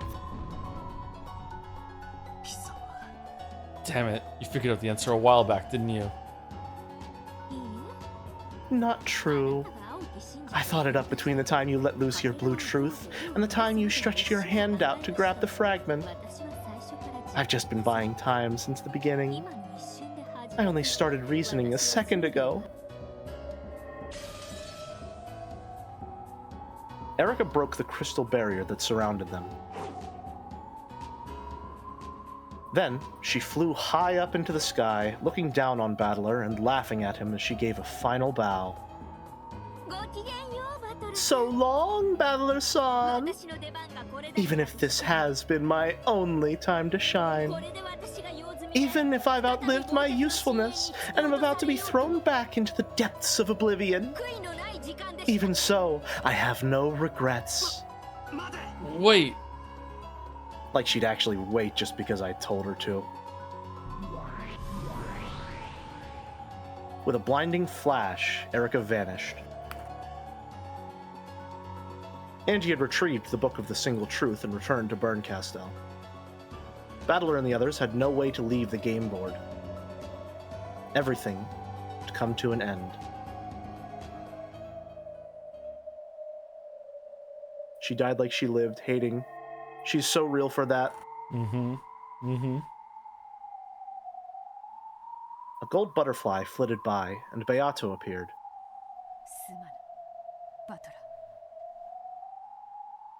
My apologies, Battler. I let Angie get away. Oh, posture change, posture change. Yep, posture check. Everyone shift. Squeaky chair, squeaky life. To Jonah for the new sub as well. Thank you much, Jonah. A rogue new sub in the middle of this. Thank you, Jonah. And some water, quick water break because we've been at it for a hot minute. That's a good idea, actually. I have some water.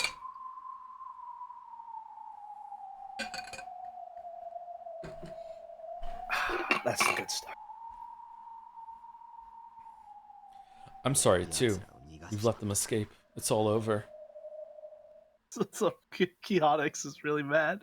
There was no ceiling. The chain is extra long. It only said to take the people to the other side. Fuck you, Ryukishi. You can't write mysteries. I don't know. Sounds like he stumped you pretty good. Battler had created this game for Angie. Now that Angie was gone, the game board no longer had any purpose. And even if that had been the case, the game board itself had been chewed to bits by the goats, and was now like a single leaf floating on a sea of nothing.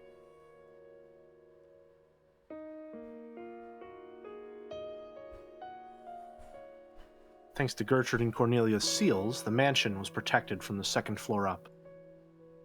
The door to the Golden Land was now open wide enough for a child to slip through. The smaller people, like Maria and Sakutaro, went through it. My friend, I believe the door is opening at a quicker pace. Indeed. Sakutaro gets to live. Let's go. To my eyes as well, it seems to be so.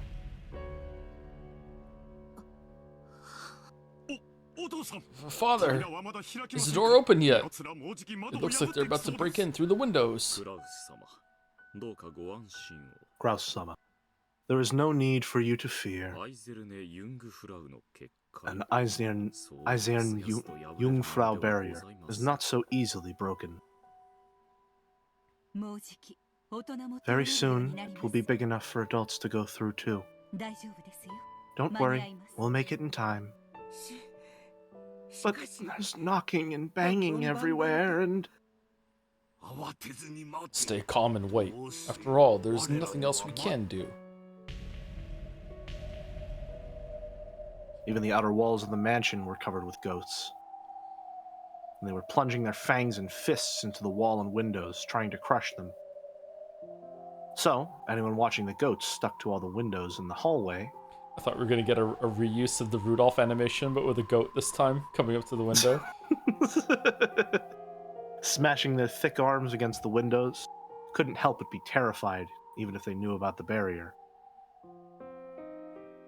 However, Kashi, anyone watching the group of goats gathered at the top of the big staircase on the other side of the barrier would probably feel a different emotion.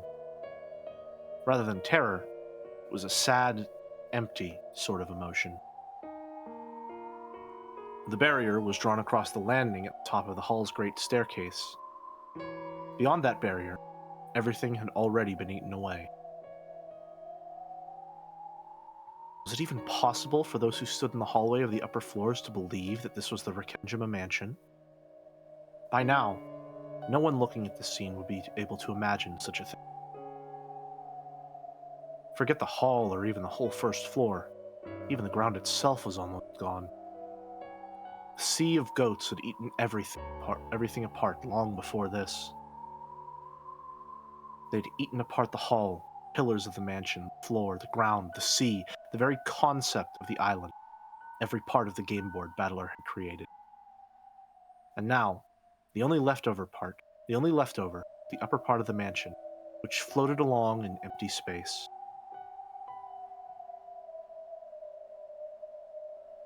I mean, I can still see some trees through the window. How pitiful. To what do you refer? The goats, in their eagerness to chew this island apart, have eaten up even the ground they stood on, dropping themselves into nothingness. This had once been a huge entrance hall. Beyond it had been a vast rose garden. There had been so many places to stand upon.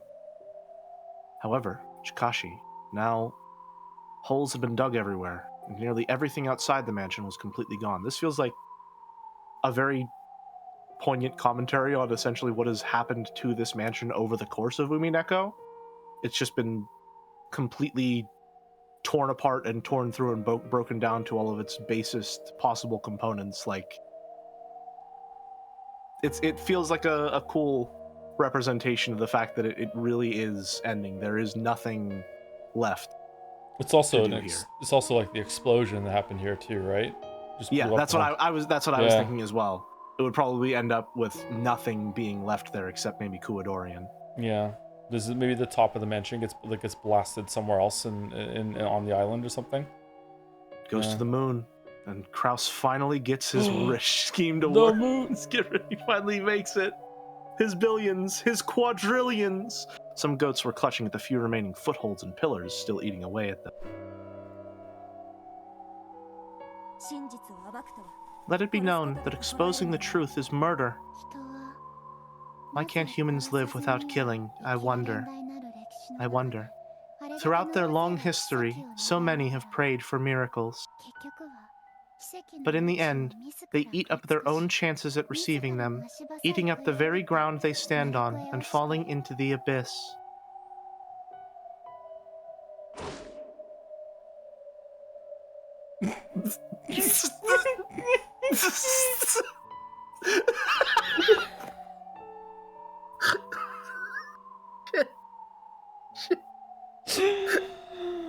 Alright, I'm stable. They saw a goat chewing the same pillar that was holding it up, which, unsurprisingly, fell into empty blackness along with the goat. Humans are sad creatures, fated to live in order to learn. They're really hanging on the edge of tomorrow, huh?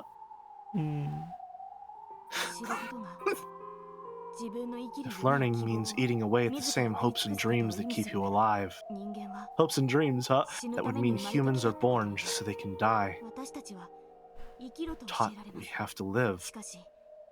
However, Shikashi, almost everything that we accomplish in life ends up killing us.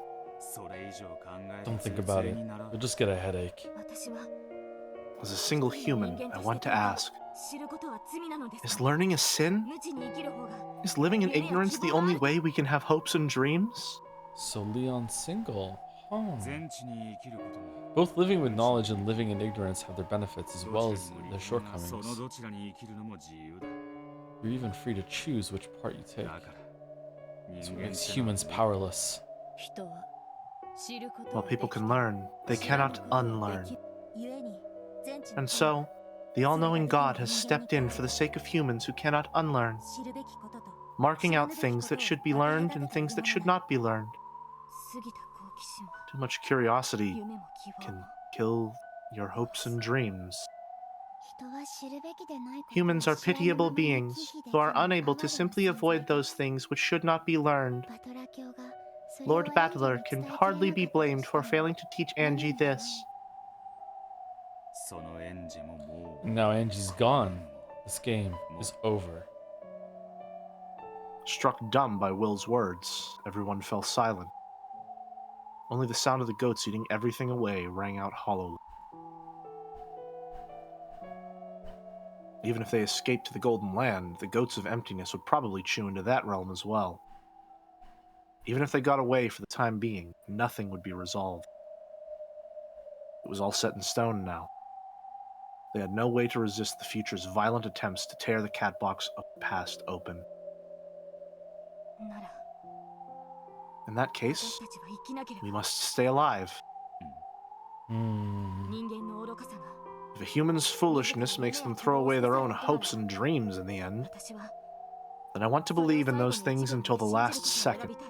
Your resolve is impressive. I'm the one hope held up by Beatrice's in a million worlds. So, even at times like this, I have to be everyone's hope, Hajime. I'm not giving up on this game just yet. By which you mean... Sorry, just got Stormlight Archives flashbacks from that line. Holy shit. I'll keep waiting, believing in a miracle until the last second. So you'll keep struggling on and on until it's all over? That's right. After all, last time when we were surrounded by that pack of terrifying cats, we were prepared for death, weren't we? But Lambda Delta-san saved us. If we'd given up, if we hadn't had the strength to believe in a miracle, then I'm sure we would have been erased before help could come.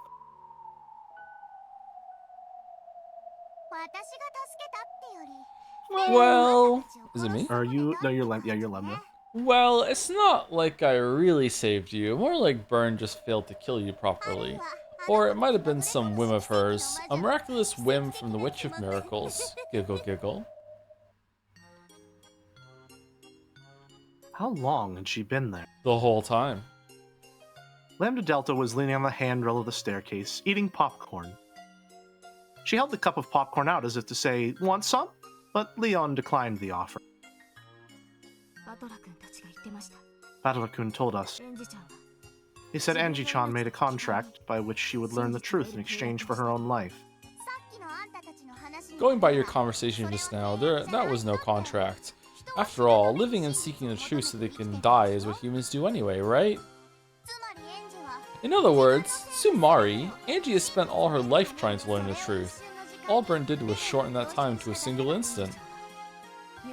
When Angie-chan lost her hopes and dreams, she stopped valuing her own life. How can she be given hopes and dreams again? What can be done to help her find a reason for living?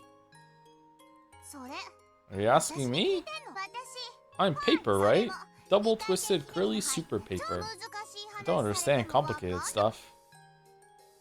After tossing the last bits of popcorn into her mouth, Lambda Delta threw the empty cup into the abyss of nothingness. Byrne wasn't really pushing that kid to do something she didn't want. She was giving Angie a chance. I wish I was like an all-powerful god that could eat popcorn whenever I wanted without getting kernels stuck in my teeth. I hate fucking having kernels stuck in my teeth after I have popcorn. I would love to be able to just have the power to eat popcorn without that happening. It'd be the best thing. Will you truly allow the bitter to subsume the sweet? You think that having kernels stuck in your teeth is an integral part of eating popcorn? Yes. I think it is part of the experience. I think that a popcorn experience is not truly complete until 5 days later you still somehow manage to get a kernel out of your gums. Oh, I thought you were going to say you go back for seconds in the trash. Or should I call it a choice? If it's my popcorn, there shall be nothing left to throw away. It's all good. You use the whole bird. Sorry. Or kernel in this case. Angie made the choice she wanted, appeared on the game board, and now in her game against Battler, she's making her own choices again. Brush your teeth, Jelly? I do! That's just how corn kernels are! Have you never had popcorn? That shit sticks around. It's like a fucking cockroach in nuclear winter. It does stick around for a while. Maybe not quite 5 days, but it does stick around in a while, yeah. Yeah, not 5 days. Yeah. From start to finish, Angie's game has always belonged to Angie. Right now, I'm just a casual observer. So, not a particularly enthusiastic observer. Maybe. It's a play with an obvious ending, so I've decided I might as well take my leave. You mean you'll stop watching a play just because you think you know how it will end? Even though it might reach a climax you didn't expect? Lambda Delta licked her salty fingers. She has gloves on. Then, she stared at Leon challengingly and grinned. I know that Angie's game won't end this way. I know Battler-kun's feelings will reach her. She'll understand that he wants her to live in a better future, and she'll choose that future of her own accord. I'm certain that's how this tale will end. Huh? Are you talking to me, the Witch of Certainty, and saying that the outcome is certain? That's right. I guarantee it. Listen, Joe, I'm not gonna lie. I fucking love this interaction. I'm having a really good time with this scene. I'm just gonna drink some I'm water. liking this a lot. I'm gonna have some water. Lambda Delta is a really fun character. This is a fun interaction. That fucking... That really got me. That was fun. This is fun. Angie-chan's game won't end like this. So please, don't leave your seat. We won't leave either. There must be something we can do. And that will surely lead to a better future. This tale will definitely have a happy ending. So keep watching until the end. I beg you. Even though I've already announced as the Witch of Certainty that this tale won't have a happy ending? The definition of a happy ending is something everyone watching gets to decide for themselves, right? Aw, shit, that's a good point. For a while, there was a tense silence. Joe's gonna ban Jelly from the stream. You know what, Joe? Cast down judgment now. Okay.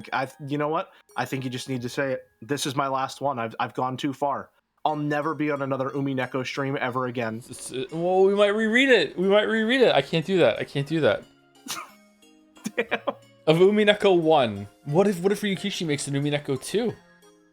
No way. Yeah, I know. No way. If Silent Hill F does bad enough, maybe. You know, it's possible.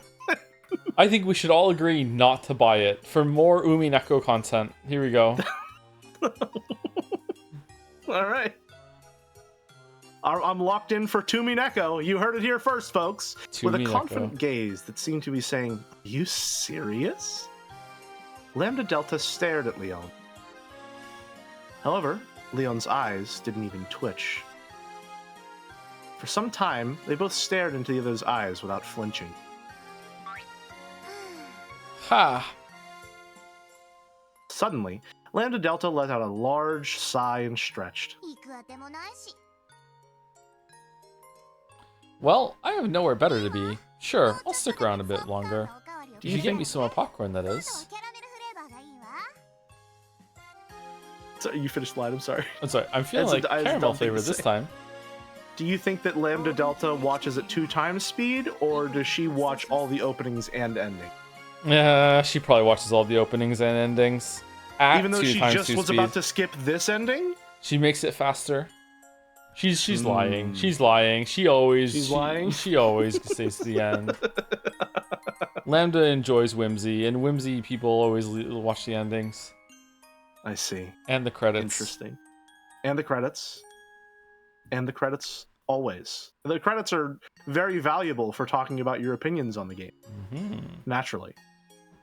If you come to the Golden Land, we'll serve you as much as you like. Lambda Delta waved at them with a thin smile.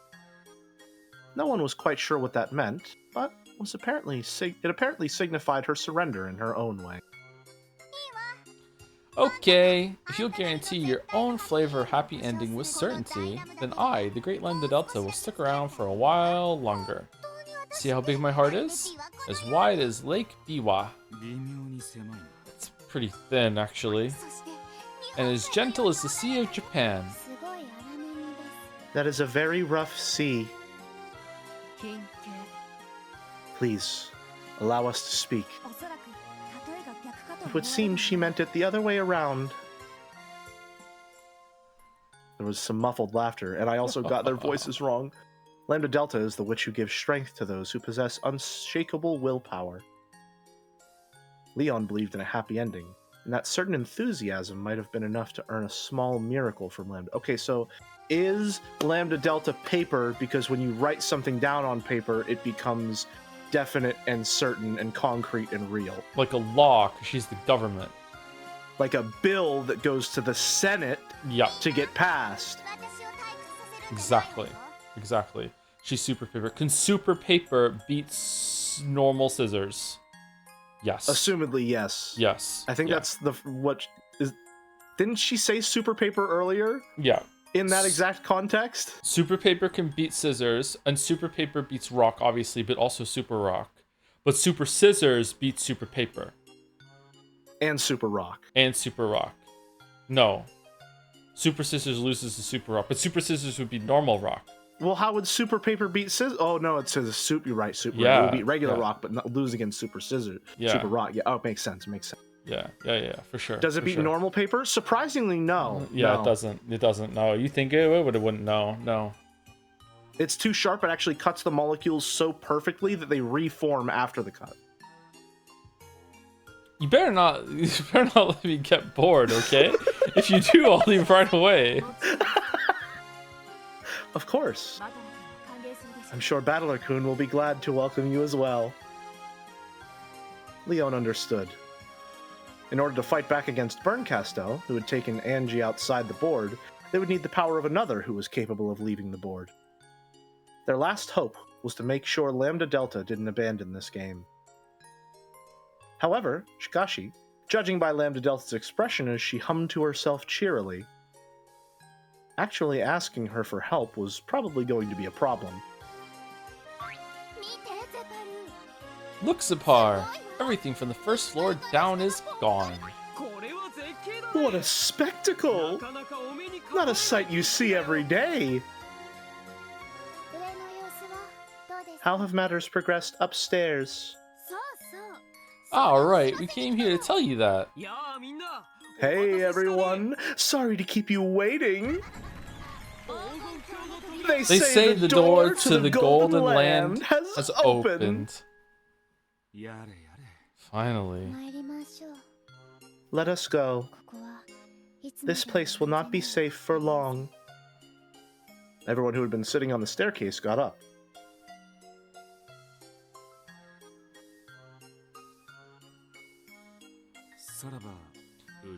I guess this is goodbye, Rakenjima the Beautiful. True. Maybe a shadow of its former self, but this is the last time we'll see it, isn't it? What's with that gloomy attitude? Come on, show me, okay? Let's see a happy ending. Smash. Yeah! Okay, so if we're going to finish the third chapter, we have to kind of just go straight into it right now and just lock the fuck in. Sounds good. Lock in. Let's go for it. Okay, so it's... Lock in as they unlock the Book of the Single Truth. I am narration now, okay. The Book of the Single Truth was sealed in crystal by Battler. Until the seal is undone, I can't even stick the key in the keyhole.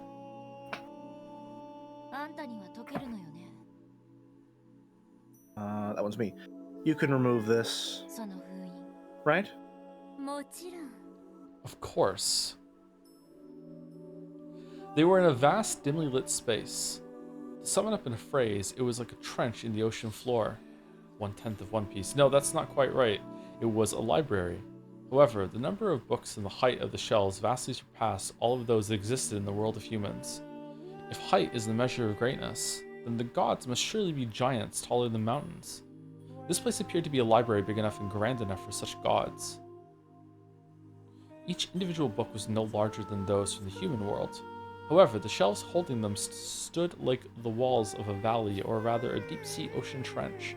So, Angie and the others looked like little more than a few small butterflies who had wandered into this vast library, like minuscule deep-sea fish swimming about all alone in an ocean pit.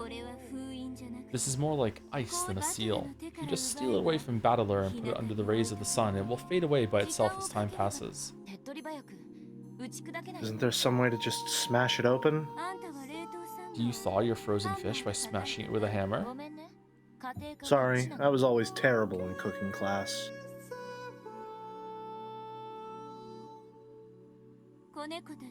Kitties, thaw this seal. Okay, yay!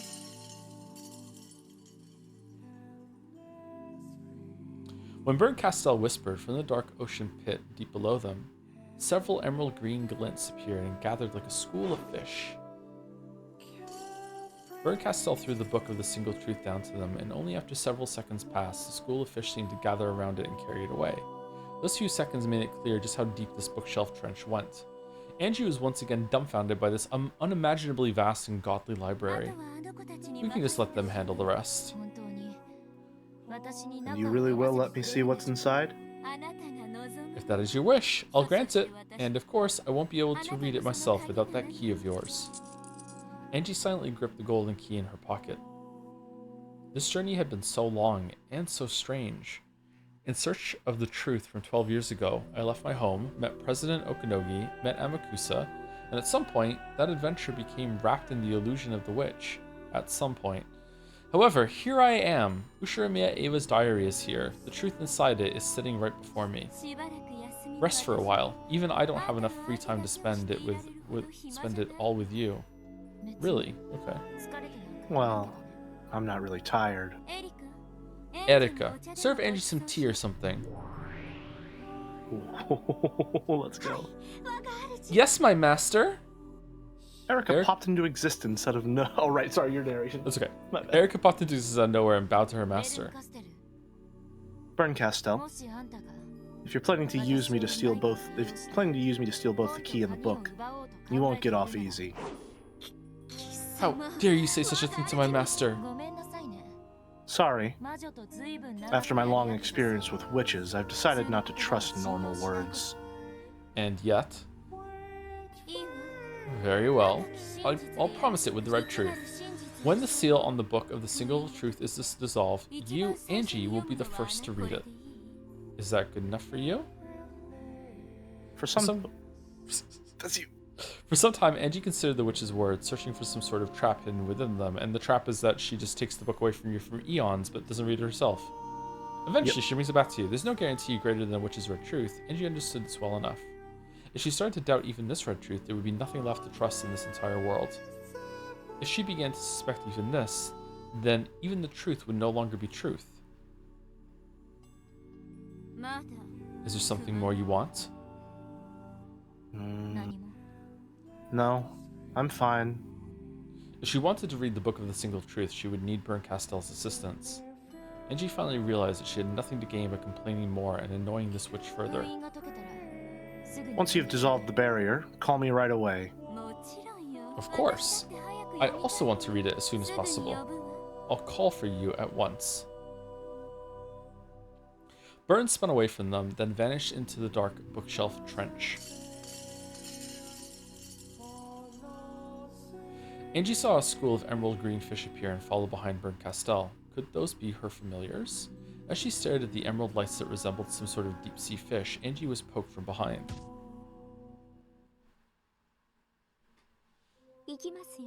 Let's go, Comrade Angie. You're creeping me out, so please just call me Angie. Then you can call me Erika-sama. Let's get going, Comrade Erika. The pair began to swim in the direction Erika indicated.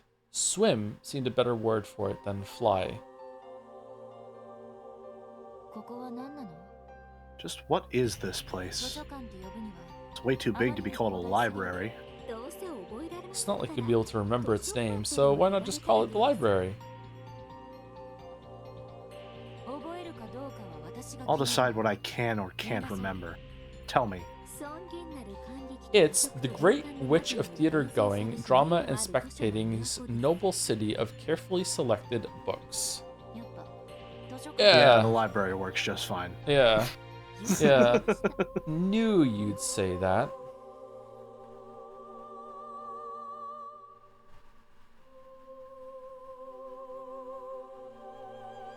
The city of books. Yeah, the name fits. The bookshelves on either side of this canyon are skyscrapers.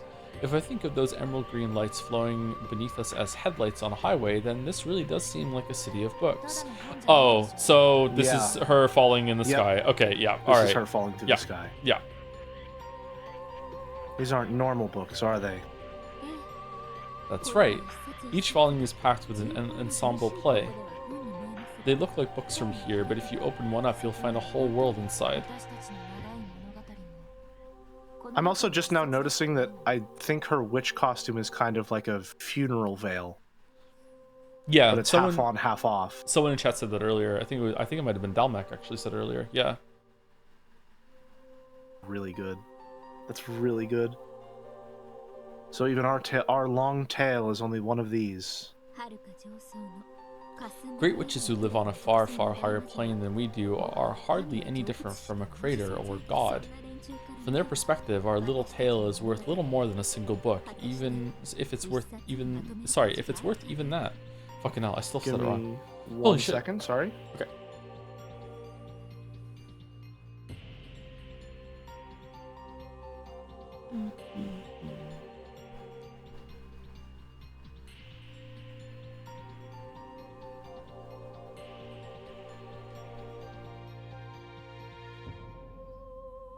Oh, I'm a bit sleepy, Sorry about chat. A little bit sleepy. That's okay. All good to go? Yep. HOTTOGO. From a theater goer's perspective, You spelled hot dog in your head. our individual lives are hardly worth anything at all. If they're recording an entire world in a single volume, then my life probably isn't even worth a single line.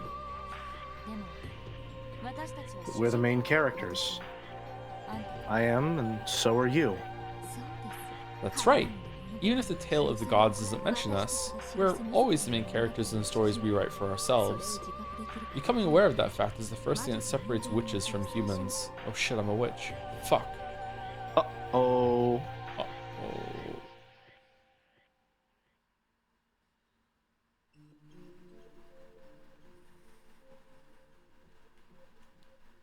They were on a balcony, which was really a room-sized section that had been dug out of the bookshelf with no guardrail along the cliff. It didn't go in very deep, so it looked like a room that had been cut in half. It was filled with the tools of everyday life, as though this was Erica's hidden house. My master has ordered me to serve you some tea, so if you don't feel like drinking, I'll have to pour it into you with a funnel. If you try, I'll have to serve you some matcha. Matcha? Matcha D's? Nothing, just talking to myself. I feel like that is like an untranslatable Japanese pun. Or it's something that was said earlier and I can't remember it, yeah. Yeah. Yeah. Ignoring Erica as she made the tea, Angie looked down upon the bizarre, otherworldly scene below. Until Erica finished getting the tea ready, the scene held Angie's gaze like it was sucking out her soul. Reference to her Aunt Kasumi. Okay, gotcha. Oh, okay. This might sound strange coming from me. What? You actually made a deal to throw away your life to learn the truth, huh? That's impressive. I had nothing to gain from life, so it was easy for me to trade away the time I had left. My master really does take to idle whims. To think she would make a contract for the meaningless life of a powerless girl.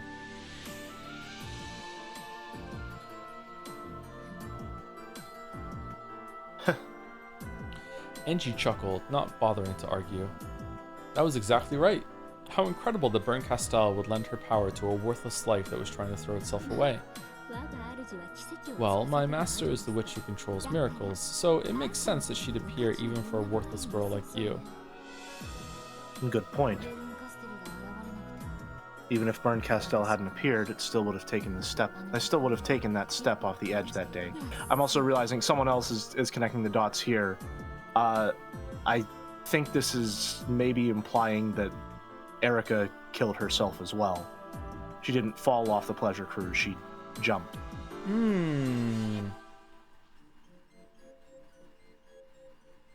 That's an interesting link. Yeah. Big if true. Big if true. Interesting if true. You really are a cheap and easy woman, aren't you? Is Erica even a real... Erica is a real person, yes. She's folded into the mysteries as part of the message bottles, but there was a real Erica who was on a pleasure cruise and disappeared. Not like in real life, but like you know what I mean. Well then, just how much are you worth?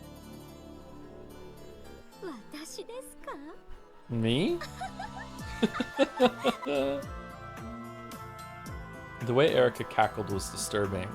Still, Angie realized that this was her way of answering the question. People don't become witches of their own choosing. If they're capable of living, all people want to live their lives as humans. When something comes along to trip up that life, that's when the road to living as a witch opens. Yeah, that seems like a slam dunk, actually. Even Frodo Erica, who calls herself the Witch of Truth, must be like this. The two Witches of Truth, sitting here drinking tea without even looking at each other, are exactly the same. I like exposing the truth. I know that. I like exposing secrets, then watching those people turn pale as they wonder how I figured it out. That's when I know I've reached the truth, and it's a moment of ecstasy.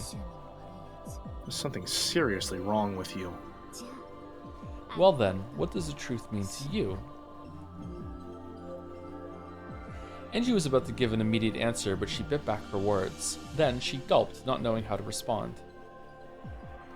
After all, to Angie, the truth itself was the goal. At first, it was out of hatred. Could Ushimiya Eva, the sole survivor of Kenjima, be the culprit behind everything? She hated Eva, but she had no proof that her aunt was the culprit, and of course, Eva never talked about what happened on that island. So at first, the truth meant proof that Eva was the culprit in Angie's eyes. However, that feeling withered away with Ava's death. Now that Ava was dead, even if Angie did find some kind of proof, it wouldn't mean anything. So eventually, the truth Angie wanted to find became nothing more than the simple desire to know what happened on that island that day. However, one thing was obvious. Even if she did find out the truth, that wouldn't bring any of her family back to her. Might not mean anything at all. You're going to expose the truth your beloved Oni-chan is hiding, even though it's meaningless? You're the one who's not making sense. Erica laughed mockingly. Angie laughed too, as though she agreed. And so, my own truth became my goal. Maybe you could even call it my reason for living. So, once you do reach the truth, there won't be any point or purpose to living anymore, right? That's right. So I'll die. Hasn't it been long enough? I've already lived 12 years too long. Don't I at least deserve to have a witch appear and grant me my wish in my final moments? Or, to put it simply, you're just tired of life. Does that sum it up? Yeah. So both my reason for living and my very existence completely meaningless. That's why this goal of finding the Book of the Single Truth has put a little spark back into my life, now that it's nearly over. At least on that score, I'm grateful to Berncastel. I see. Battler wants you to live, so he hit the goal line that would lead you to death. I think I pity Battler-san for the first time. After all, you can't choose your little sister.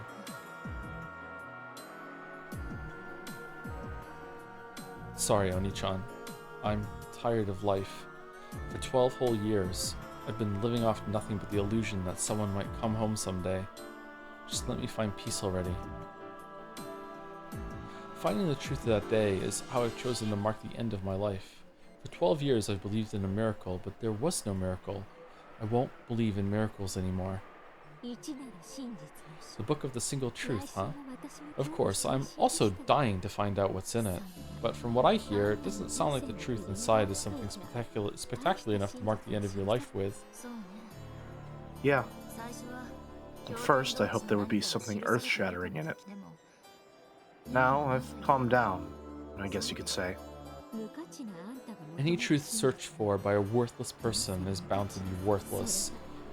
Fucking putting my Google searches on blast, it'll probably make for a fitting end to your worthless life. Yeah. Sure it will. Angie was already starting to realize something. Regardless of Ava's reason for staying silent, the real events of that day probably weren't anything earth-shattering. I mean, a whole island did explode. It was literally earth-shattering, yeah, that's true. Yeah. Some sort of malfunction made the bomb in that secret underground base explode. Yes, it was just an accident. But the public already believed that some sort of conspiracy surrounded the events of that day, so that's what they expected. Ava was a suspect herself, so of course no one would believe her claim that nothing strange happened. Naturally, Angie didn't believe her either. In that case, shutting up like a clam would be better than the alternative. It was hardly surprising that Ava chose to say nothing. Right now, I don't feel any sense of accomplishment. I just feel sort of worn out and listless. Being able to withstand the truth is what makes someone a witch of truth, Comrade Angie. It looks like you don't possess that strength after all. If you did, you wouldn't be thinking about dying. You're right. Is Erica trying to help her? Yes. Yes. Yes. Oh, yes. That's exactly what's happening. Yeah. Why? Go back to being evil. I don't like this.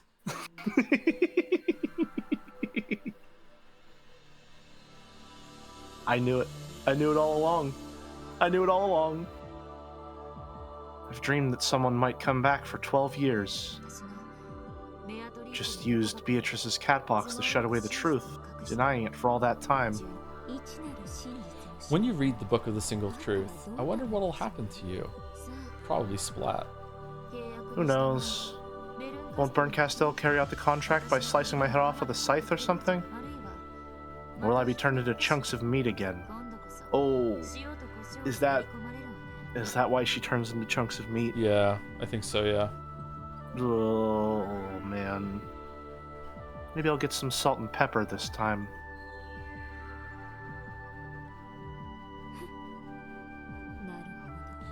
I see. So that's where the chunks of meat thing came from.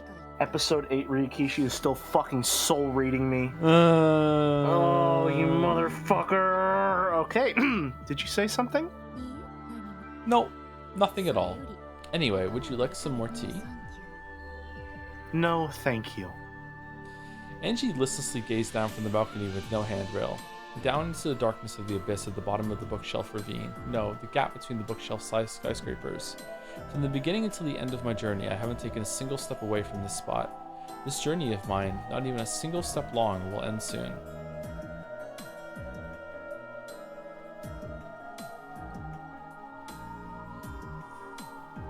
Someone gonna catch her in midair? Is someone gonna grab her hand as she steps off the building and pull her back? Like, what's gonna happen?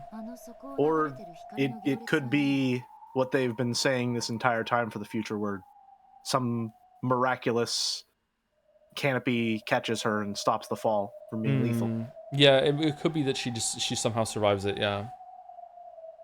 What are those lines of light flowing around at the bottom?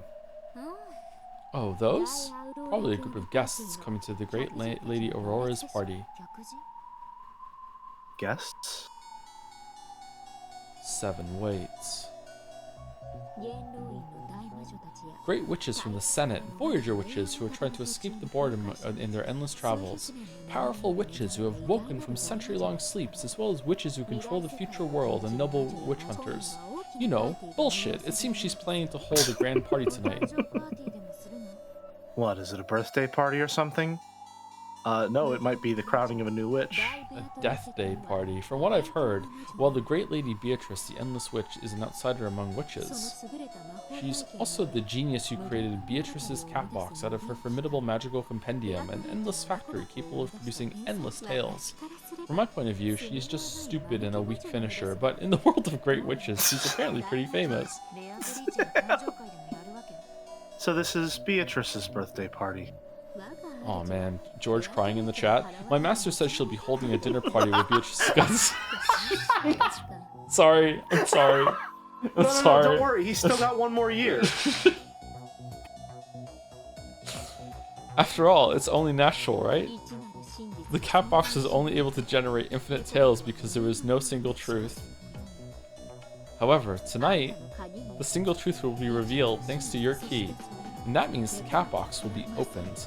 Really, it's no different from slicing open her chest as she still lives and tearing out what's inside. Everyone in that huge crowd that looks like a packed freeway is going to be one dinner party? Sorry, is going to one dinner party? I'm not sure what's stronger, my shock at how famous Beatrice is, or my revulsion at those sleazebags. For you, the Book of the Single Truth is nothing more than an end. However, for all those enjoying the mystery of Akenjima, this is an event that can't be missed. I see. So, that's the crowd of those goats who are chewing Oni-chan's game board apart.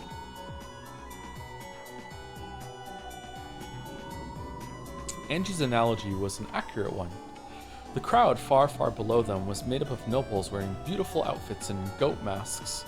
They were also intent on tearing the guts out of Beatrice's catbox so they couldn't even hide the drool trickling from their mouths.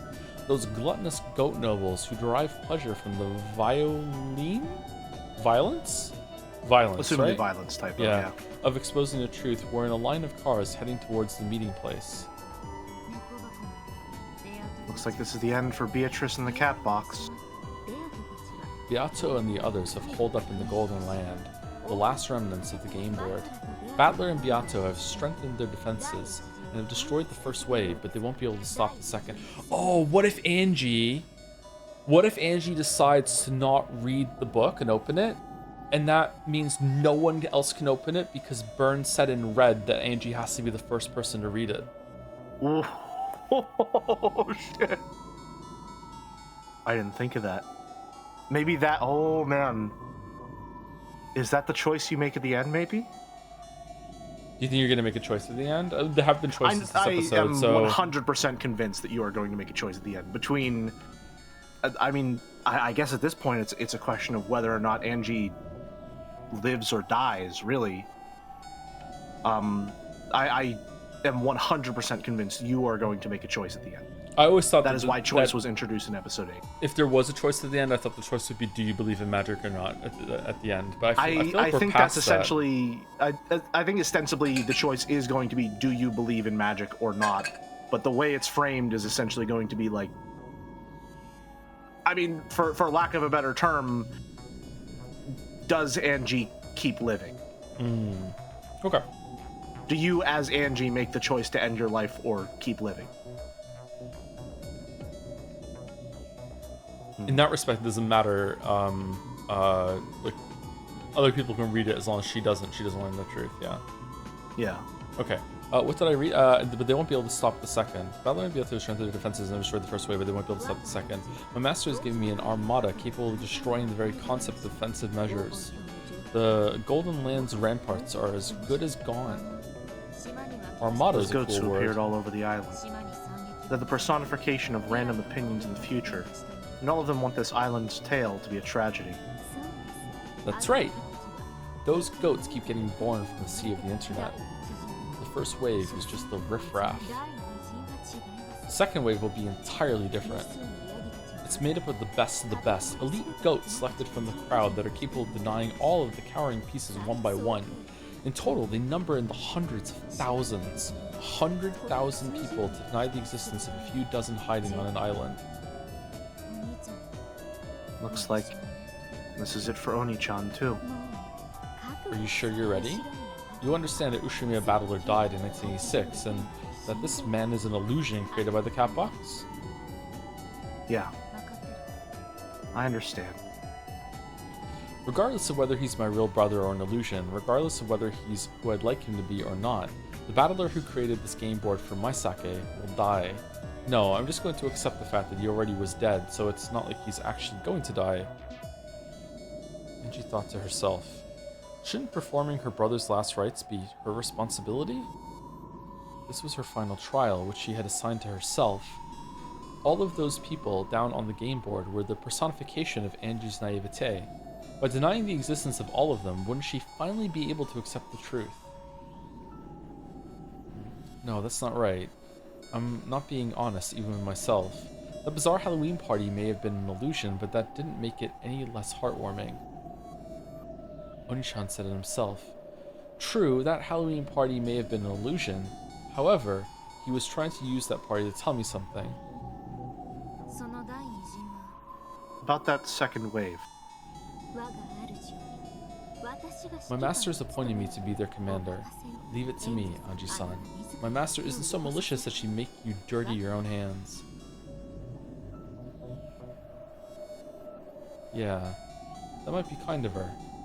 These are my lingering attachments we're talking about. I should be grateful to Bryn Castell. If she really were cruel, she'd probably have ordered me to take charge of the second wave and execute my own family. Comrade Angie, you're a witch of truth, aren't you? That's right. Probably.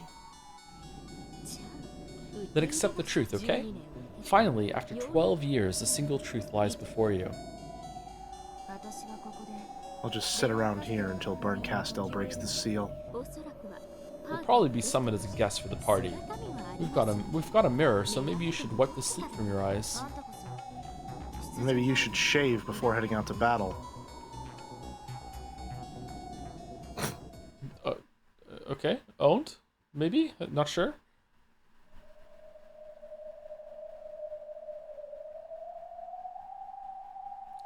It floated there in the empty air. The door to the Golden Land. At its base, there was nothing except from some floor tiling about as thick as a rug, so it was fairly hard to imagine that this was Kinzo's study. By this point, all of the game board except the Golden Land had been eaten away, leaving only this door floating in a sea of nothingness. There were two shapes in front of that door. They were Battler and Beato. They may not have been literally covered with wounds, but they definitely seemed to be dead tired.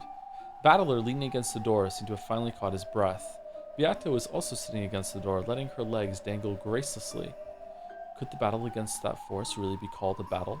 It was more like a mere pushing contest on the increasingly small bit of ground that remained. They had wanted to protect at least Kinzo's study no matter what, and the only fruit of their desperate struggle was the thin bit of flooring that they were sitting on now. Those goats fell into the abyss whenever they had nowhere to stand, so now, with so much of the floor gone, there was no way for them to attack anymore. If Battler thought this, his naive hopes were quickly crushed. Looks like we're surrounded. Probably planned to gather their forces and crush us in a single stroke. Whoa! What the Oh! Stretching across the ocean horizon that surrounded the door at their backs was an encirclement of countless large sailing ships. Sailing goats? As they could Joe, clearly see. Remind me again what happens if you like this more than Disco Elysium? I have to watch One Piece. We're already doing it. We're here. Oh, no. This counts, right? Yayo, oh no.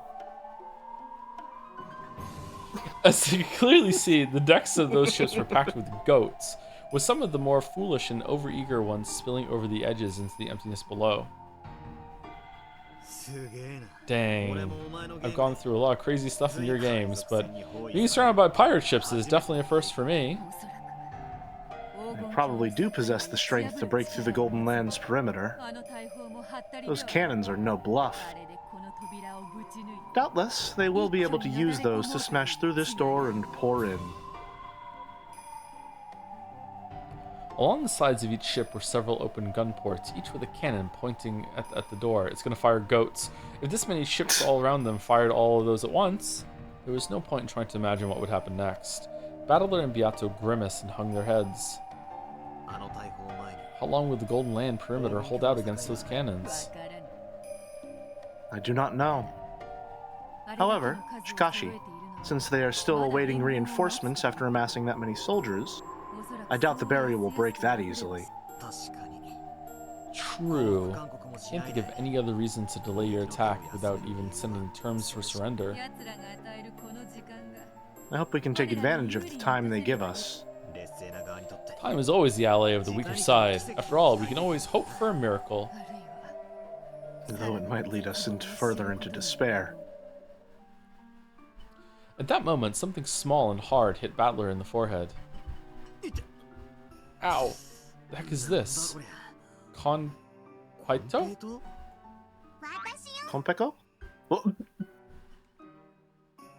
so, Chunks, huh? It's me! I know where Bird and the others are. The candy was Lambda Delta's transformed body. What? She was the only one of their allies capable of crossing the Sea of Fragments. Spectacular! Eat it. Eat it. Eat it. Oh, so I ate her. She just swore in the English translation. Okay, yeah. That's the great Lady Lambda Delta for you. They can see us here. Her voice is like small and chipmunk. Holy fuck. Let's talk inside. She's just starting to get messy. Got it. Is anyone there?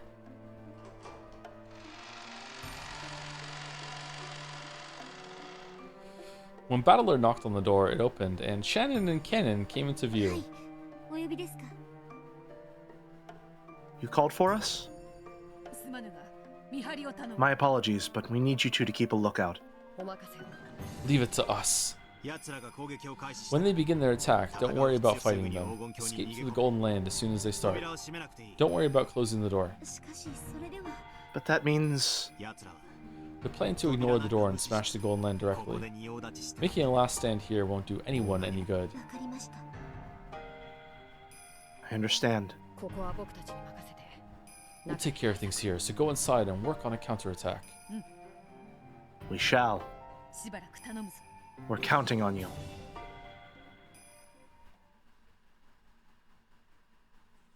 It's really obvious whenever all three of those sprites are next to each other that they have the same exact eye color. I think that's one of the first things that tipped me off, yeah.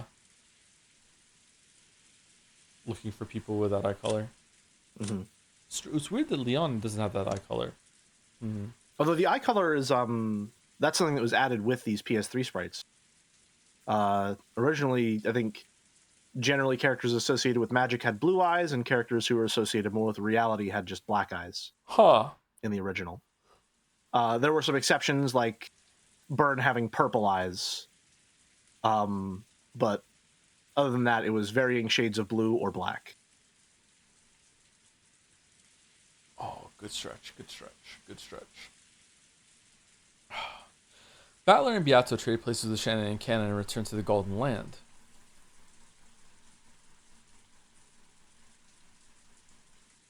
Gentle rain poured down over the Golden Land's rose garden. The weather here reflected the hearts of those inside it. The quietly falling raindrops spoke for the pain felt by those who could do nothing but hide here, waiting for the enemy's final assault. When they returned to the arbor, that piece of Konpito flew out of the Battler's pocket. Konpeko. Jumped onto the table and returned to its original form. I haven't had a thrill like this for years. Hard to believe I'd find myself in such a tense situation, even after becoming a witch. Let's get down to business. Where the heck are Angie and Berncastel? They're in the City of Books. I've heard of it. They say it's a place where great witches, travelers of the sea, store countless fragments in the form of books. You mean the great witch of theater-going, drama, and spectating the noble city of carefully selected books, yes? Of course he would say that. The great lady Aurora is the ruler of the City of Books. Indeed, that would be a fitting place for those two to go. Nice going, Lady Lambda Delta. I can't believe you could pick out that spot so quickly from all the other possible hiding places. Actually, it was pretty easy. I didn't even have to search, since they're advertising it as loud as they can. They're planning a huge party to celebrate the announcement of a great secret. The secret to the catbox of the great Lady Beatrice, the Endless Witch. I see. They haven't been delaying their attacks because they await They haven't been delaying their attacks because they await reinforcements, but because the party has not yet begun. So in this party, they plan to use Angie's key and reveal the contents of the Book of the Single Truth. You've got it. Aurora hasn't held an event like this for ages, and she's gathering VIP guests from all over the place. The Book of the Single Truth will probably be the party's final showpiece. That means we still have a shot at taking Angie and the key back. Time-wise, that may be true. However, Shikashi, there's a really simple and obvious problem. What? The City of Books is a sacred realm under the supervision of the Senate. It's protected by a holy barrier. Only a witch of the Senate can enter it. Have they invited any non-senators to the party? Fucking crap. They have. It looks like they're being given special invitations, which allow them to enter the sacred realm for a limited time. Okay, what are we gonna do now? A heist to get one of the invitations so we can get it? Let's go! What? Woo! Umi 11. Invitations. My. Now this could be interesting. That's what I thought. However, Shikashi, there's a strict policy on punctuality, so these invitations automatically become useless unless you present them before the party begins. And I'm afraid to say that the party started a short while ago. In other words, Su Mari.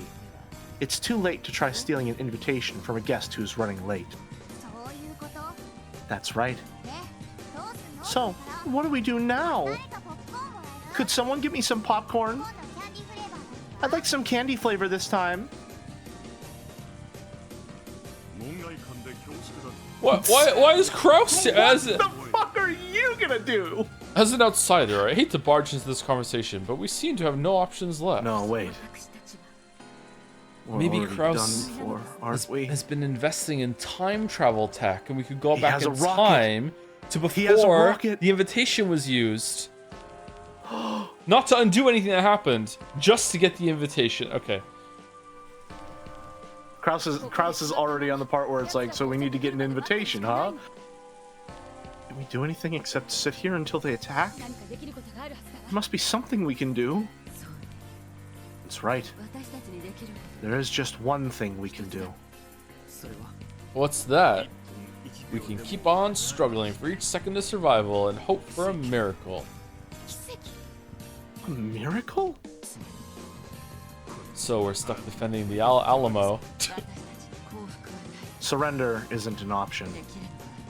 We can only hold out for as long as we can, waiting for a miracle. This might be the last one, so I'm gonna... Say it with me, chat. Uryu. Ooh. What kind of miracle? D20 failed. There's a chance, maybe 1 in a million, that Angie will change her mind for some reason and come back. Huh. With a probability such as that, it truly would be a miracle. We are here to await Angie-san's return. Yes. This right here is the only place Angie-san can call home. So we must defend it to the last minute, waiting for her to come back. Awaiting the return of one's master is a servant's duty. Now that we are here, I, Goda, am prepared for whatever may come. Battler Sama, all of us are prepared. We of the Chiester Sisters Imperial Guard will fulfill our oath and remain by the great Lady Beatrice's side until the bitter end. 45 here, no problems. I will fight until the end. Finally, a fitting place to die, yeah? No problems from 410, yeah? The 7 Sisters of Purgatory will stay with Beatrice-sama and Battler-sama until it's all over. I wonder what happens next version 33. The 6 younger sisters also showed the resolve with their eyes. Eisern Jungfrau will serve until the end. The former SSVDs got your back too. And I ask that you lend us your power as well. I'm getting chills again. Fuck it. They're deserved this time. You know what? Fuck it. They're deserved this time. Me? No way! Didn't I just give you some excellent intel? I think I've done more than my fair share, don't you? How do you know that Angie-chan is in the City of Books? I saw her with my own eyes, of course. I never trust anything unless I see it for myself. Which means you're qualified to enter the sacred realm called the City of Books, right? Indeed. The great Lady Lambda Delta is a witch of the Senate, after all. Lambda Delta. What's with you guys? You aren't going to tell me to do more work, are you? My, what an unexpected development! Lady Lambda Delta is the only one who can enter the City of Books. Could that possibly mean that this is Lady Lambda Delta's time to shine? Enough kidding around! Are you people crazy? You're telling me to go all by myself and sneak into there one more time and then bring Angie back out here? Yes. The several dozen people surrounding Lambda Delta all nodded in unison. How stupid can you be? If I save Angie, I'll be crashing the Great Aurora's party, get it? I'd have a whole world as my enemy. And what's in it for me? Nothing, obviously. There's nothing you could possibly offer me that'd be worth getting on the bad side of Aurora and her monster friends. You'll get to see a happy ending, where Aurora and Berncastell's schemes are crushed. Angie comes back, and everyone makes peace with one another. What do you say, Lady Lambda Delta?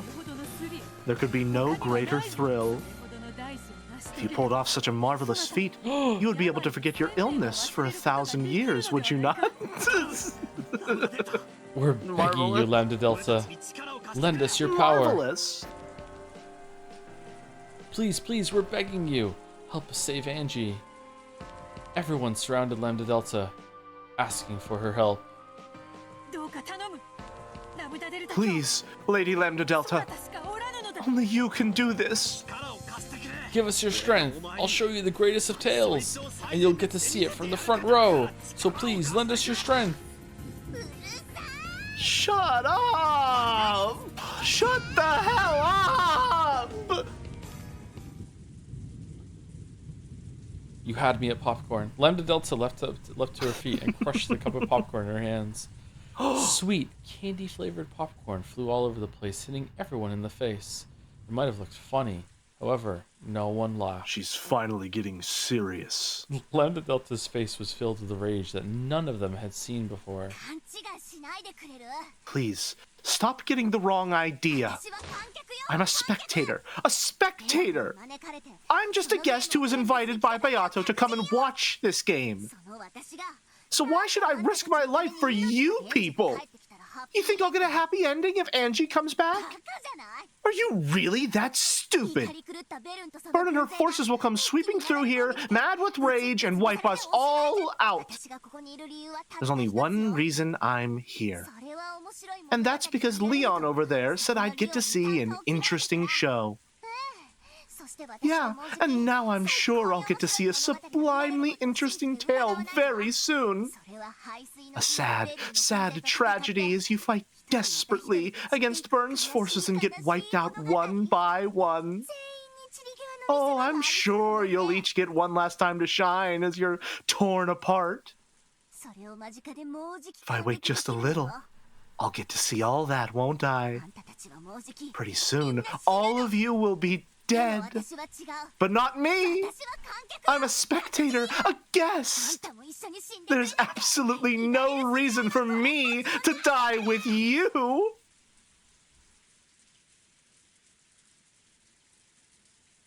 Fuck it.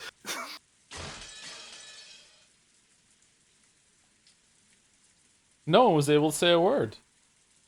In the still silence, where there was no sound except that of the rain, even Lambda Delta finally hung her head in dismay. I'm sorry. I'm totally lame, aren't I? Sure, if I stood up right now and said, leave it to me, my popularity would surge and I'd probably make it into the top 3 in the next character ranking contest. Still, unlike the rest of you, I'm not a character who appears in the story. I can't die. It's like it's midnight. You're telling me that the climax of the show is coming up next. Tomorrow's Monday, and I've got early cleaning duty at school. We live in completely different worlds. And so... Battler, quick, challenge her to a closed room duel to make her do it, because apparently that's something we do now. Lambda Delta staggered through as though dizzy, then plopped down into a chair. Then she became expressionless like a doll, just staring at a single point in space silently. Sorry. Battler softly apologized. However, Lambda Delta remained expressionless. It's not fair for us to force you to risk something on your own. Not when we haven't yet exhausted all our options.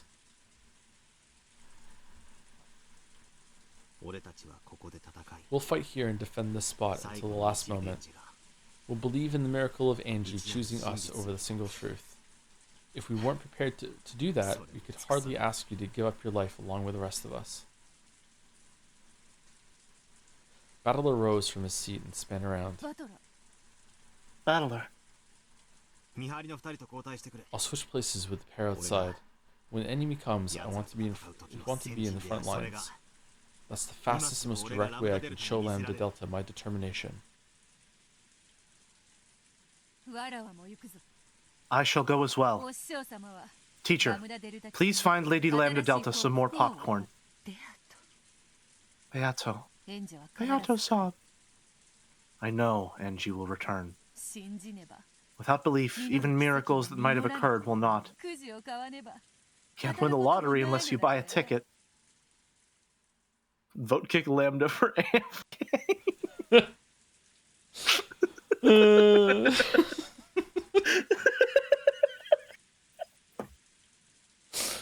Beato also stood up and followed Battler.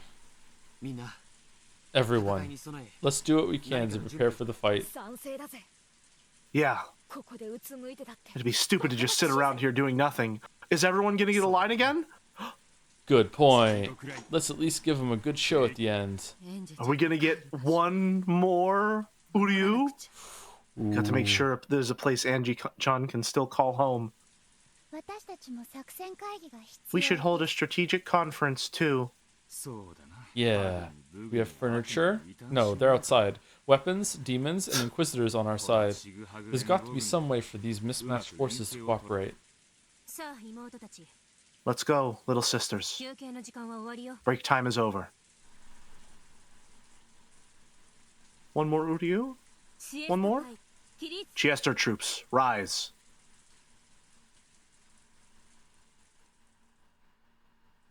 The humans and illusions all rose to their feet and left the arbor. Afterwards, only Lambda Delta remains, still staring blankly at a point in empty space.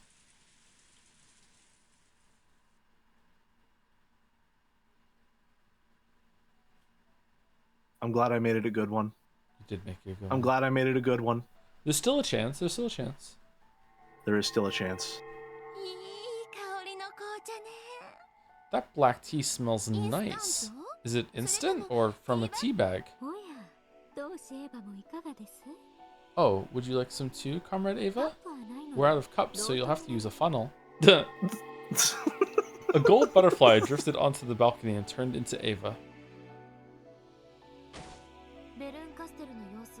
How's Berncastel doing? Will it be a while longer before she breaks the seal on the Book of the Single Truth? That's what I came to talk about. She says the seal has been broken. Congratulations, so the time has finally come. The period to mark the end of your life. Take the key and go to Lady Berncastel. One of her cat familiars will guide you. 2 emerald sparkles flew in. They were the green, glinting eyes of a black cat. The cat flicked its tail elegantly with the dignity of a high-class attendant. Got it. Then I'll be back in a bit. Angie rose from her seat. She did it casually, as though she really was just heading out for a short trip. However, her lips would probably never touch her half-finished cup of tea again. We weren't together long, but I enjoyed it. Getting to learn what disgust for your own kind is like was an enlightening experience. Same here. Next time we meet, you'll have to teach me the trick to making this tea so terrible. Are you happy? Now you'll finally get to learn the secret I've been hiding from you these past 12 years. I'm happy. Yeah, now I can understand how Erica feels. It's like I'm taking a shot back at you, exposing the secret that you kept until your death. And is it a good feeling? Well, it's better than nothing. Angie nodded towards the black cat to let it know that she was ready.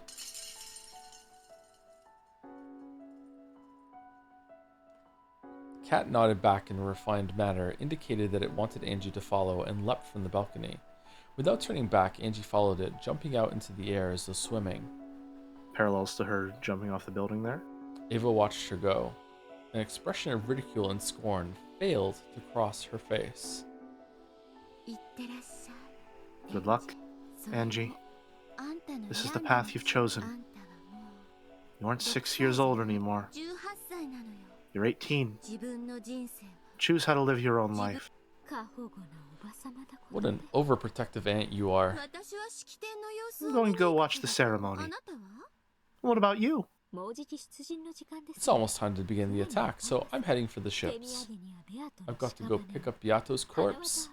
Everyone at the party can have her guts, but I get to keep her skin, so let's stuff and mount it. So, even Rakenjima's tale, which was wrapped in the veil of mysteries, is about to meet its end. Which means it's also the end for you. I mean, you are a piece from there, right? A piece is all I am. The role of a piece is to remain faithful to its role until the game ends. It's not a piece's place to worry about what happens after the game is over. True. And it's the same for me. Let's both enjoy this time while we have it. Well then, allow me to take my leave. Later. Good luck with your work.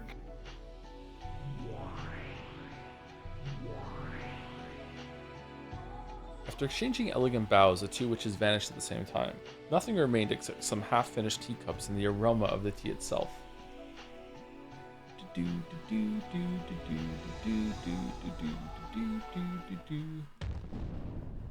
surprised it's still going. Oh, whoa. Oh. One after another, luxury cars stopped in front of a high-class hotel in the city, and guests began to step out of them. Rare, Professor Utsuki! Oh, what a surprise! I haven't seen you since the last convention. All of the guests gathered here were very rich and cultured. A single hobby tied all of them together. They were witch hunters. Like-minded people who enjoyed exploring various interpretations of the Rakenjima mystery. Do you want to take these ones? Yeah. Still, I wonder if it's really true. To think that the diary of Ushinomiya Eva's actually exists. True, I've heard the rumors myself. This is that legendary secret diary which Ushinomiya Eva hid away just before her death. It is said that she recorded the details of Rekenjima's truth in there, just like that fable of the king with the donkey's ears. Humans are tragic creatures, incapable of keeping truly silent regarding secrets only they could know.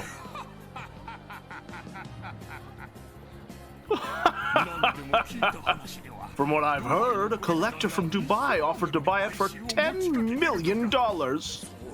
Maybe it's just like a really elaborate forgery, another forgery. Incredible, more evidence of the fascination that the Rekenjima mystery is capable of stirring. Conversations like this were breaking out passionately all over the place. Furthermore, it wasn't just guests who were allowed to enter. The press was also there in force. The Rekenjima mystery was such a large movement that it became a social phenomenon at one point. Though it had died down slightly in recent years, it was still a topic fiercely debated across the internet. It was hardly any surprise that the discovery and imminent release of the Ushinomiya Eva's diary, which contained the truth of that mystery, had caused an uproar. And on top of all that, the mysterious forger oh my god, was to appear publicly for the first time. In fact, it seemed that Ito Kokoro and Hachijo Toya, the up-and-coming mystery novelist, were the same person. Of course, this meant that Hachijo Toya would also be appearing in public for the first time. Though she was thought to be a male author, the fact that she was actually a mysterious woman author alone was enough to cause a stir. Huh. Before the diary unveiling party, a press conference was held in one of the rooms of the hotel. Indeed. I am Hachijo Toya. Madam Hachijo, we know that in your previous book signings you were so determined not to show yourself that you even used a body double. So what has caused you to change your mind and appear before us this time? The legend of the Rekenjima witch has given birth to endless tales. Considering the weight of such a legend's demise, and being the mere writer that I am, I felt obligated to show myself as a sign of respect. As a forger, you announced on the web that you had reached the truth. Does that mean you've already read the contents of that diary? And very soon, those contents will be revealed to everyone. Pardon me for asking, but is there any guarantee that the contents of this diary are the truth? One might view it as nothing more than a personal account from a single deceased person. Not at all. I guarantee it. The truth is recorded in this diary. Huh. A stir passed through the crowd, and the room was suddenly filled with camera flashes. So she's god of reality. Interesting. I mean, she is Ryukishi. This ends Madam Hachijo's interview. Allow us to express our deep gratitude towards all members of the press for coming on this day. And now, we would like to move on and allow you to take photos of Madam Ushinomiya Eva's diary. A hotel worker pushed forward a cart covered by a veil. Then, after looking to Hachijo for approval, he removed the veil. There lay Ushinomiya Eva's diary. The book of the single truth sat there, waiting for its seal to be released. Hachijo held it to her chest and laughed enigmatically. Camera flashes came from everywhere, making the book of the single truth glint. And that is all for now. If you would all please move to the assembly hall. Still holding the diary, Hachijo left the press conference room, escorted by men from the hotel, until she went through a door that said, "Authorized personnel only." The journalists continued to surround her and ask questions, hoping to gather just one more comment.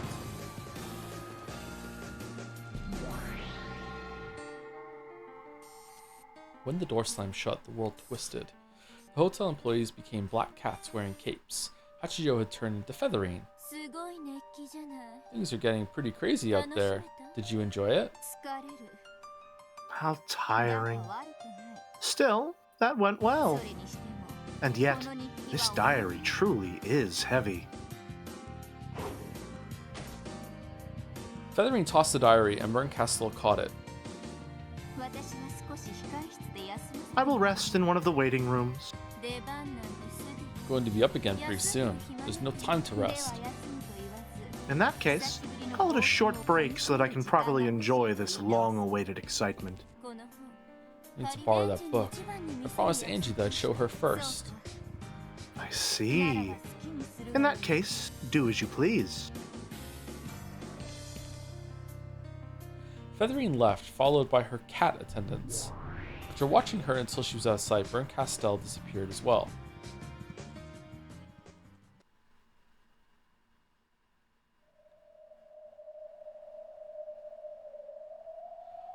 A lot of switches in this chapter. A lot of them, yeah. I'm surprised we're still going. I think this is probably the last scene, though. Probably, yeah. Like Erica's room, Berncastel's was a balcony without a handrail dug out of a bookshelf cliff. Angie had been kept waiting for some time, but she had waited patiently, looking down at the world below her. I'm late, aren't I? Sorry about that.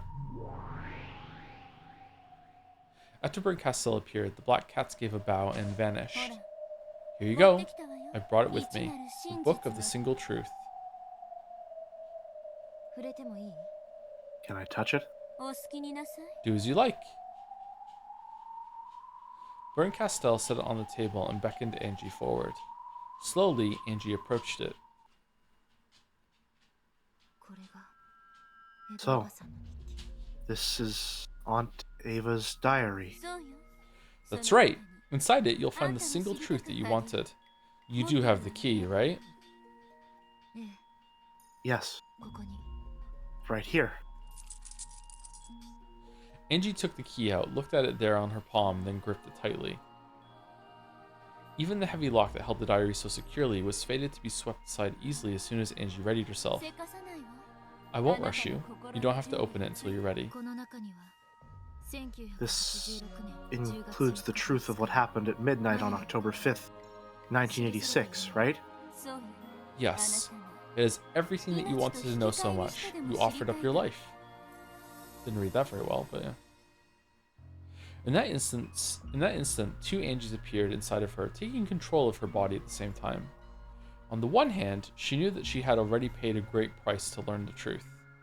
This part of her gripped the key, wanting to avoid a second of hesitation that might lead her to refuse to learn the truth now, at the final moment with the Book of the Single Truth right before her.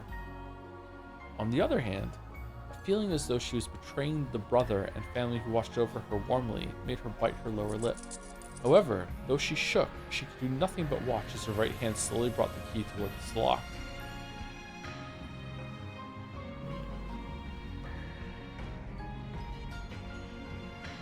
What am I hesitating for? Inside this diary is the final destination of my sad, painful 12-year-long journey. Wasn't 12 years enough? Do I want to keep living that way? That brother is an illusion created by my heart, my naive hope that a miracle might still occur.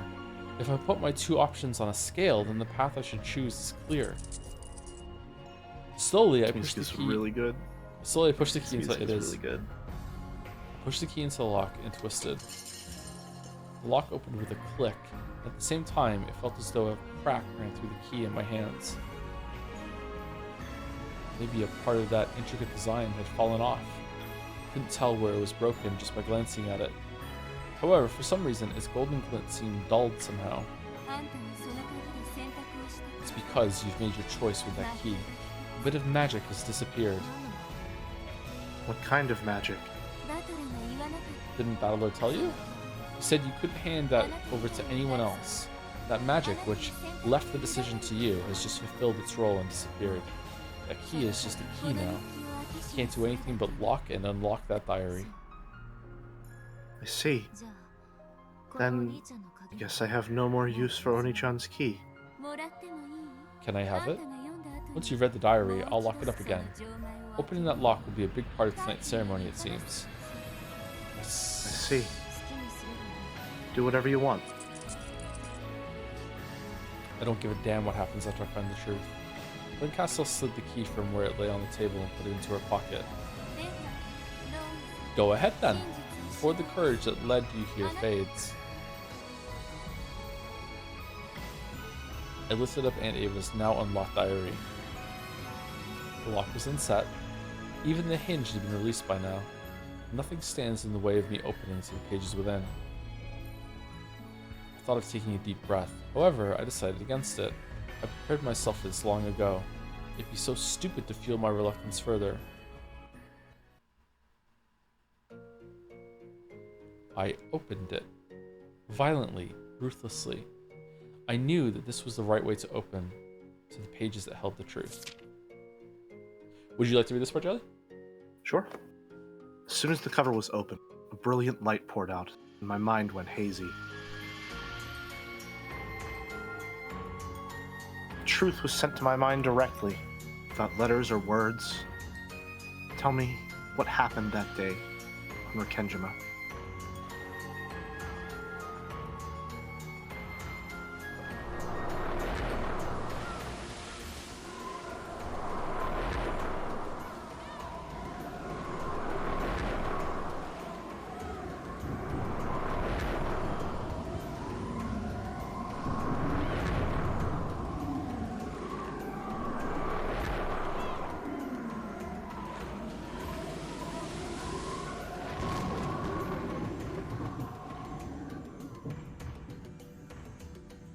My consciousness returned gradually. Nothing was written in the open book before me. Of course, this was my own blank and empty notebook.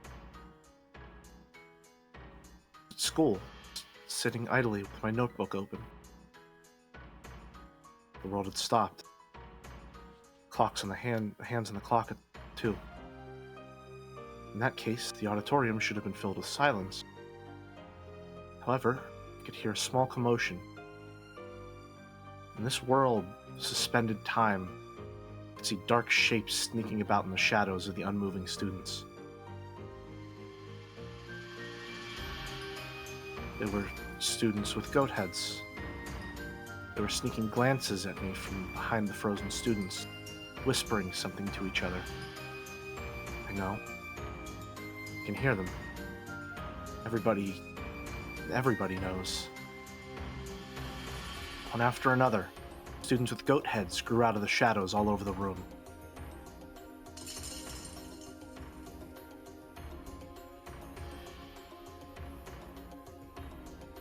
I slipped around all the students, stopped in time, and gathered around me.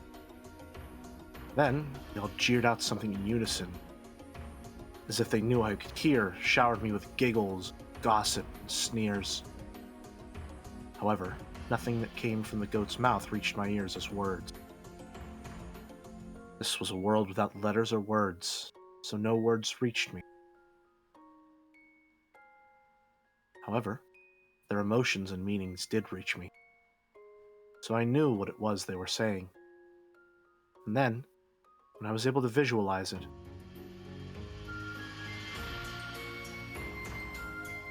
one after another, the goats opened their massive jaws, showing their fangs that dripped with saliva, and came forward to bite me. Time was stopped. I was aware, could not move. It wasn't literally true. However, pretending that I couldn't hear, I couldn't move. Goats bit me all over my body, leaving their fang marks, licking me. Maybe they didn't like the taste of my clothes. Taking advantage of the fact that I couldn't move, chewed through my clothes one by one. Over and over again, the goats stuck their tongues, their jaws, their fangs into my naked body. I was covered with drool and bitten all over. Bright red teeth marks were left behind as fangs pierced my skin, leaving trails of blood. They licked up that blood like real goats, hurting and humiliating me. As I hung my head, one of the goats pulled on my hair, forcing me to look up and spoke. They didn't say it with concepts, but with words that I could hear. However, they weren't words of the human world. They were a witch's words.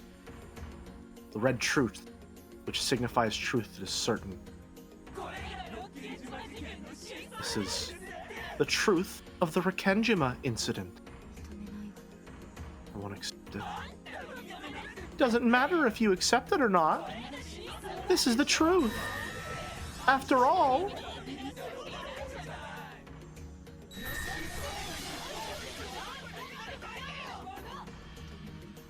I won't accept it. I won't. I won't accept the truth like that. Like that. Whether you accept it or not, that doesn't change the truth. After all, this is the single truth, proven in red. Giggle, giggle.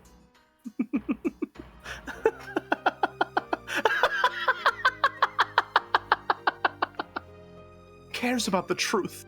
So stupid, so pointless. I'm the one who gets to decide if it's the truth or not, right? Even if it's red, I won't acknowledge it, won't forgive it, definitely won't accept it. The red truth is absolute? Who for? It's absolute for you guys, right? Not for me. I won't let you contaminate my truth with yours. Angie, calm down. You're the one who wants to know, right? My truth is that Aunt Ava's the culprit. Aunt Ava killed everyone. Everything's her fault. Dad and Mom and Oni-chan and all the others are just victims. It's no one's fault. No one's fault. Of course it isn't. Of course it isn't.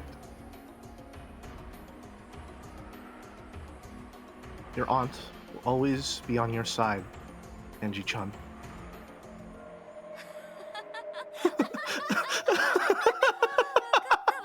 Yeah, I get it now. I know what you mean. That's right, Aunt Ava. You're the culprit. You're the culprit. It's the world that's messed up and broken for not realizing that. I'm the right one. I'll deny the red truth, deny the whole world. I see. In that case, try writing a red truth only you can write. But how is it possible for a human to write with red truth? It's possible! There's a red ink that only humans can write with. Angie-san, please calm down. I'm the right one. The world's wrong. I'll write it. I'll record the truth. The real red truth.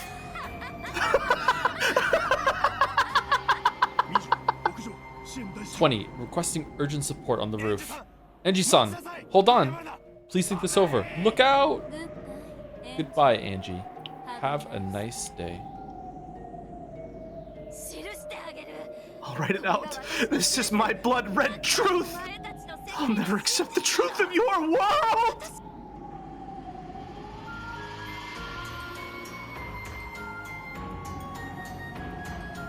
Angie's body went past the edge of the balcony. The air, which she had once been able to swim through, is now completely merciless for some reason. Angie's body plunged straight into the darkness below.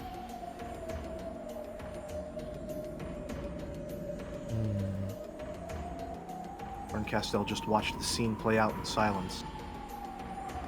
Behind her, men in black suits rushed up to the fence, clutching it, screaming. 20. Angie-san jumped off. Damn, I can't see her from here. Quickly, investigate the ground area. It's no use, there's no way. Maybe she was caught by that safety net. Let's make sure. What fools. If you jumped straight down from this height, do you really think such a flimsy safety net could possibly save you?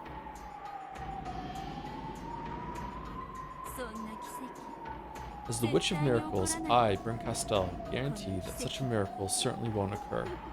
Giggle, giggle, giggle.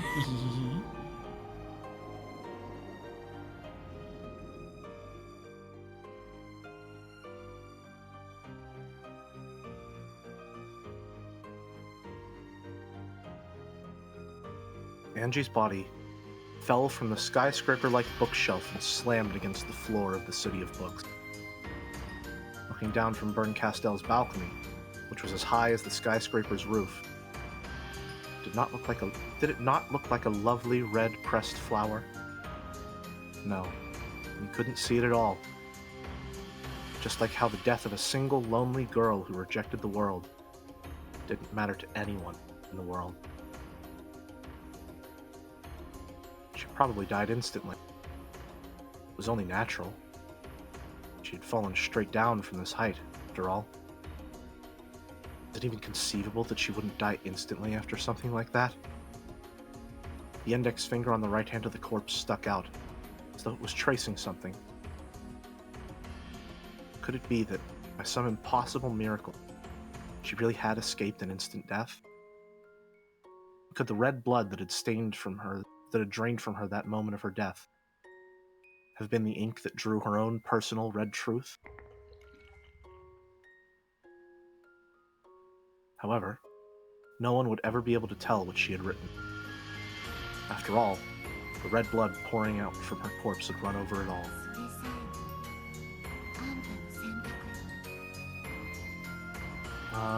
I think it's Ava. Even this was one of your choices. Angie. Ava was looking down at the beautiful flower of blood radiating from Angie's corpse. I tried to keep you alive.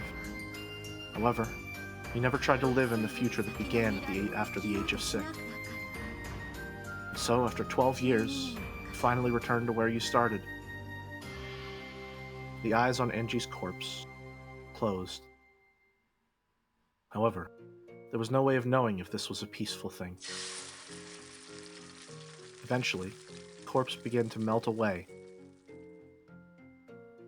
At the end, become a messy lump of human flesh, with only a few parts recognizable as human. It's hardly surprising. How else would she look after falling from that height and slamming against the asphalt? Managed to die. However, this doesn't mean that everyone will be waiting for you in heaven. After all, you reached this place by rejecting all of those in heaven. See you in hell. No, that's probably where we are right now. So long, Angie.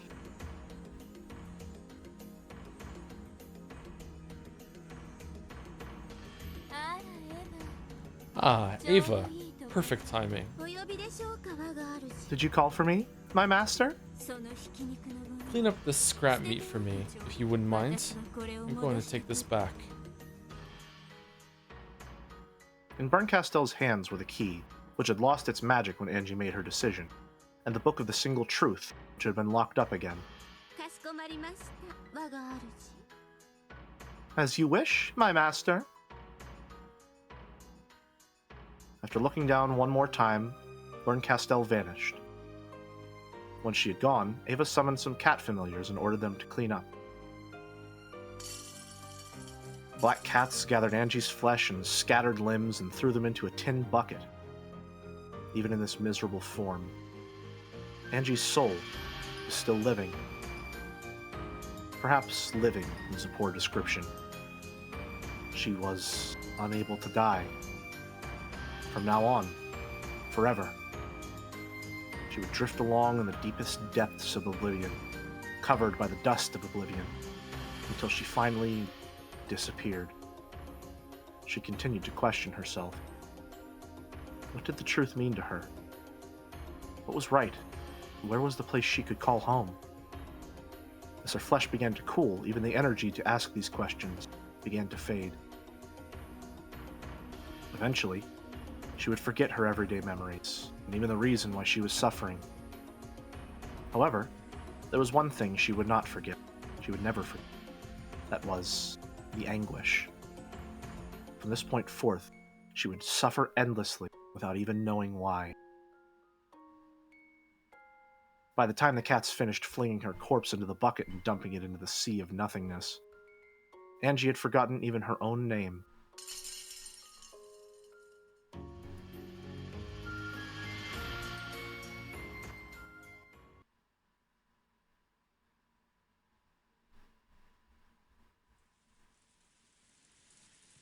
Holy shit, man.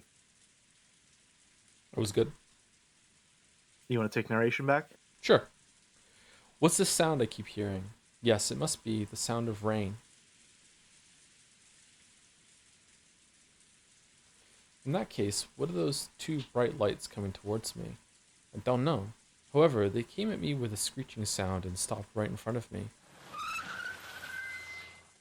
A blaring noise came at me over and over. Whatever's shining those bright lights is threatening me. It's probably telling me to get out of the way. However, I was incapable of moving even a finger. There was a sound and a car door opened. Car? Door? Apparently I was lying on asphalt under the pouring rain. She lived? Oh, that got me. It got me. Oh, that hit me really, really suddenly. Damn. I'm really surprised it shared the book.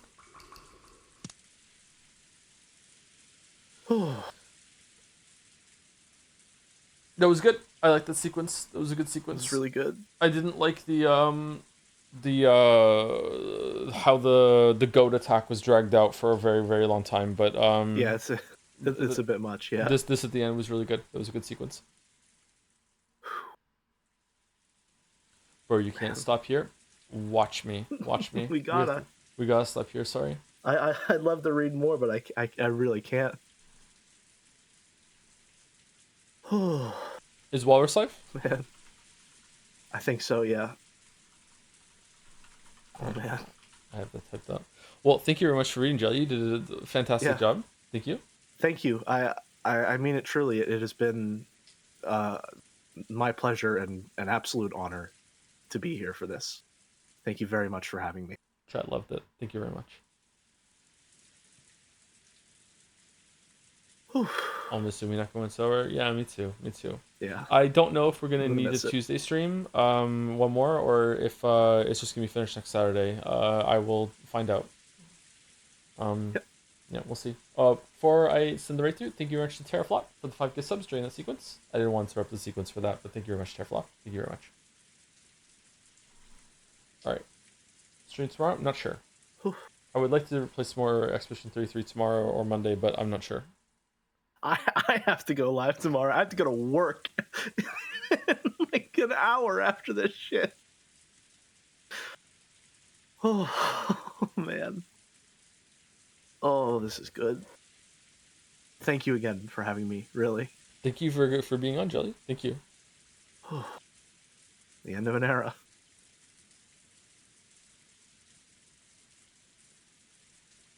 Have fun making small talk. Stand in the corner. They don't know about Angie. Jelly, no, don't cry. A bit late, but it is subdued. Anyway. Thank you, everyone, for watching. Be kind to Walrus. I'll send it through. And yeah, thank you again, Jelly. Have a weekend, everybody. Thank you, Joe. Have a good one. See ya. And good night to anyone that didn't go to the raid. See you next time. Or Tuesday or Saturday for your Umineko, I'm not sure. Or next Expedition 33 stream. Thank you very much. See you in hell, perhaps? Ooh. Damn.